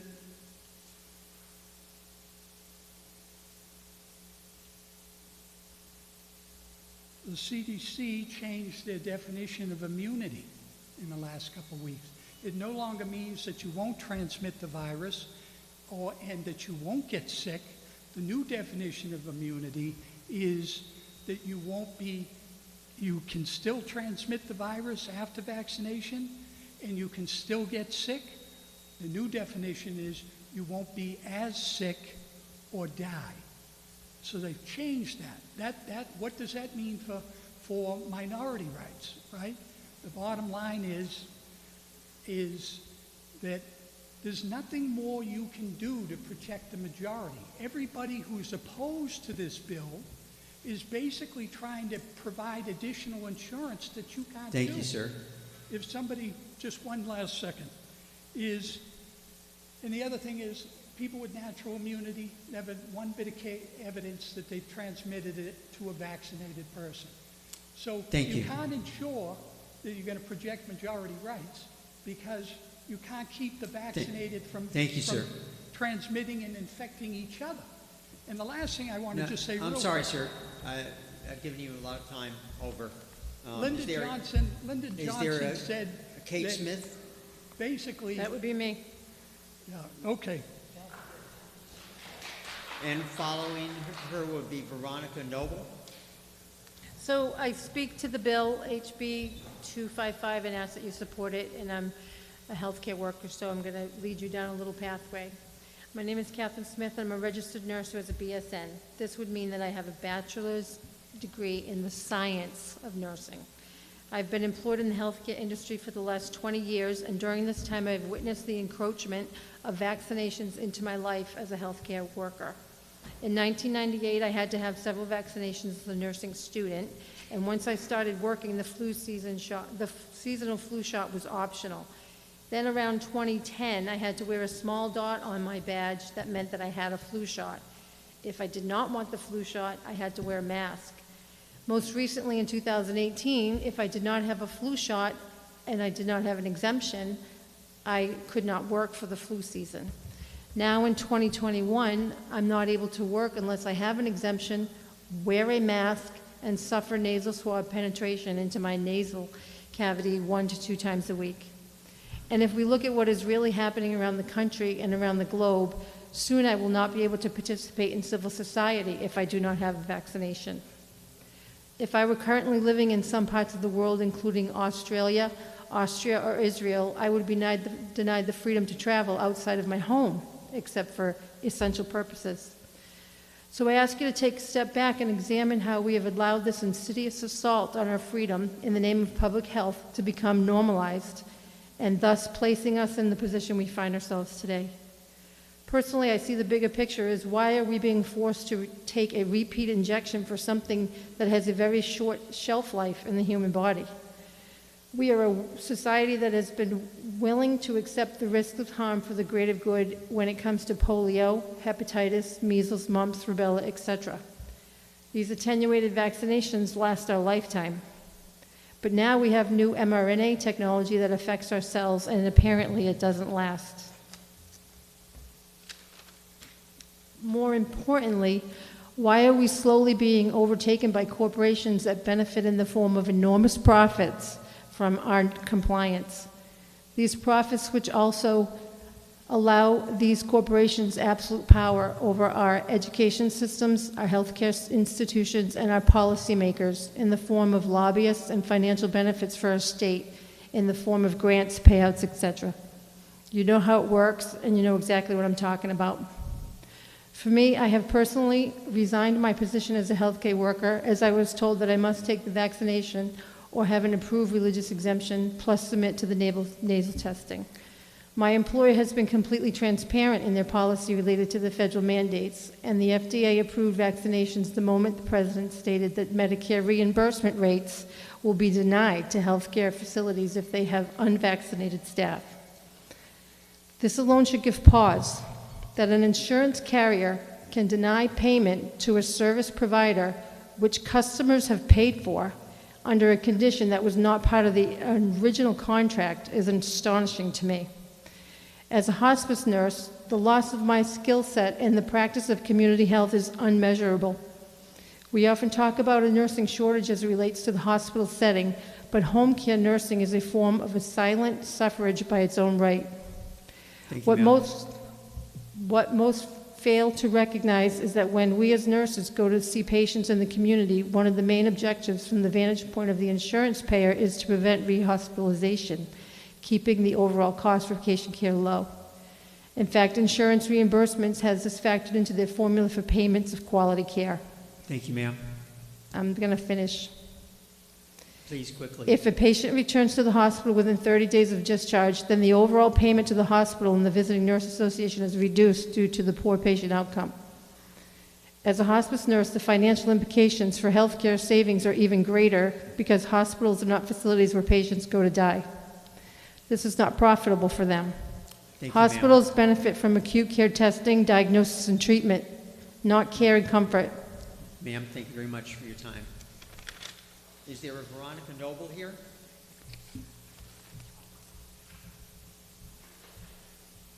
And then a Tammy Schultz of Merrimack. Hi, thank you committee members for allowing us the chance to speak today. By way of introduction, my name is Veronica Noble and I'm an ER nurse I am also here with my colleague and friend Natalie, who is an ER and ICU nurse. A lot of great points have been made today, but I'm going to speak to what I know and see every day, and that's what's on the front lines. As a frontline healthcare worker, I support this amendment to HB 255. As a frontline healthcare worker, I am concerned for the structure of the healthcare system. Just yesterday in our ER, we had 2 deaths, not to COVID-19, but because we are boarding as many inpatients in our ER as the floors upstairs in our hospital, and people are not receiving the proper care they deserve. This is not due to the lack of beds available in my hospital and other hospitals, but to the lack of staff to care for these patients. Since the start of COVID, over 500,000 nurses have quit their jobs, and that's just nurses, not ancillary staff that are crucial to the role in healthcare. Healthcare systems are hemorrhaging staff, and truly, what do we expect to happen if more are fired? Who is going to take care of you if you need healthcare? Truly, please consider that question.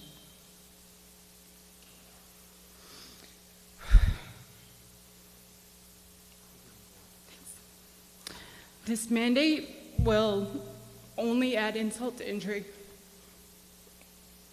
And as a frontline healthcare worker, I am fearful that more people are going to die, and not from COVID, but because there's not going to be enough staff to take care of them. Thank you. Thank you. Is there Tammy Schultz? I have a card for maybe a G.C. Baker or Burr. There's no address given. I'm sorry, your name? My name is Tammy Schultz. Okay, I'm sorry. Please proceed. Okay, thank you. I'm a nurse. I've been a nurse for about 17 years. Went back to school about 9 years ago for anesthesia. So I'm now a certified registered nurse, anesthetist. Let's see. I'm just going to start out reiterating that these vaccines do not prevent transmission. We can't say that enough. And that is what all of the hospitals are basing their mandates around. That's what CMS has based their mandates around. We have to protect our patients.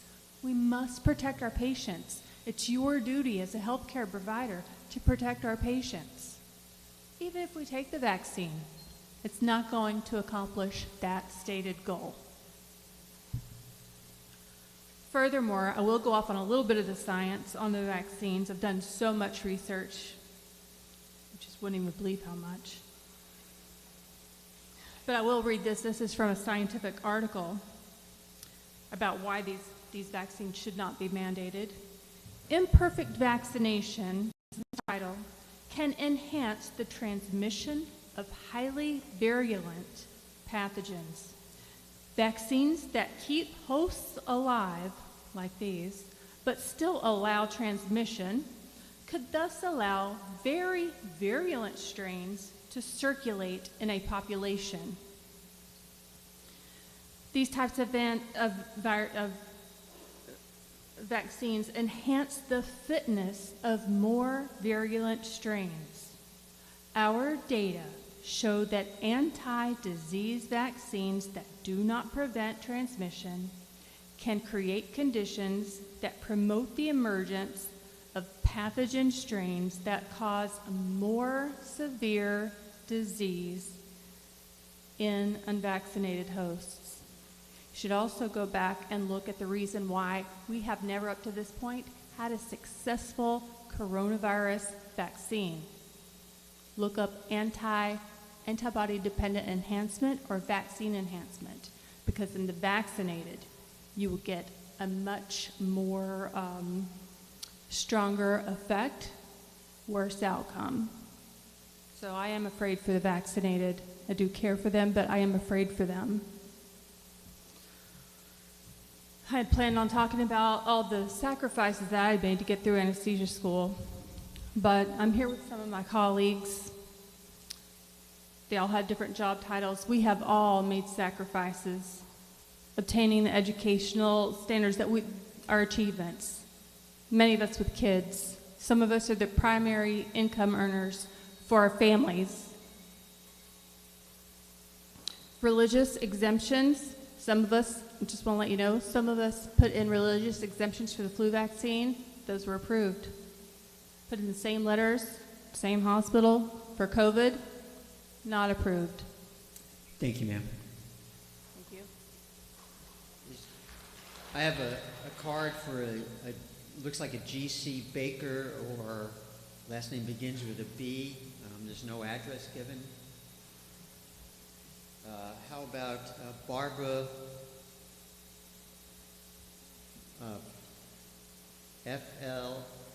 FLOCCN, maybe, from Stratham? Is there a Leah Leahy from Tilton?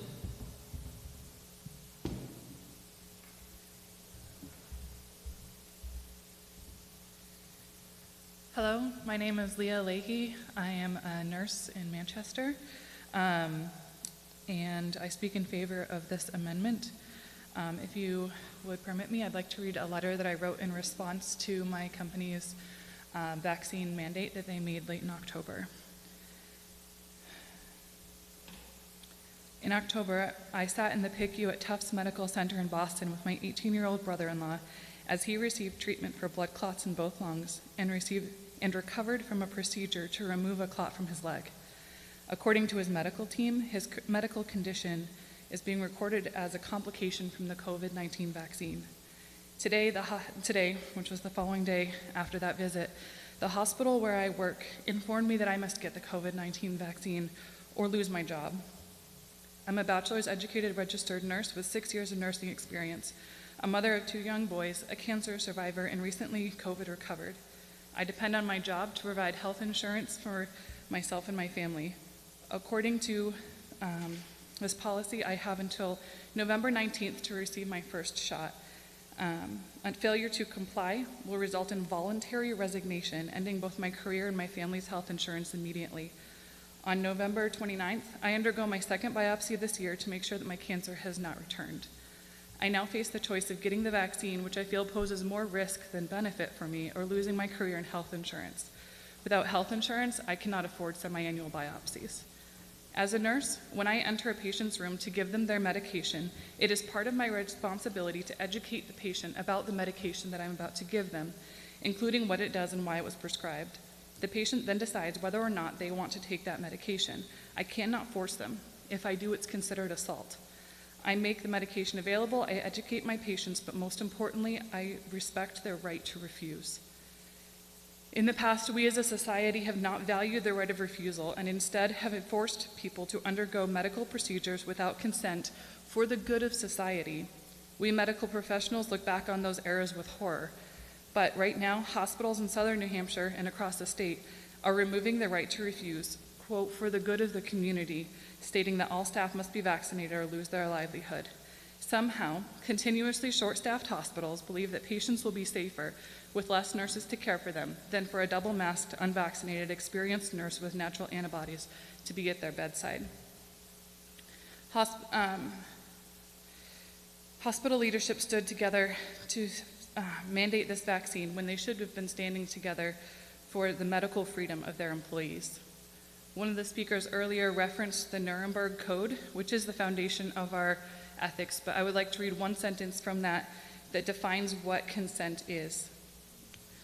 This means that the person involved should have the legal capacity to give consent, should be so situated as to be able to exercise the free power of choice without the intervention of any element of force, fraud, deceit, duress, overreaching, or ulterior form of constraint or coercion. I believe that losing my job if I don't do this is coercion. Thank you for your time. Thank you. Is there a Lori Belanger from Pembroke?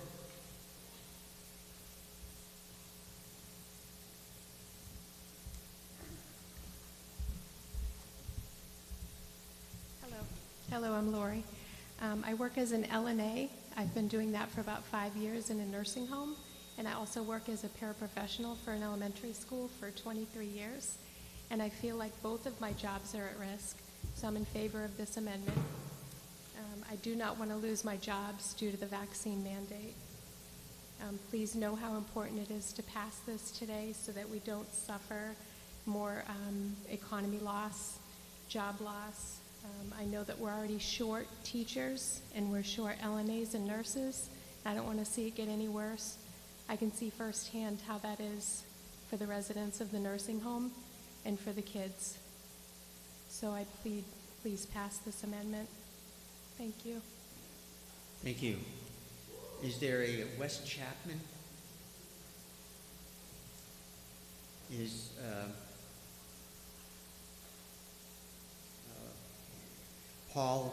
Paulin Johnson, maybe?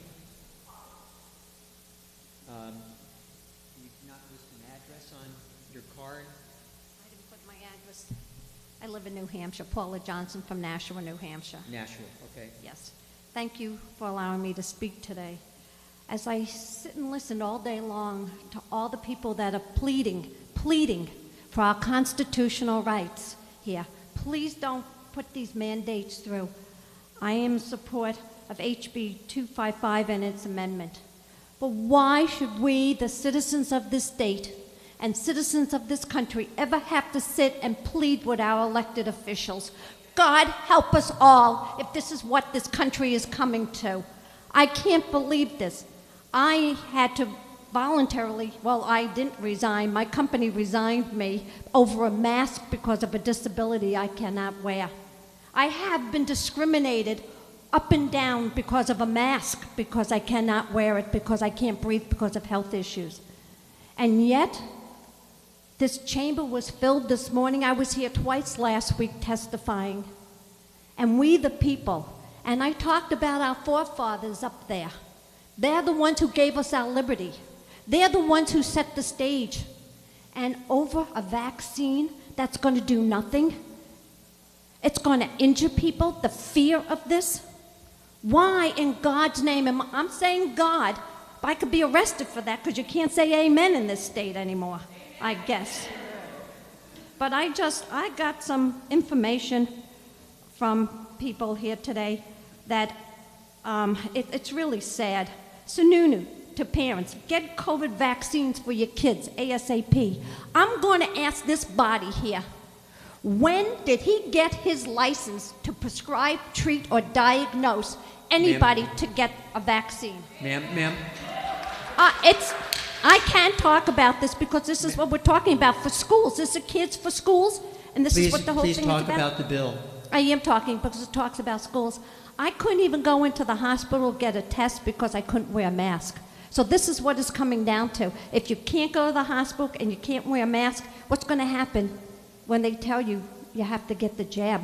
You're going to be denied treatment, and they get federal funding and state funding, so what's going to happen then? So I now don't have a job. How many people in here who came in and testified today are losing their jobs? Healthcare industry. But you know what? It's disgraceful when you see the lobbyists on that side, and they're talking about, and I have nothing against refugees. I don't have a problem. The bill? It has to do with the bill because the lobbyists talked about health care. Right, well, that's not addressing the bill. It is addressing the bill because it is lobbyists. They want everybody to be vaccinated. We're talking about the bill, please. If you have any further comments on the bill, we'd like to hear them. You know.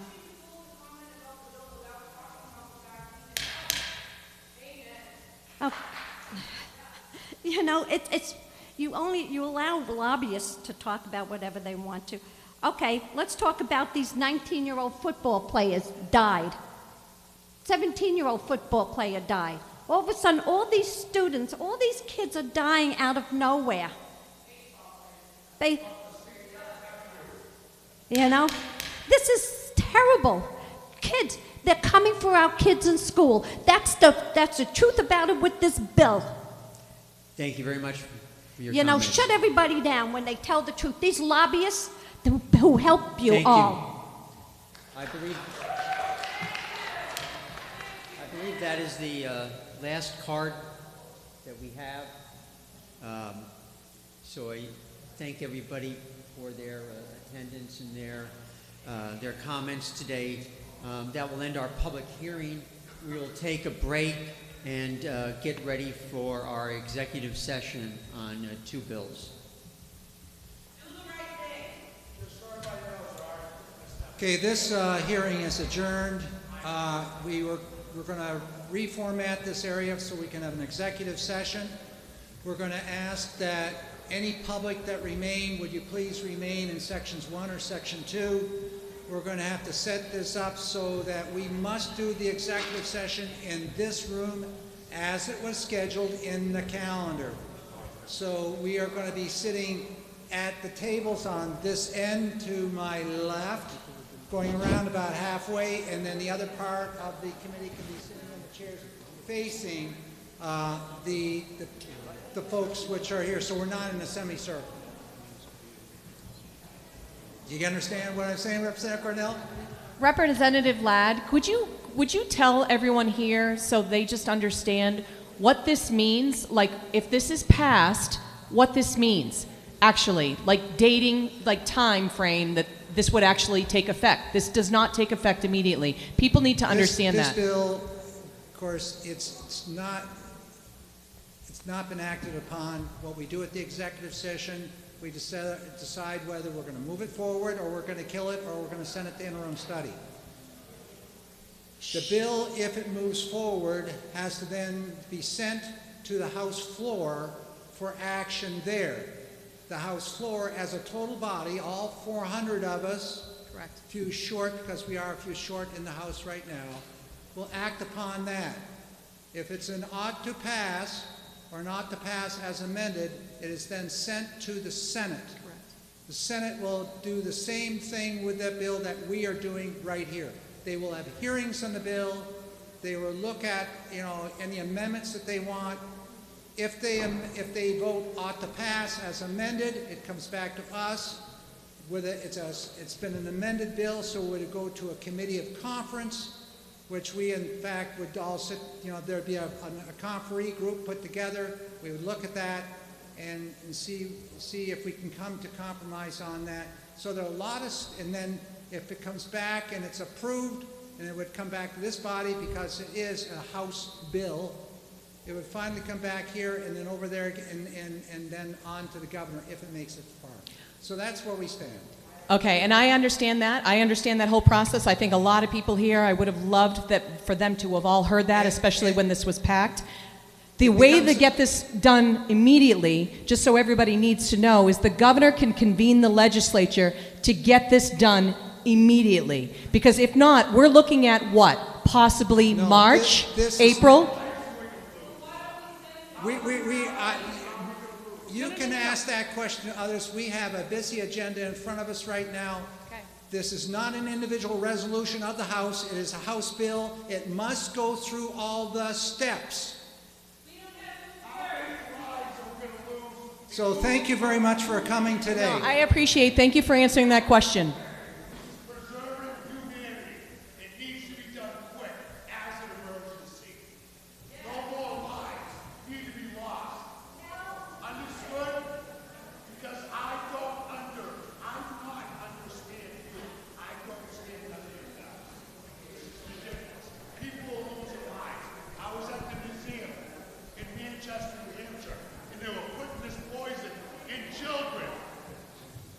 How many more lives?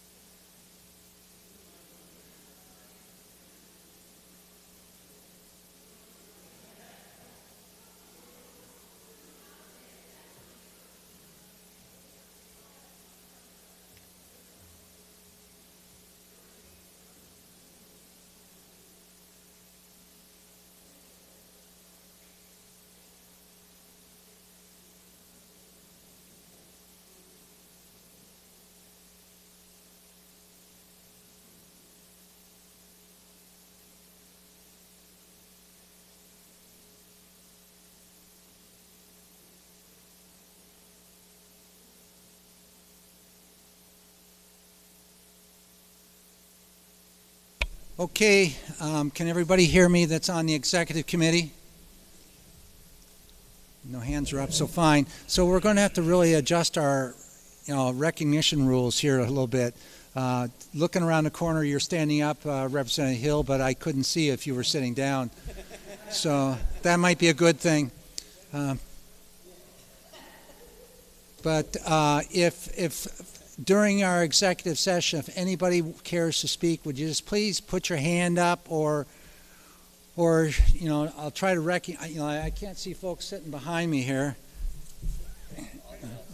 Okay, so we're going to go ahead with this executive session, and the first order of business will be to address HB 255, the amendment that we've been discussing today. But I guess the very first thing I want to do is welcome any substitutes to our committee. And we have the subs around the table here. Let's see, we have Tim? Yeah? Does everybody here know Tim? And Fred? Yeah, and where else do we have? Yeah, Greg Hill and Erica. And then Representative Luno, do you have the subs which? Yeah, Dave. There's David. Okay, so you have two. So with that, we have 6 people which are subs on our committee today. Welcome. So the first order of business, we're going to open up this executive session for HB 255. And I'm going to hand over the gavel to, yes.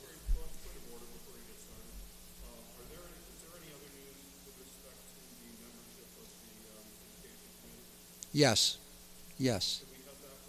At this point in time, there has been a communication that the membership on this committee is now 19 members, 10 Republicans and 9 Democrats.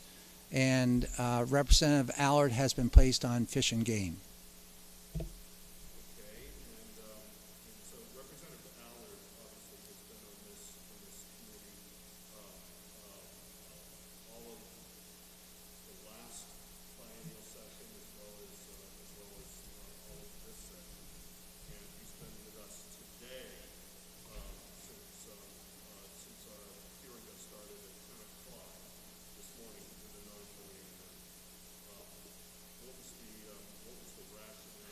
I think that your leadership can be talking with the Speaker's office on that. I was not upstairs, and I was not part of that discussion when that decision was made. So I think what we need to do is move on with our agenda, which we have in front of us. You know the occurrence that just has occurred.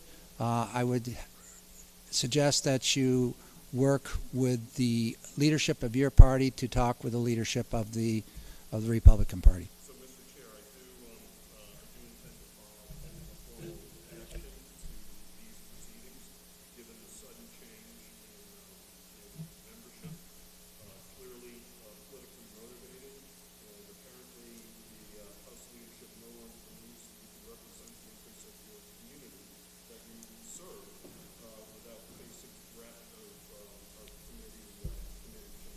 And I think this sudden change so late in the game is shameful, and it's a disgrace on the House, and I think it reflects extremely poorly on the New Hampshire House of Representatives. Okay, thank you for comments, but we're going to move on with our agenda that we have in front of us right now. So the first point that we're going to discuss today is HB 255, as I announced earlier, and I'm going to hand the gavel over to Representative Cordelli. Thank you, Mr. Chairman. I would like to call on Chairman Ladd to introduce the amendment to House Bill 255 to the executive session. Yes, thank you, Mr. Chair. I would like to move on to pass on Amendment 2239H. Okay, so we have an amendment on the table for passage, OTP 2239, This is the amendment which we've been discussing all day. Due to the fact we have discussed it, I presented it. I've already presented my points and my position and rationale and intent for it. I'm not going to add anything further to the discussion. Representative Cordelli, are you handing the gavel back to me now? Okay.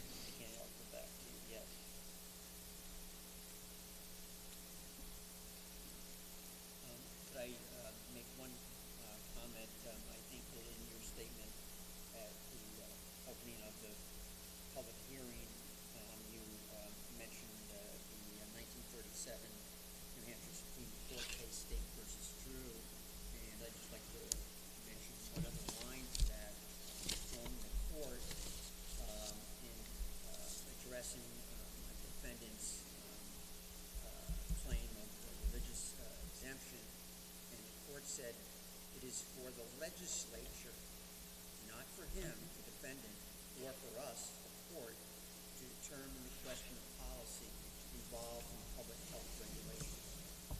So I think that this amendment is in keeping with our role as the legislative body in making this legislation. Thank you. Further discussion. Representative Porter.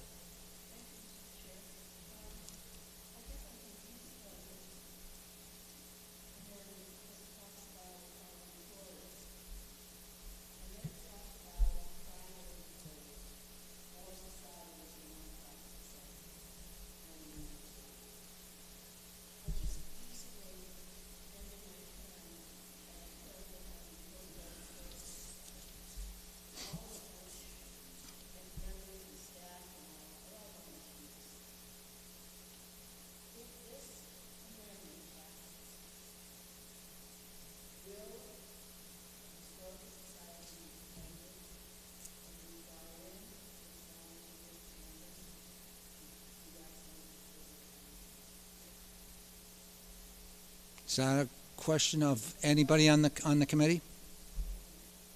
Is anybody that want to respond to that?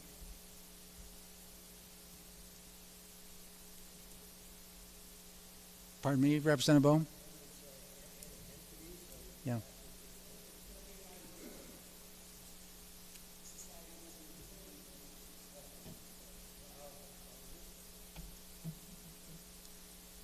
Yeah.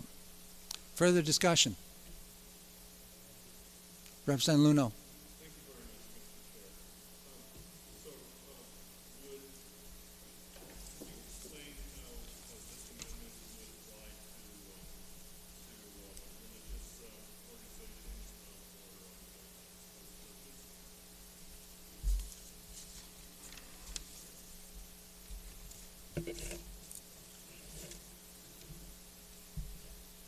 organizations This amendment is related directly to New Hampshire employers, mandates by New Hampshire employers. I don't believe a church is an employer. Oh, on line 16? Yep.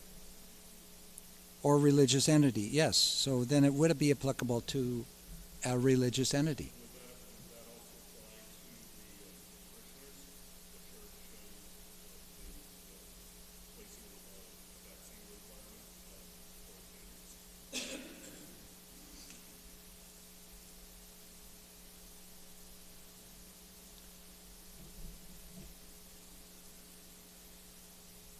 Yeah.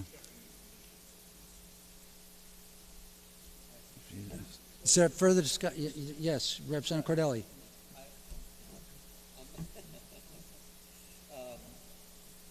My belief is that in the first section, it would be simply requiring there to be exemptions provided for the reason of personal conscience, religious belief, or medical reasons, as in lines 11 and 12. Yes. Thank you, Mr. Chair. Until recently, the only mandated vaccinations have been for school children, and our law provides for exemptions for those school children. The only place that had mandated them. And this provides, it prevents compelled compelling receipt to an individual who objects because of religious or medical reasons. Further discussion? Yes, Representative Porter, or Woodcock.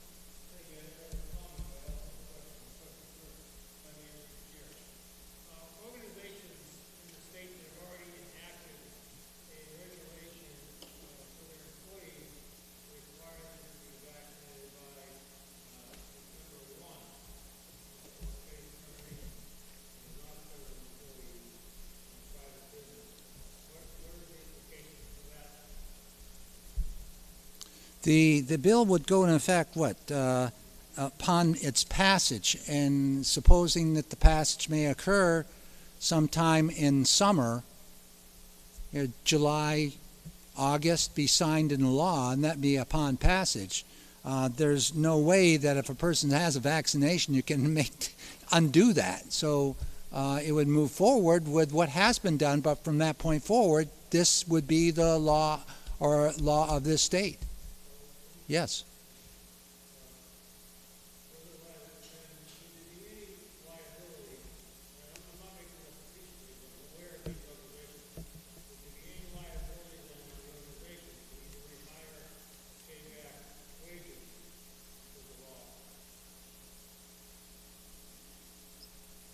A lot of ifs in there. Yes. Okay. Yeah. Yeah.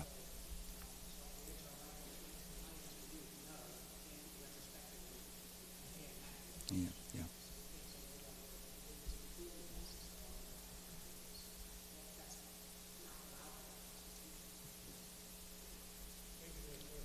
Representative Luno.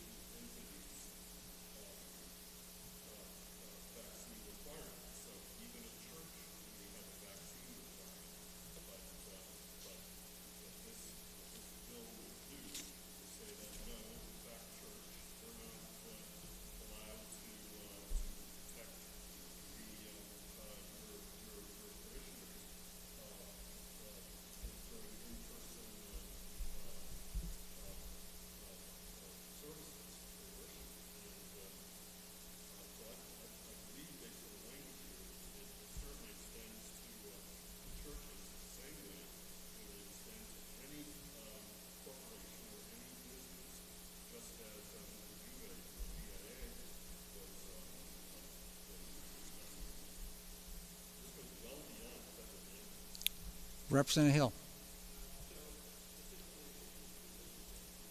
Yeah. It's not saying, there was nothing in here about protection, by the way. It only says that no entity in New Hampshire shall compel. So it's just telling you can't require, as a matter of entry, or anyone who objects to having being vaccinated. Mr. Chair, just ask all the members to speak up. I got a complaint. Nobody can hear anything we're saying on the YouTube stream, which is still going on. So you need to speak nice and loud.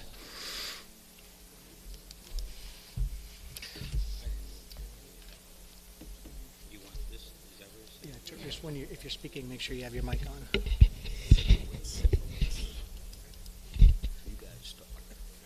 Just grin. Yeah. Okay.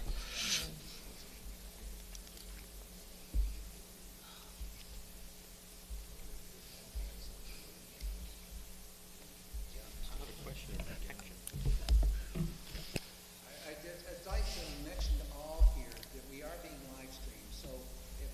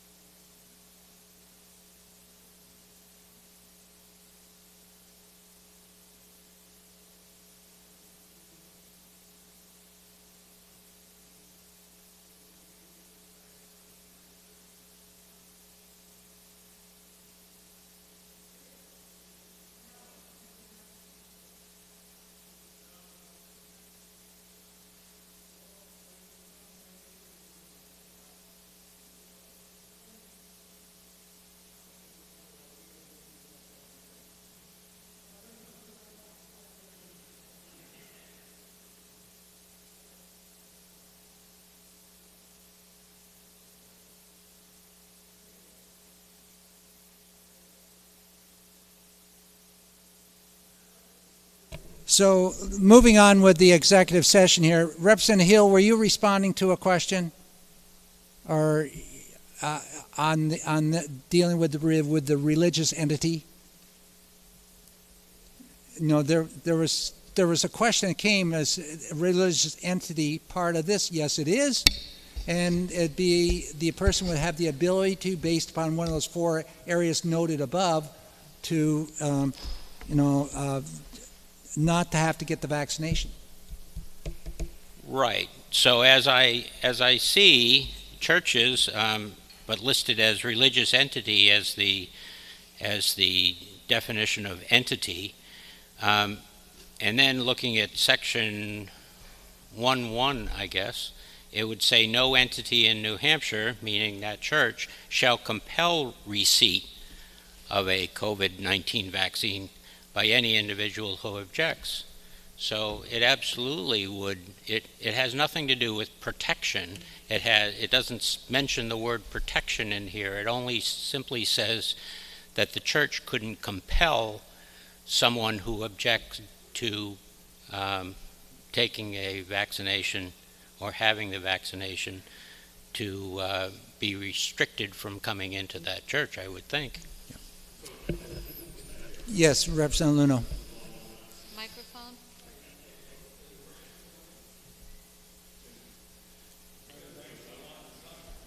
It's not working.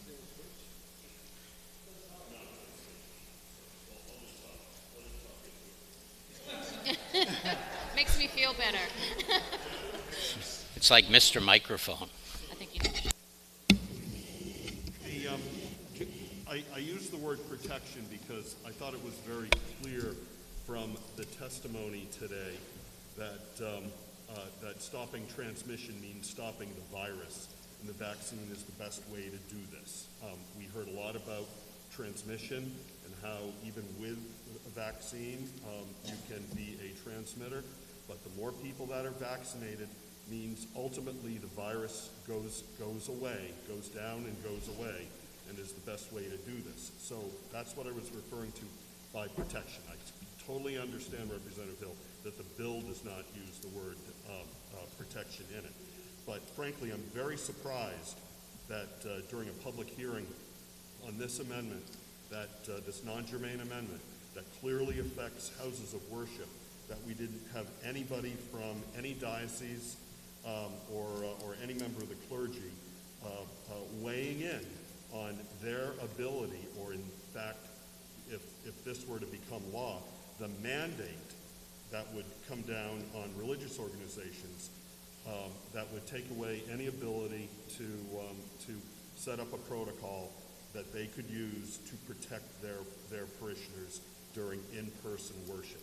I'm really surprised that with nearly, what did we clock in at? 5 hours? Pretty close? 5 hours worth of testimony, that there was not a single member of the clergy or any diocese to either speak in support or express concerns about this. In response, we have gone now a year and a half with dealing with COVID, and we have also had protocols established by various organizations to either wear a mask, sit apart from each other. You go to this food store, there's patches on the floor which tell you 6 feet apart. Those procedures and protocols are not eliminated in this bill. We're talking simply that you can't require a vaccination, or a vaccination can be objected to based upon certain reasons that we have, or beliefs or opinions that we have in this bill. So there are protocols which can go forward and that we have not objected to, and we've seen as that's been very successful in places like UNH, where they have a 90% immunity right now due to the fact it's been done voluntarily. But now they're under the gun to require that we have vaccinations for all contractors and students that are part of the contractors and all that to have the vaccination in place. Or if you don't, you're going to lose possibly $300 million in NASA grants. I feel as that particular institution has done a real great job with their protocols in place, be it in the dorms or on campus or in and out of those dorms, with that procedure without having to mandate vaccination.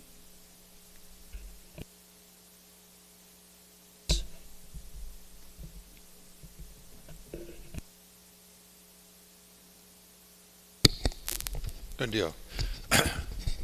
Representative Sullivan, by the way. As I read this, it seems like they went way out of their way to try to include all entities. In fact, it even says at the end, any other entity. And as I read it, it seems as though parents would not be able to require their children to be vaccinated. Parents, I believe, could be considered an entity. And it talks about any individual could object. A kid is an individual.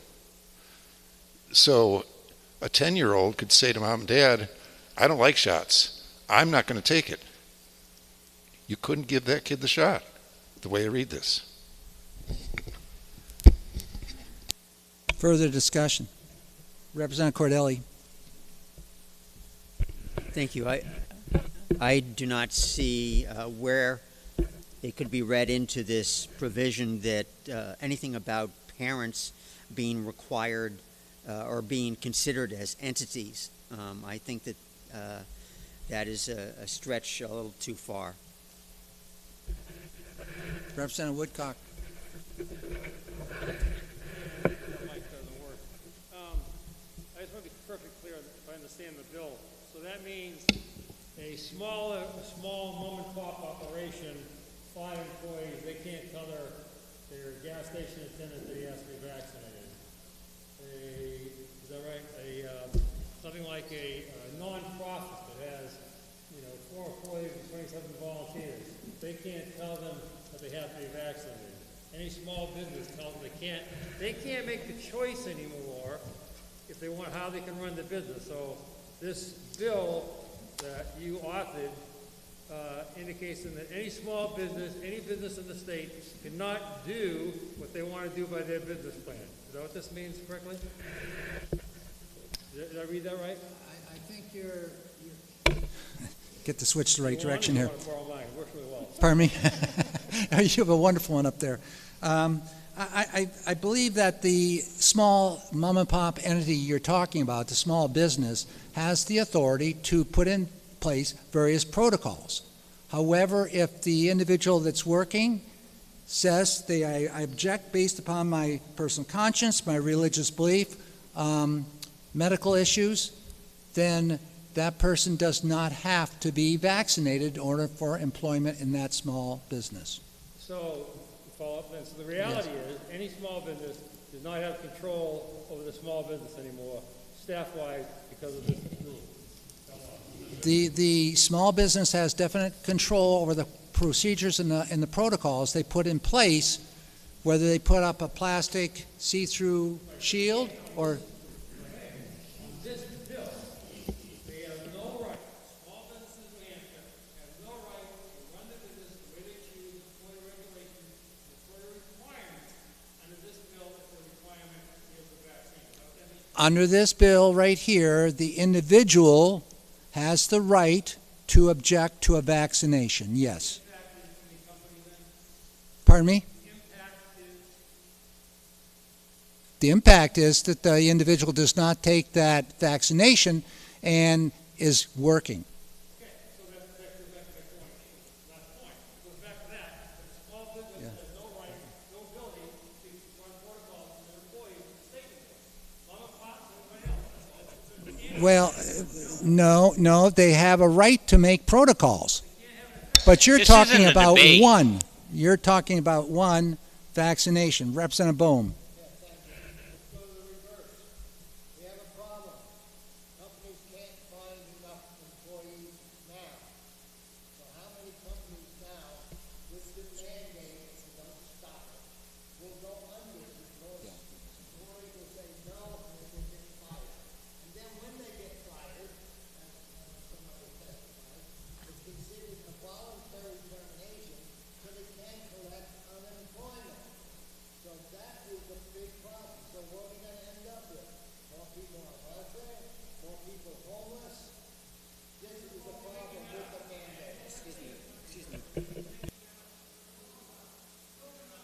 Representative Woodcock, this is not going to, we're going to work through the chair if we're going to debate. I had given the floor to Representative Bohm. Representative Bohm, are you?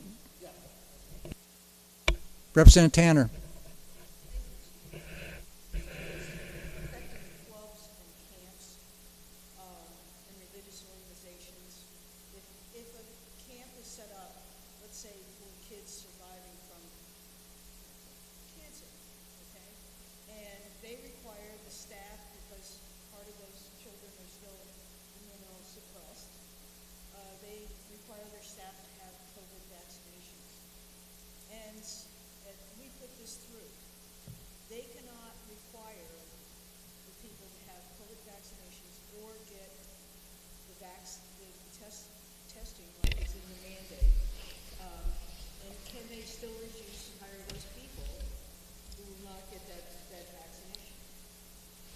Rick, Mr. Chairman.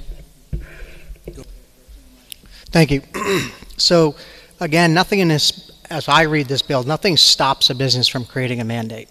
What happens is only when an individual makes an affirmative action and says, I want an exemption, which is what this says, they have to request an exemption, and then they'll be granted the exemption. But even an individual is granted exemption under federal law, under the direct threat law that's under federal law, the business has the right to ask for accommodations given circumstances. So in the case of a hospital, this was a federal law that was done based on a nurse who challenged a vaccination requirement. It went to the U.S. Supreme Court. The decision was made that there has to be a direct threat and a correlation between there, and if there between the vaccination requirement and the job function, and if there was a direct correlation between the direct threat and the job function, then the business had the right to ask for an accommodation, and the accommodation had to be reasonable, similar to an ADA requirement. And that is still the current law, is that if you're granted an exemption, you still have, the business still has the right to ask for an accommodation. It may be that you have to wear a mask, it may mean you have to wear a shield, it may mean you have to wear a gown, it may mean that a nurse can't work in the oncology ward and has to go to the podiatry ward because of the compromised immune systems of people. Those accommodations are still allowed by federal law. This law doesn't change that. However, it does require the arbitrary, as we heard today in some testimony. We had religious exemptions granted for the influenza vaccine, but then that same religious exemption was denied for a COVID vaccine. So again, I think the idea behind this, it stops that kind of arbitrary, are you religious enough to be entitled to a exemption, and says that no, the business must now accept the exemption. It doesn't mean they can't put appropriate accommodations in.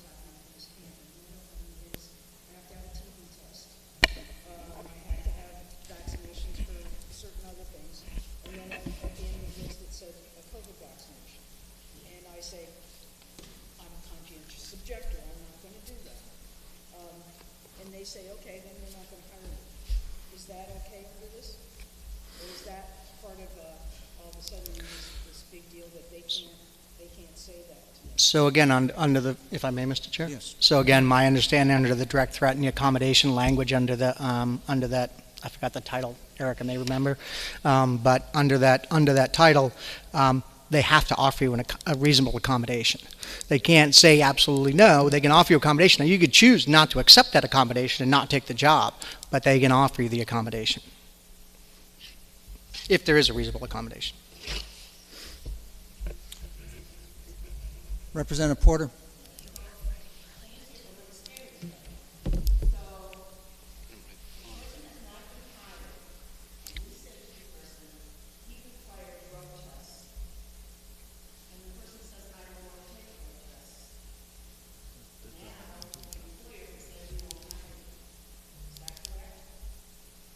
I'm not, Mr. Chair. I'm not familiar with it. I'm assuming that certain things like motor carrier laws require certain drug testing, and yes, they can say we're not going to hire you because it's a federal requirement for motor carrier laws.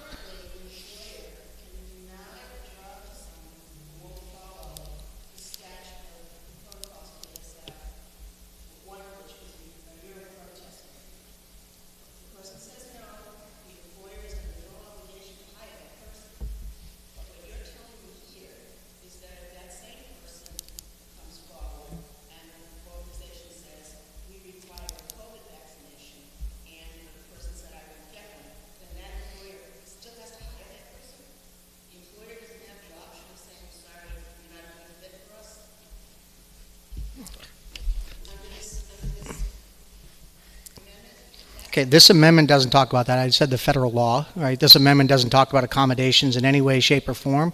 I'm just stating that under the federal law, under the direct threat argument, so again, there has to be a correlation between the job requirement and otherwise, and there has to be a direct correlation between the job function and the direct threat, and then the accommodation could be requested.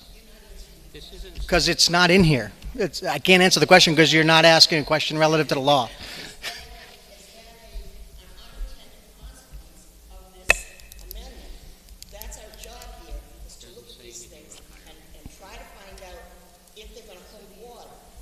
The answer is no, it's not an unintended consequence. Representative Leon, you have a hand up? Okay. Representative Bone?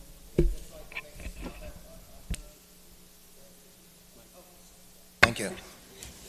My granddaughter is a oncology nurse in a major cancer hospital, and recognizing that hospital as their top oncology nurse. She will be the first one, because of her job as an oncology nurse and knowing the immunology problem with patients in cancer, gets her shots.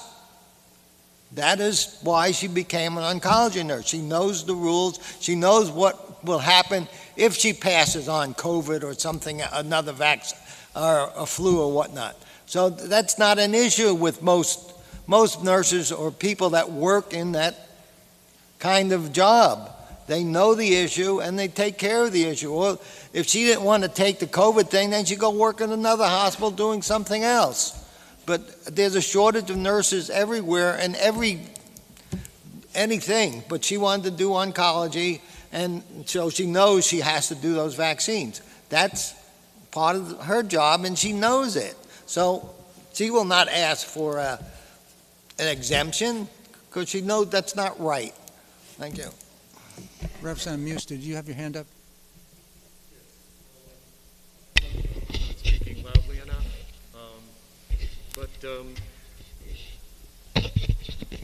One of the things that stuck out to me in some of the testimony today was what the representative from the Business and Industry Association had to say.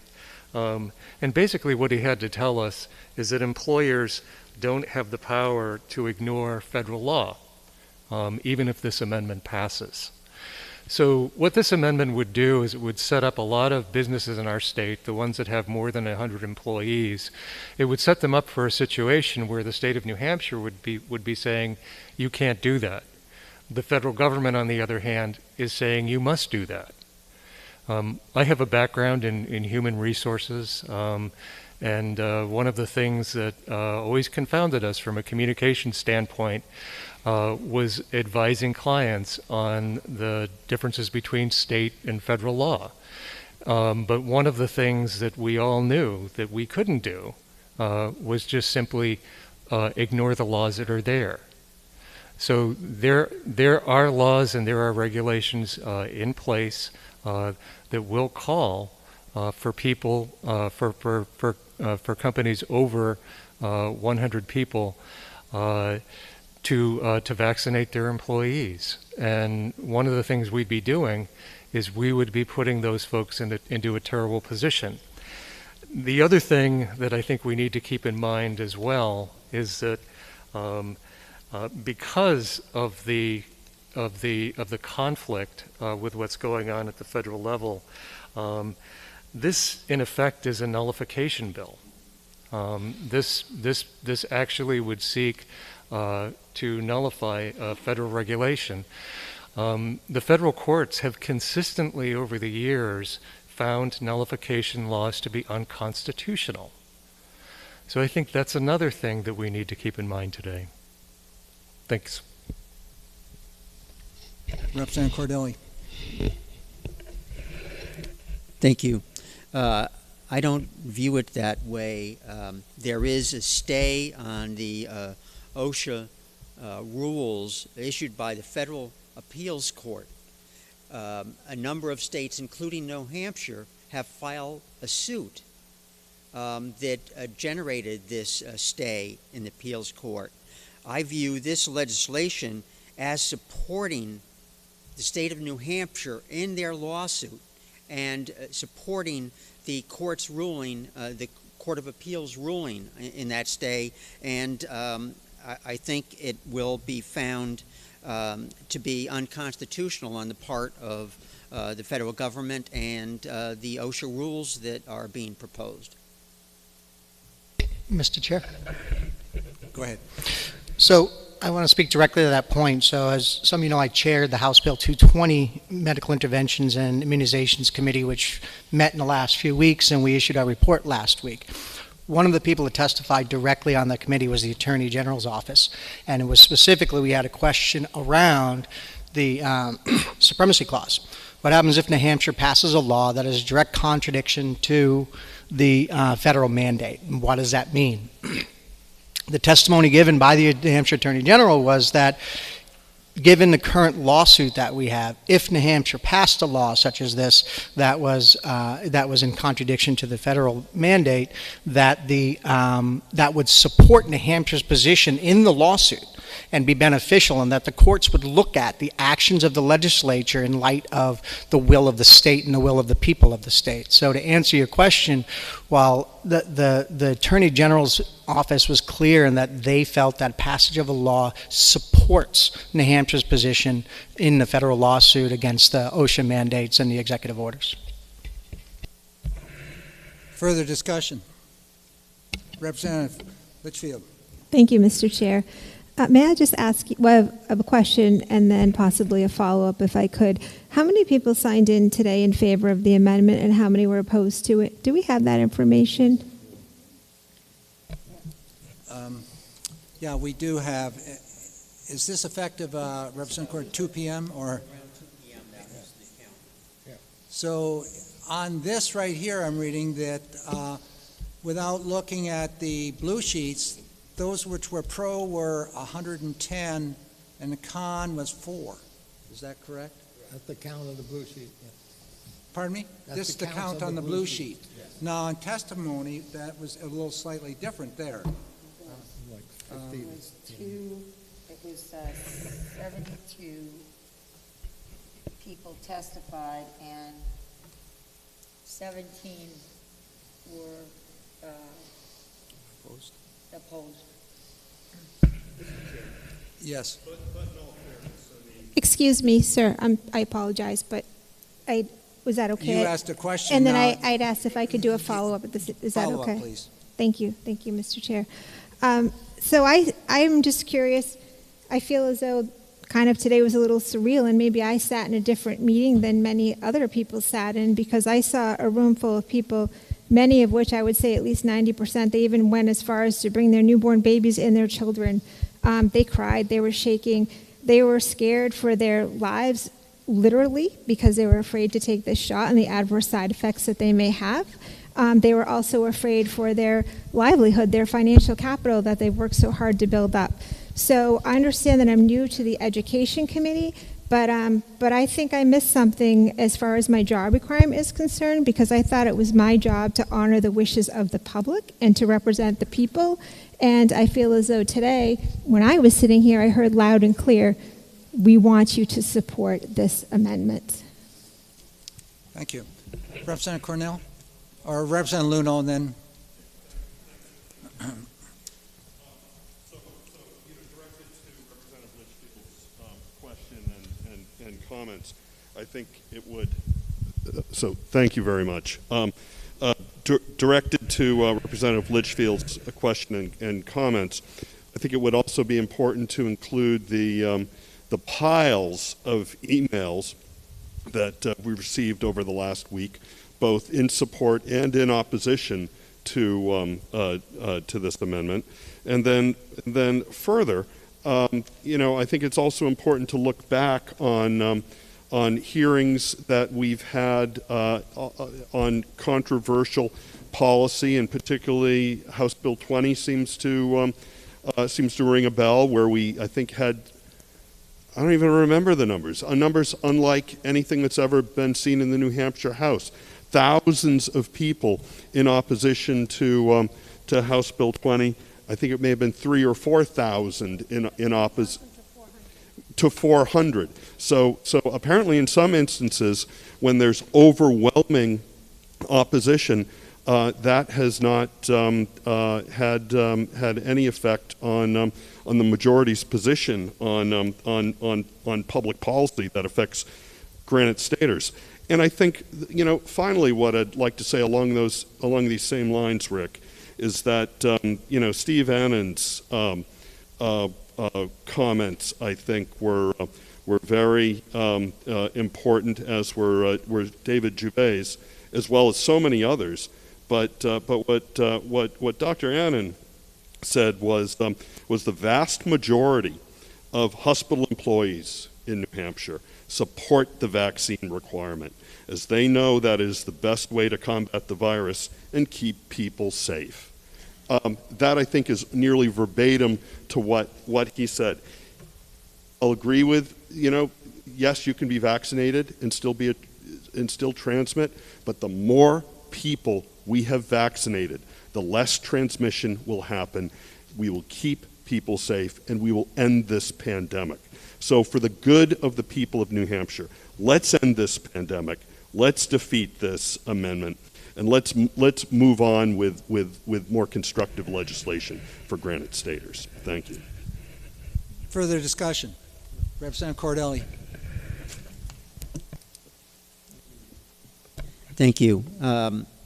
What has been left out in many places where there have been mandates put into place is the recognition that someone has recovered from COVID and has natural immunities, which is far stronger than the vaccine. So this is recognized in this bill, and I think is extremely important. We heard so much talk about herd immunity a year ago, but we never hear about it now because it's more, we have to get people vaccinated. And we have to get boosters and everything else, which is fine. If you want to have a vaccine booster or take both vaccine shots, that's fine. But there has to be recognition that someone has natural immunities because they have recovered from COVID. People on our committee have indicated this in the past. So I think that is a major component of this legislation that is being ignored in the public realm.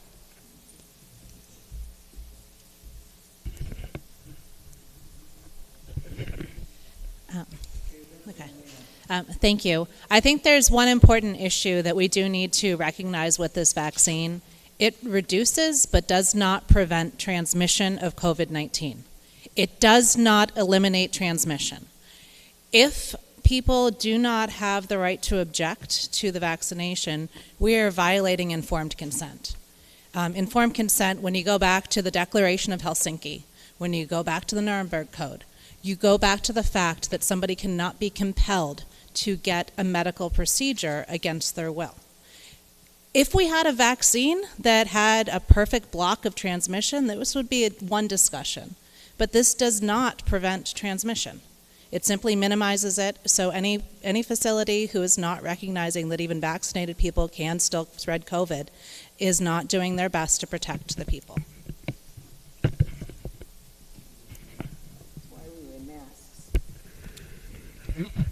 Further discussion. Yes, Representative Tanner. The Nuremberg, people aren't going around making all of us get shots. If I don't want to get a shot, I don't go to the place to get it, and somebody isn't coming around sticking me in the arm if I don't want it. The question here is not whether I can refuse or not, because anybody can refuse. That's pretty clear. Several people do.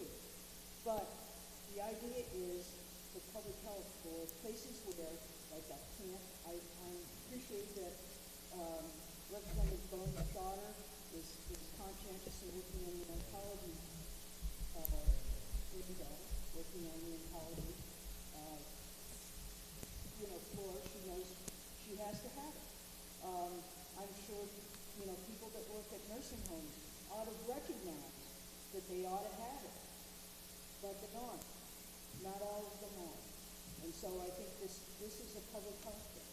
It's if you wish to be employed as a nurse on an oncology ward, or you want to work at a camp with kids that are still undergoing chemotherapy for cancer, or you want to be in a closed-in area where you're working really close and that particular employer feels that he or she does not want the COVID virus to wipe out his staff or her staff and wants to require it, or if the government decides, the federal government decides that they're going to withhold contacts. I don't think it's our place to do this. I also think this is a non-germane amendment. This is in the 4 terms I've been in the House, this is the first time that something's come in as non-germane and it's been voted on. It totally blows my mind that they're voting on it. And then the other thing is, I think we gave really unfortunate false hope to the people that came today that we're going to take a magic vote here and all of a sudden they're going to get their jobs back, they're going to be able to be a conscientious objector, that the whole world's going to be better. And I heard the discussion about trying to tell them how bills become laws, and it's clear to me they didn't fully understand that it may be next spring before this actually gets as a law, and then it's probably going to go through court cases as well. So I feel bad for the vast majority of the people that, as Representative Litchfield said, I felt too when they cried or when they were talking about how it's going to affect their personal life. I feel sorry about that. It's hard to ignore that. But I think we're also waving this lollipop in front of them that's not really there. Is there any further input here? We're getting close to having to act on this amendment. Okay. Further? No, not seeing any. Representative Shaw, would you please call the motion? It's a motion ought to pass on the amendment. Yes, this is ought to pass on Amendment 2239H. Representative Cordelli? Yes. Representative Bohm? Yes. Representative Doucette? Yes. Representative Leon? Yes. Representative Hobson? Representative Hill? Yes. Representative Sodi? Yes. Representative Lang? Yes. Representative Litchfield? Yes. Representative Luno? No. Representative Muse? No. Representative Shaw, yes. Representative Cornell? No. Representative Tanner? No. Representative Ellison? No. Representative Sullivan? No. Representative Woodcock? No. Representative Porter? No. It's 10-9. Gotta get me. Oh, Ladd? Representative Ladd, yes. 11, I'm sorry. 11-8.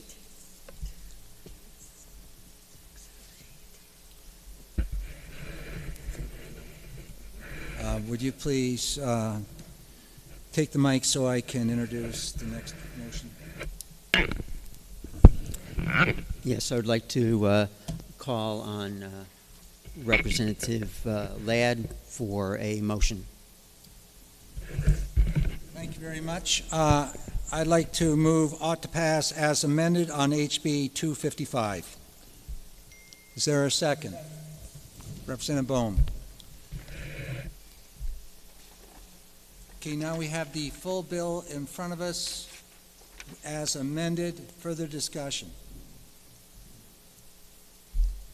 Madam Chair, would you please, Clerk, would you please call? It's late No, and it's thank cold. you. I don't want to be the chair. Bad enough being the clerk today. Okay, we got this all straight. This is ought to pass as amended on House Bill 255. Representative Cordelli? Yes. Representative Bohm. Representative Doucette. Yes. Representative Leon. Yes. Representative Hobson. Yes. Representative Hill. Yes. Representative Sodi. Yes. Representative Lang. Yes. Representative Litchfield. Yes. Representative Luno. No. Representative Muse. No. Representative Shaw, yes. Representative Cornell. No. Representative Tanner. No. Representative Ellison. No. Representative Sullivan. Representative Woodcock. No. Representative Porter. No. 11-8. No, Representative Ladd. Yes. You're so easy to forget. That's all. The 14th year is the charm. I know. So the HB 255 as amended passes OTP. Will there be a minority report? Yes. Okay. No, it's due tomorrow. I'm assuming that, who's going to write that? Marjorie, do you want to write it together? Okay, yeah. We'll write it together. It'll be from Mark. It's coming from It'll come from me. Luno.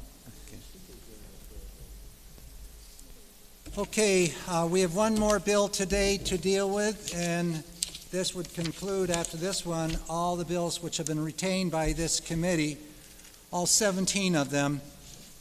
So the bill which we're going to take up right now is HB 607. Another amendment. Whoops, I'm sorry.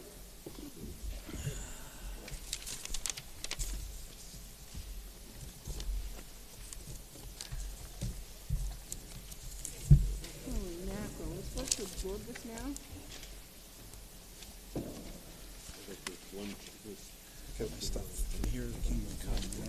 Can I have a copy of it? I don't know where mine is. It's in here somewhere. Good grief. Gave me two. You want one? Yeah. I think I left mine up here.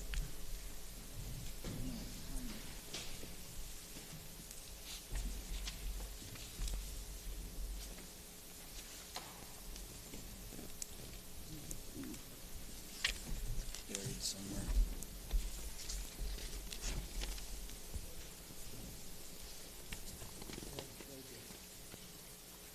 Does everybody have a copy of the new amendment that? Go ahead and let's see. Now, we're talking now the 2250? Is that what we're saying? Okay. I have a question. No, they need them down there. Yeah, there's an extra. Did you move it and Bohm seconded it? Who did? Cordelli and Bohm? On which one? This one. No, we haven't done anything yet.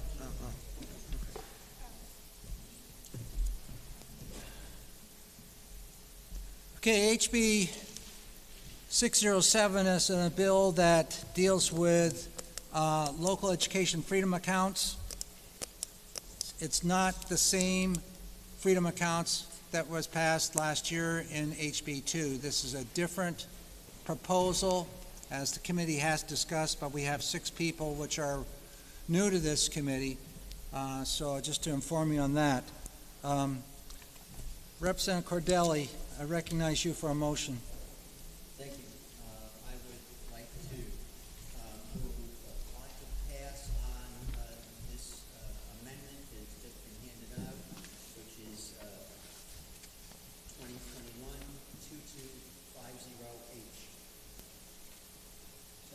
And we have a second from Representative Bohm. Further discuss, yes, Representative Porter? Representative, thank you for letting me express myself on this. I spent the weekend reading over the original amendment. You've just handed me another amendment. So Let me finish. Yeah. What I found in the original amendment were issues that I thought deserved a full hearing and chance for my questions to be answered. I don't even see the sponsor of the original bill here to answer my questions. I'm really concerned about at 4:30 or 4:10 in the afternoon after the day that we just had, that a new amendment is being introduced to us that we haven't had a chance to look over. The bill sponsor is not here to answer our questions, and this is major policy change, and it's going to have a direct negative impact on my school district in Hillsborough. Okay, Representative Porter, To think about I think we hear you where you're going. We have a motion on the table, and it's been a second.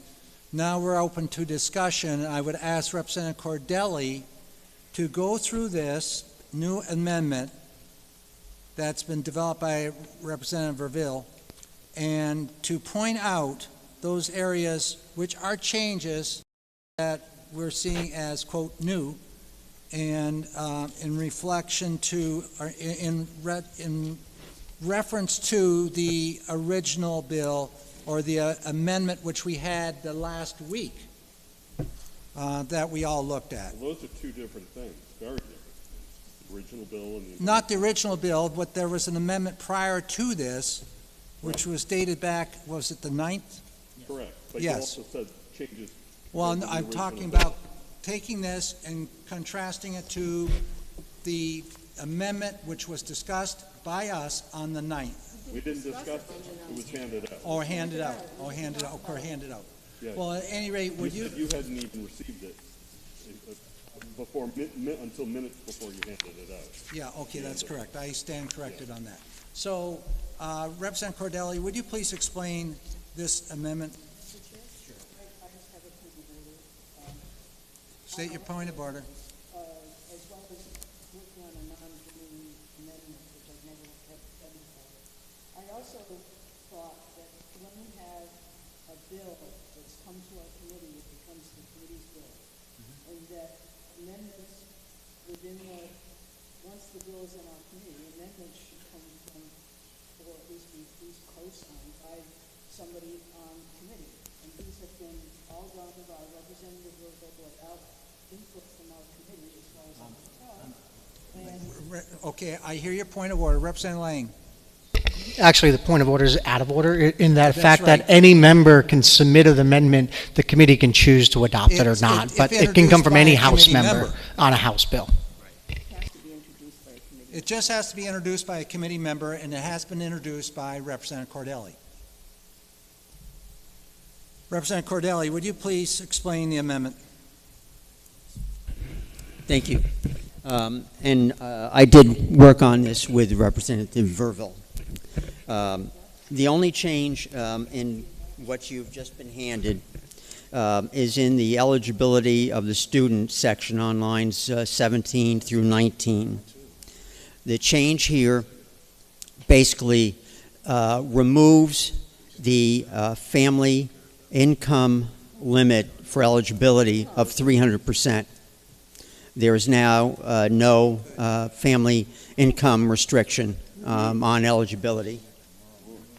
Otherwise, there is no change in this amendment from what you handed out last week.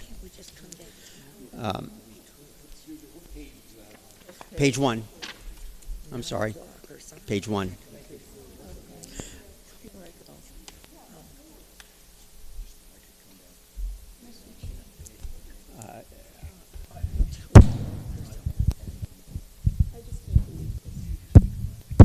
Do you want me to continue?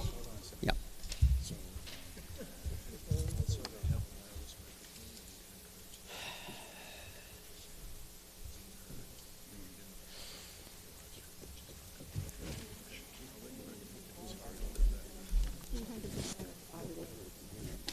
It's not on this new one. We're never gonna get through this today. This is Yeah, not it took gonna off the income be eligibility that they put on right now. the bill that got through It's the. 4:15. On the budget. Okay, can I have we have a motion on the table, I understand that. It's now 4:17.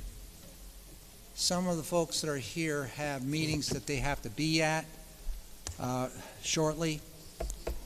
The only other option we have right now and hearing your concern, Representative Porter, you're not having seen this amendment, even though I know the amendment has very few changes in it from what was handed out, I understand your position.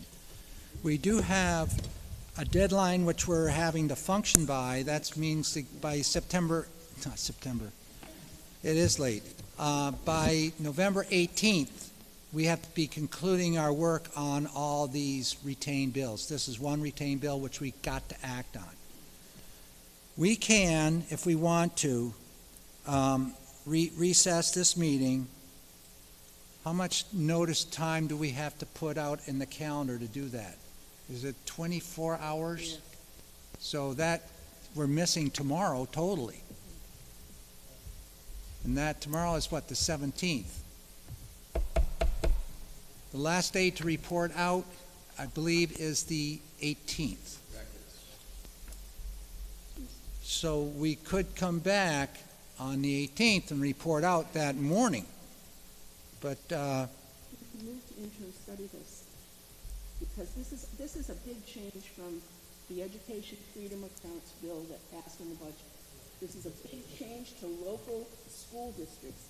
It's something that we really need to look at. I just can't be conscionable to let this go through on a...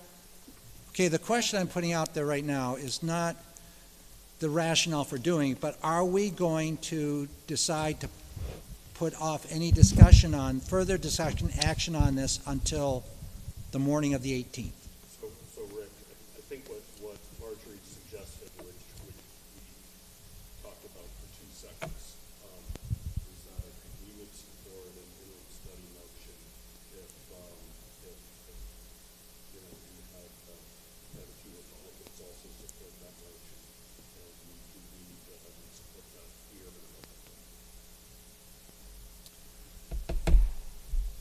I think Go ahead, Representative Shaw. I'm on. I think it makes sense to refer to interim study only because of the fact that the education freedom accounts have just barely got going this year. And if this goes out now, it means it gets acted on this session, and they haven't even had a year to get going on this. I think it would make much more sense to have this be an interim study, and then because the changes are drastic. Okay, we're in a discussion phase. There is a motion on the table. Representative Hill, I know you have your hand up. This bill, put it back down. This bill is a bill that's not the same as the freedom accounts that we passed through by way of HB 2 this previous year. Those education freedom, that past education freedom account was one which is not a option of the school board to decide upon. This is a bill which, in order to become law or to be used, must be approved by a 60% vote of your local school board. Unlike the education freedom account bills, school district, yeah, school district, school board, school district. Your school district, that's correct. Not the board, but the district itself at the annual meeting. So it's much different than the the freedom accounts which we've had in HB 2. So I'm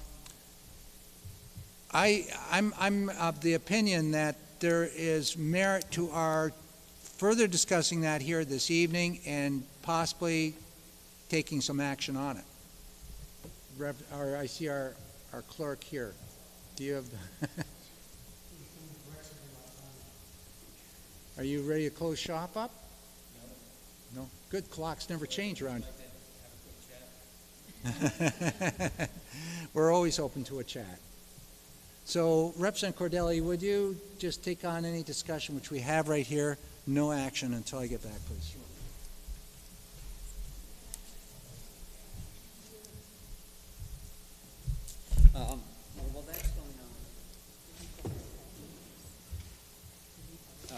some further information that might help you. Number one, this is enabling legislation.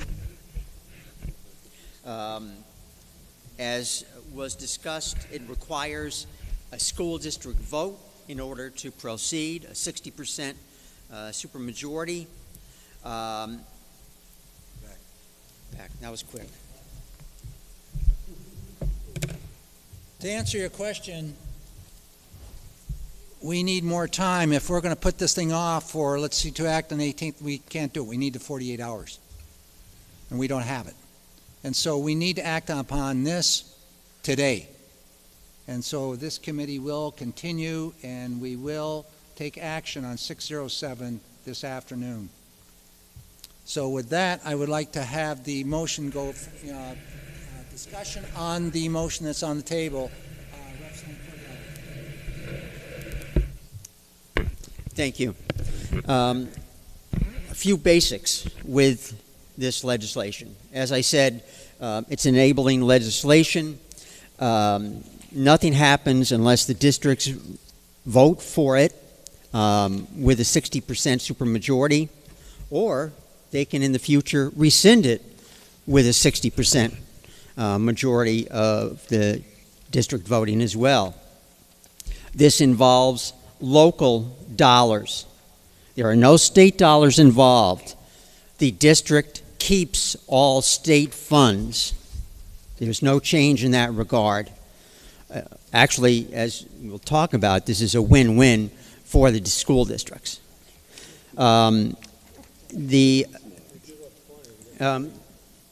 Excuse me.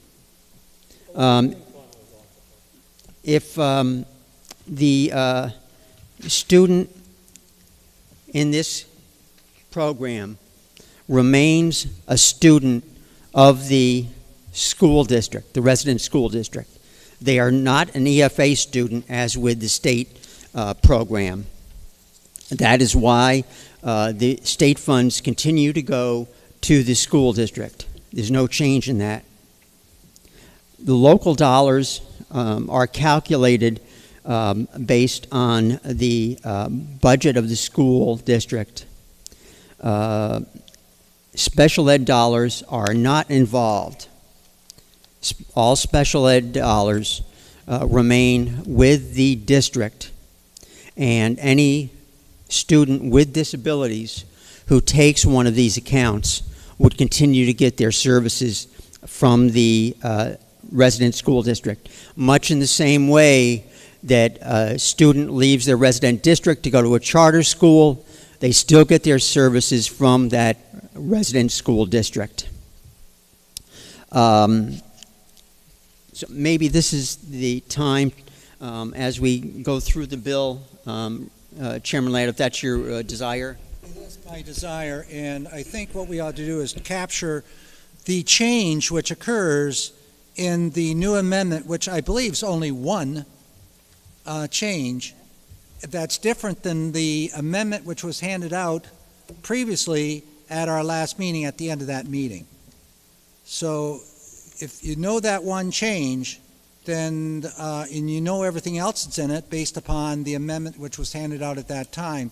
So Representative Cordelli, would you please explain the change which occurs on page 1 of that amendment, and it's dealing with the eligibility of a student? Yes, that is the only change in that section on page 1, in that the family income eligibility cap of 300% of federal poverty is removed. So there is no family income cap on this program.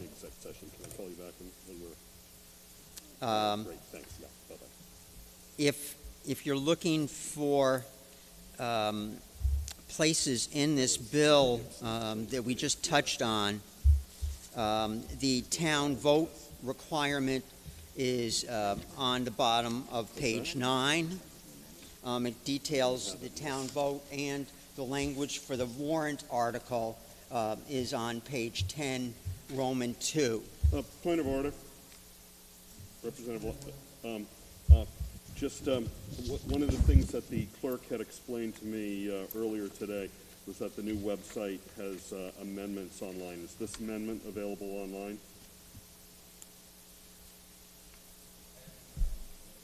Yeah. Well, I brought it up as a point of order. Oh, well. Point of information. Point of information. I have no idea. It's not point of order, and that question can be asked after Representative Cordelli has finished his Okay. presentation. Thank you. Let's see. In terms of, we were just talking about special education. On page 4, Roman numeral 3, it details that the student would continue to get their special education services from the local school district. That is on in Roman 3.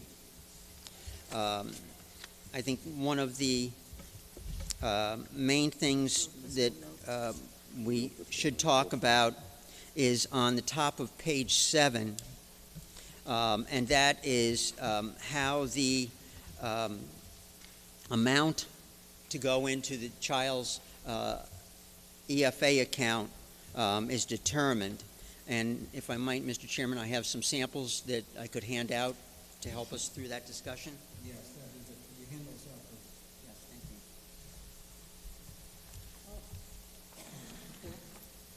All he told me was that instead of hopping all over on this, like going to the last page, going to this page, going through that page, I'm trying to go through matching line by, not line by line, but section by section.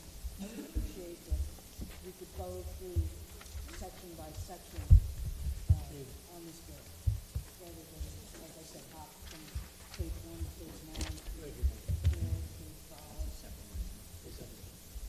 Just two?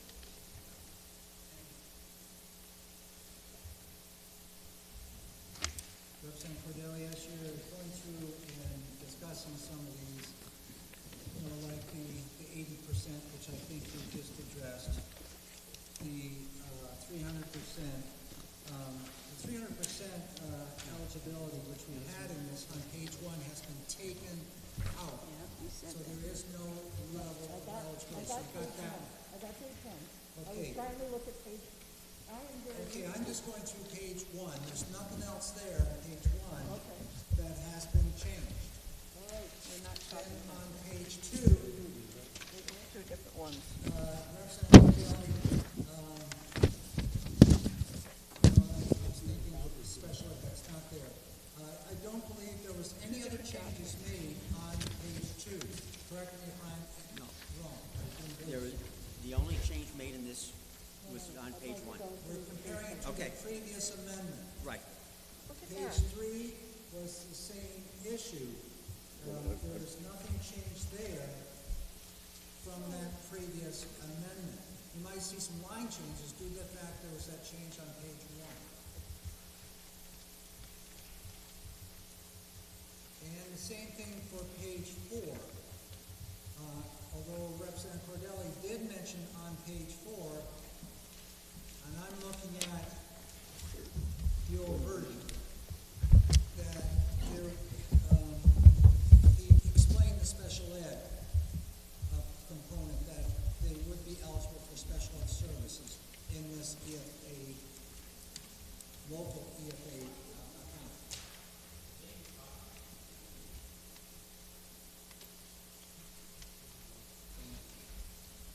Okay, Representative Cordelli, would you then go on and explain the rest of the bill so we try to catch it up? Thank you, Mr. Chairman. I hope you have two handouts that we'll use in looking at the how the funding is arrived at. Beg pardon? The first one has 4 examples on it: Conway, Deerfield, Newfields, and Rumney. And These are the calculations for determining the EFA account for the child. It basically involves the local budget, the current appropriations within the district. We subtract out the special ed funding to arrive at what the local non-special ed funding is. We multiply that by 80% because 20% of the local funding stays with the district in addition to all of the state and federal funding. We then divide that by the attendance to determine the amount of the per pupil grant. And those are 4 towns that we went through that calculation with the Department of Education. And the other sheet that I handed out is a more detailed explanation of that calculation for the Conway School District, in that it shows where this information comes from, and it's basically the DOE 25. Every district is required to report this information to the Department of Education. So it's readily available information to the department and also to the district and also to the department, and that'll help the department in monitoring the program. So this Conway example steps you through that and shows for each item in the calculation where that information is obtained from on the DOE 25, both in terms of the special ed funding, the state and federal aid for special education. You'll see that on page 3, I believe it is. Then if I can turn the page, it's, again, more special aid information from the DOE 25. And on the last page are the ultimate steps in the calculation, and it shows you each one of those for the Conway School District to arrive at the per pupil grant of $4,871.69.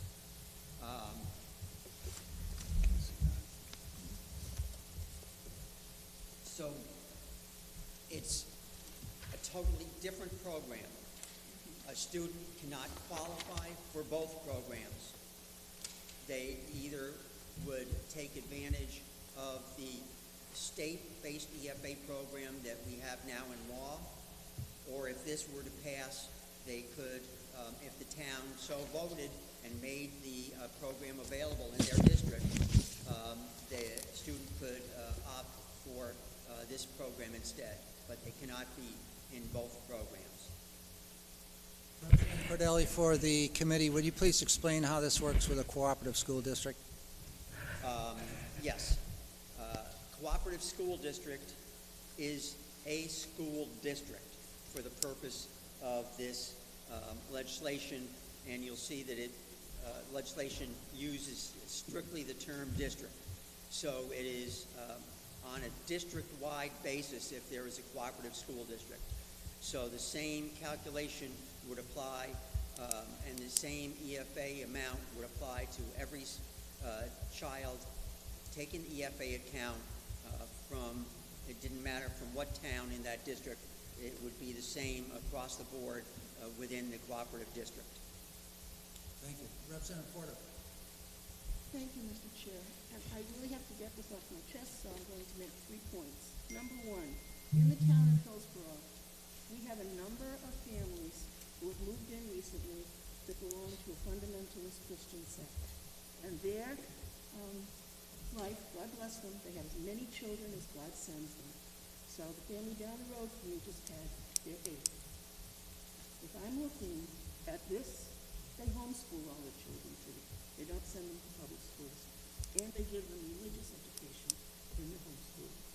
If I'm looking at this figure, even if Conway's is close to what Hillsborough's are, and of those 3 families that I know of per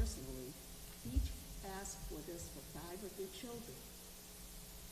What does that do to the district's bottom line? We're talking close to $5,000 a kid, $25,000 a family. Second, the New Hampshire Constitution has 2 clauses in it that prevents anybody from being forced to pay for the religious education of any child. My property taxes, which is what this is based on, not swept tax, not business taxes.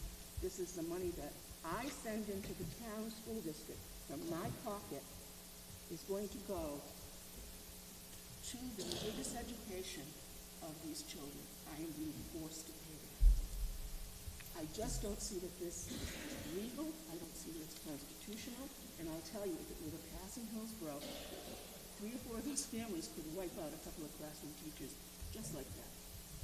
So I'm just concerned that at this hour of night, at 25 minutes of 5, we are dealing with a bill that could devastate my community if it passes without giving it the due, doesn't even have a fiscal note. And I just don't see how we can be doing it. I'm really upset, as you can see, because I care deeply about my school district and my town, and this will devastate them. This is an able-bodied legislation. People voted in this country. 60% of those voters would have to approve it. I don't see how it could be approved too many places. Also, yes, there are small groups waiting. Somebody would bring a lawsuit against New Hampshire for doing this with our Constitution. The U.S. Supreme Court has ruled in a number of cases that the Blaine amendments are unconstitutional. So they're just waiting, and it's not the court to state anything for somebody to make that suit. So the thing is, like I said, big thing, it's an enabling legislation. 60% of your school district voters have to vote for this. I don't know anybody, any town that would. If they did, they'd have a really bad public school system. So why do it? Representative Ellison. Can I just go back to the page 1 on the income, the income eligibility, which was full from the original version 2 weeks ago or a week ago? Correct. Could I ask what the rationale was for removing that from the bill? Yes, in discussions with the prime sponsor and others, we had discussed the fact that there had been many families complaining about the current EFA program that had been put into law that had the income cap in a similar fashion as does the tax credit scholarship. Both have 300% of federal poverty and family income caps. It has been made clear to us by many people that the cap is unfair to many middle-class families. And it is on that basis that we decided to remove the cap from this. The cap remains in place in the state EFA program. There is no change to that, and I am not supporting any change to that. Follow up? Yes. Then hypothetically, without the income requirement in there, we could have a family with a family income of $200,000 and we're sending 2 children to Phillips Exeter for the tuition is $58,000 a year. They would be eligible for grants from the local school district under this bill. Is that correct? If they were in the Hillsborough School District, for instance, and they wanted to send their child to a private school, they could apply. If the town passed it and made this program available in the community, they could apply for an EFA and go to a private school with those funds. Representative Tanner. Yes, thank you. When we started talking about EFAs just in general, we talked about taking the amount of money that the state gives per student to the local school district, $3,000 to $4,000, maybe even $7,000 with special ed thrown in there. One of the things that we talked about there was that if you take 2 kids out of 1st grade and 3 kids out of 6th grade and then 5 kids out of 8th grade in a school district, you lose that money, but at the same time you are still stuck with the building, stuck with the custodian, stuck with the library, stuck with the co-curricular, I'll use your term, and all the other things that go into creating a school system for kids for the school year. This is upping that ante even further. So as on this sheet, the lowest you have is like $4,800, and it certainly could go a lot more than that. So now we're going to have kids leave the school district or maybe not even come into the school district and take away this higher level of money that, and yet that portion of that money goes to support the building itself and everything around it. I'm not sure, I mean, I hope the rationale isn't to get rid of lousy school systems as was quoted from Representative Bone. I hope that what we're trying to do is support all our public school systems, but I'm not sure that we're really going to do that. I'm also worried that there's no fiscal note with this. What is, or even recognition that this is going to cost the local, that there is going to be a cost to the local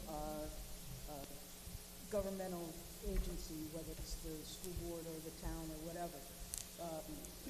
When we had the EFA come through, same thing happened. We had an underestimate how many people were going to actually take it.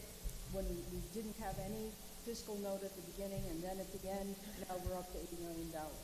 My last point is, we're turning this all over to this scholarship organization, which never has had an RFP with the state, is taking 10% off the top. So now, not only are we taking this money from the school district, part of it that should go towards not just students, but towards the building and towards the district itself, we're taking that money away.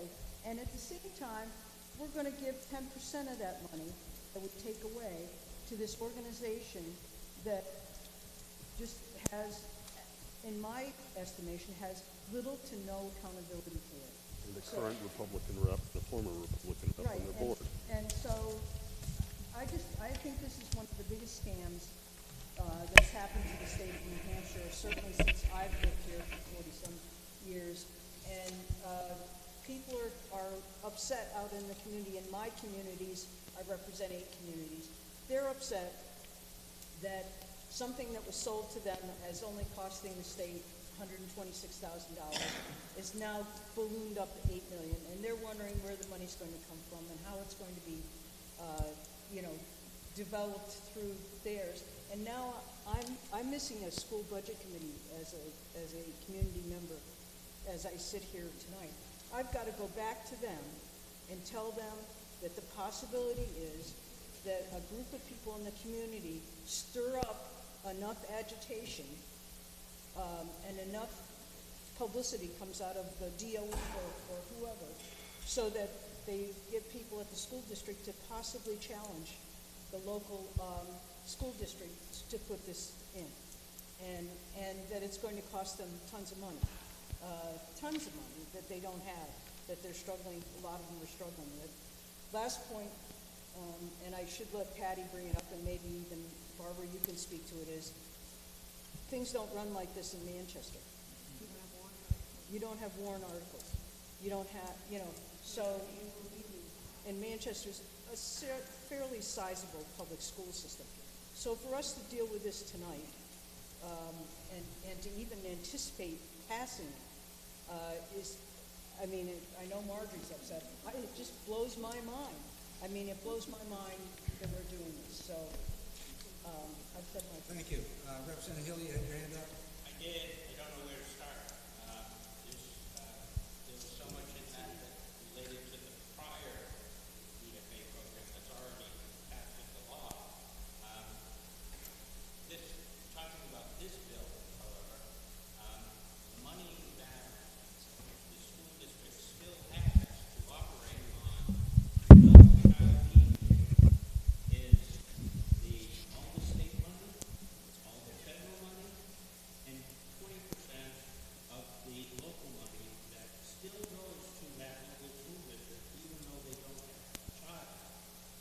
So to say that money is being stripped out, it's not the case. I mean, the idea of having one or two children coming out of one class, this is money still going back to that school district. That's number one. Number two, and I'll actually defer, I guess, there was a section in there that I think Glenn can speak to better. But I would say that you've got a completely different program and you're conflating the two issues, the two different types of programs before you evaluate this. We do have a deadline here. We've always had deadlines, and this has to get done. You've had the bill for, well, I mean, this is a retained bill. So you've had the bill for 6 months, roughly. So I don't know why the shock and awe here of... Look, that's accusing Mr. Bennett of that bullshit. Come on, folks, let's work through the chair. Work through the chair. Representative Luno. Yeah.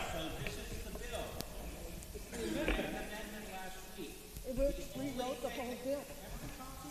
Maybe, but you're also accusing me. The only thing that was different was the fact that it changed the 300% rule. Everything else in here you had for that week. It's the time I've seen it. So I don't know what the feigned problem here. You know what? It's a couple of things. It's the fact that the amendment has Dave, I'll give you permission to speak, but let's just work the way we should. I know that's the way you've always. The way we should, like we've been doing all day. Representative Luno, would you like to rebut? Would you like to rebut what he's saying? Then okay, go ahead. So thank you very much, Mr. Chair. And Representative Bell, I get to go ahead from the chair. Sorry. Go ahead.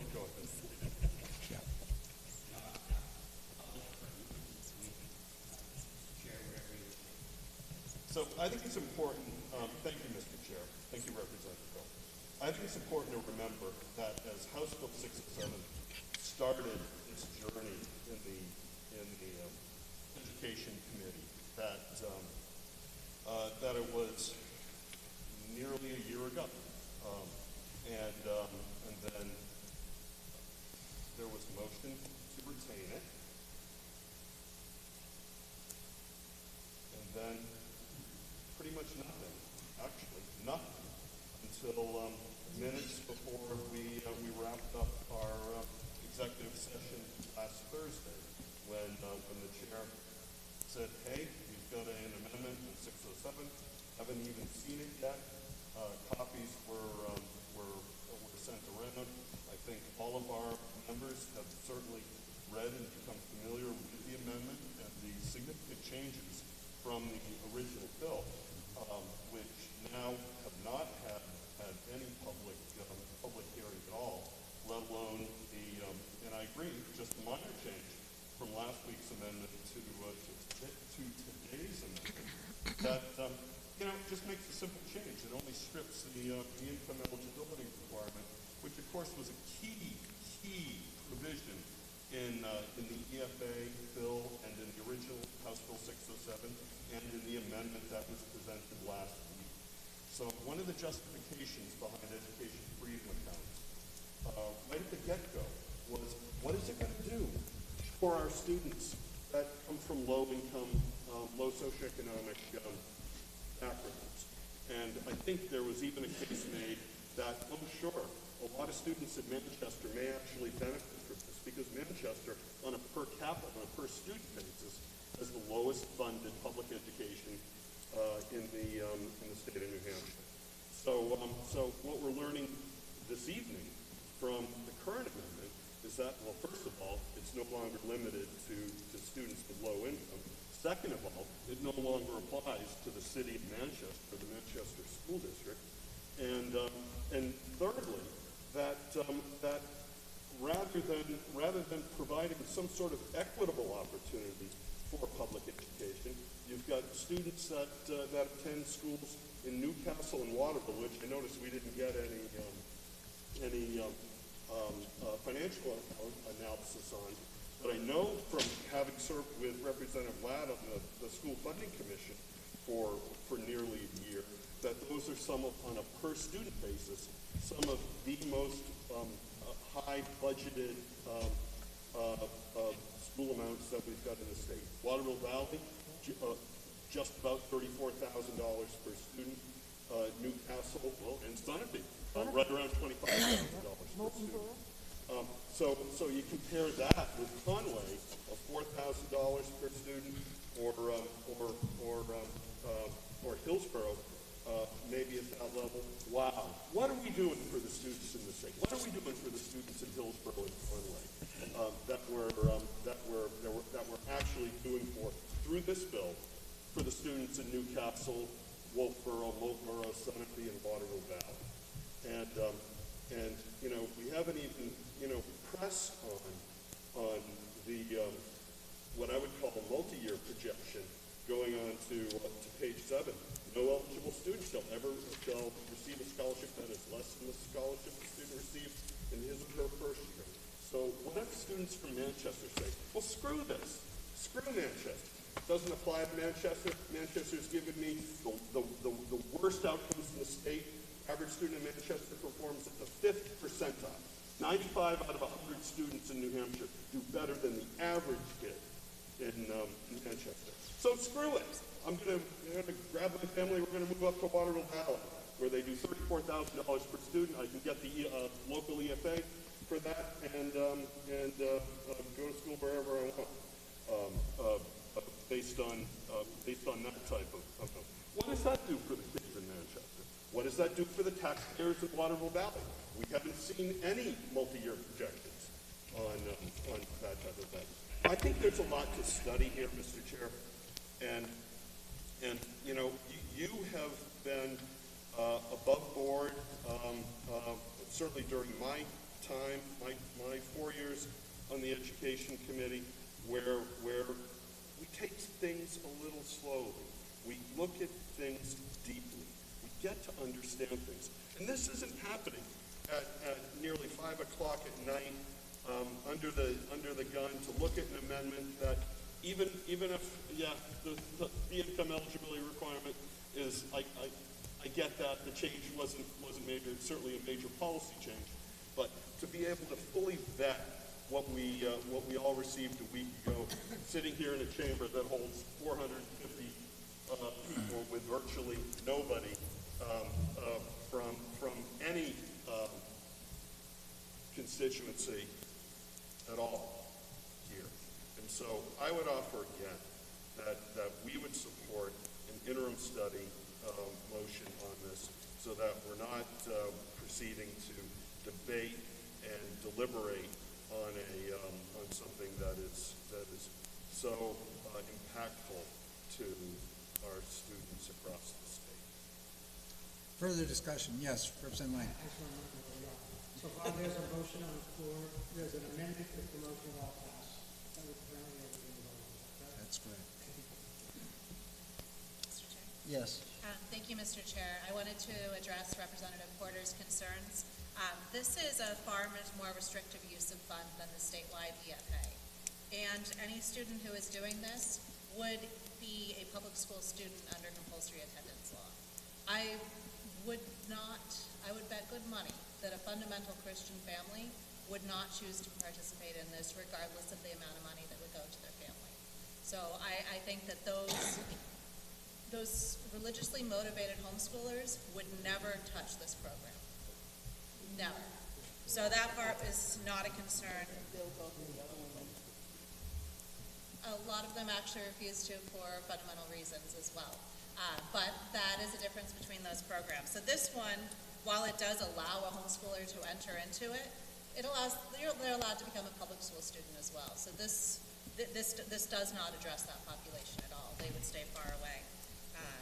And I do think, I'm also on the School Fiscal Advisory Board for my town. This is something that, if it makes sense for the town, they would have the chance to vote to bring this in. If it doesn't make sense, it won't.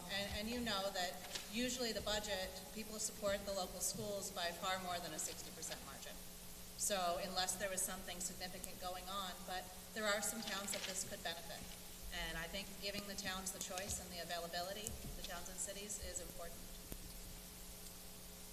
I would just reply, since I was mentioned indirectly in that last comment, that take those figures home to your town, to your school district budget committee, and ask them how that's going to affect their school. How it's going to affect their school. And see what reaction you get. I bet you that you'll get quite a reaction from that. And it won't be popular. This is a bill which is an enabling bill. The local district makes that decision. If they decide to go that way, then they are the ones that are going to have to, deal with the finances associated with this bill. So it does not have on it well, it does, the old bill had a fiscal note on it. Yeah, that's what I'm saying. So we've already known that's there. So at this point in time, there's no further discussion. I think we ought to call this motion. Art? I have a number of questions about details in the bill, and I'm wondering if this is the time to raise them, or we're just going to kind of run right through this and pass this. Why don't you go and explain where you have some questions? Well, a very specific one would be on page 3. Well, this is the First Amendment. I think it's still probably page 3 of the new one, about payment for tutors. It's line 16 on page 2 of the First Amendment. It may well be, it's still on page 216. It says payment, this would be considered an allowable cost. And I guess Glenn, I'll return to you, I guess. Do you have to be certified to be a tutor? Or could a tutor be Aunt Clara, who's going to teach my kid addition facts? I mean, how would that be controlled?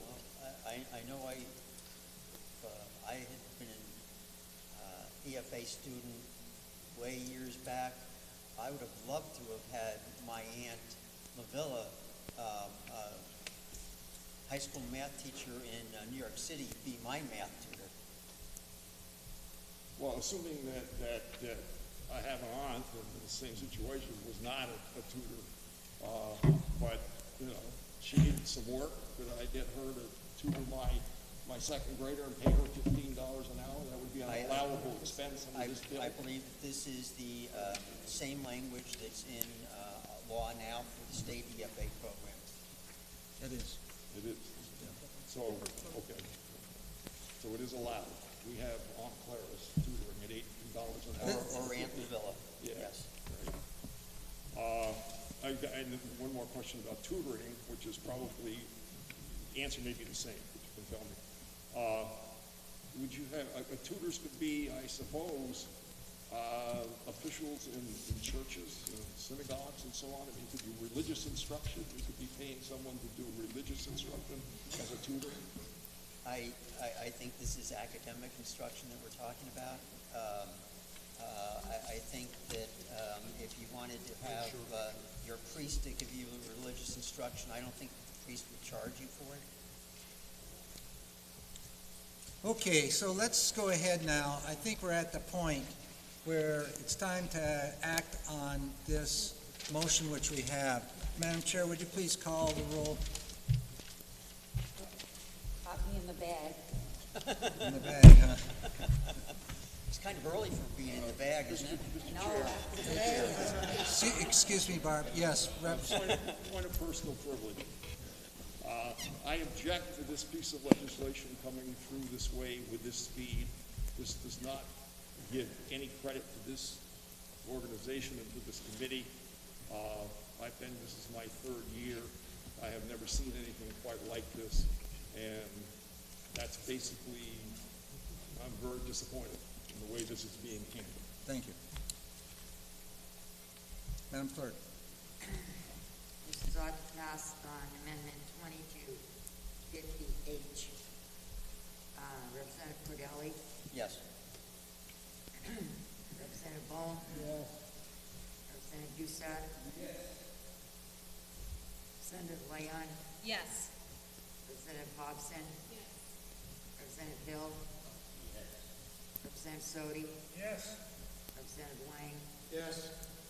Representative Litchfield? Yes. Representative Luno? No. Representative Hughes? He said no. Representative Shaw, no. Representative Cornell? No. Representative Tanner? Absolutely not. Representative Ellison? No. Representative Sullivan? No. Representative Woodcock? No. Representative Porter?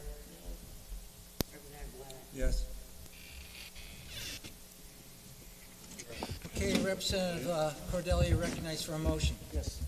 Yes, I would like to move ought to pass as amended on House Bill 607 with Amendment 2250 that we just passed.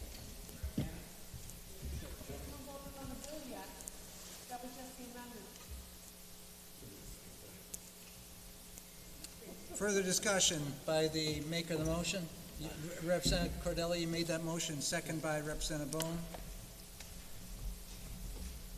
Further discussion of either, of anybody in the committee? Madam Clerk? This is ought to pass as amended. Representative Cordelli? Yes. Representative Bone? Representative Doucette? Representative Leon? Yes. Representative Hobson? Representative Hill?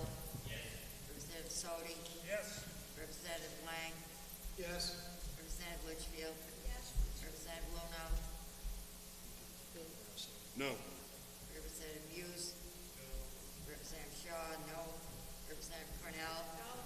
Representative Tanner? No. Representative Ellison? No. Representative Sullivan? No. Representative Woodcock? No. Representative Porter? No. And Representative Ladd? Oh, you haven't got there yet? Yes. Representative Leonard? Yes. 10-9. Okay. So that concludes our executive session for today. Thank you. We are done. Any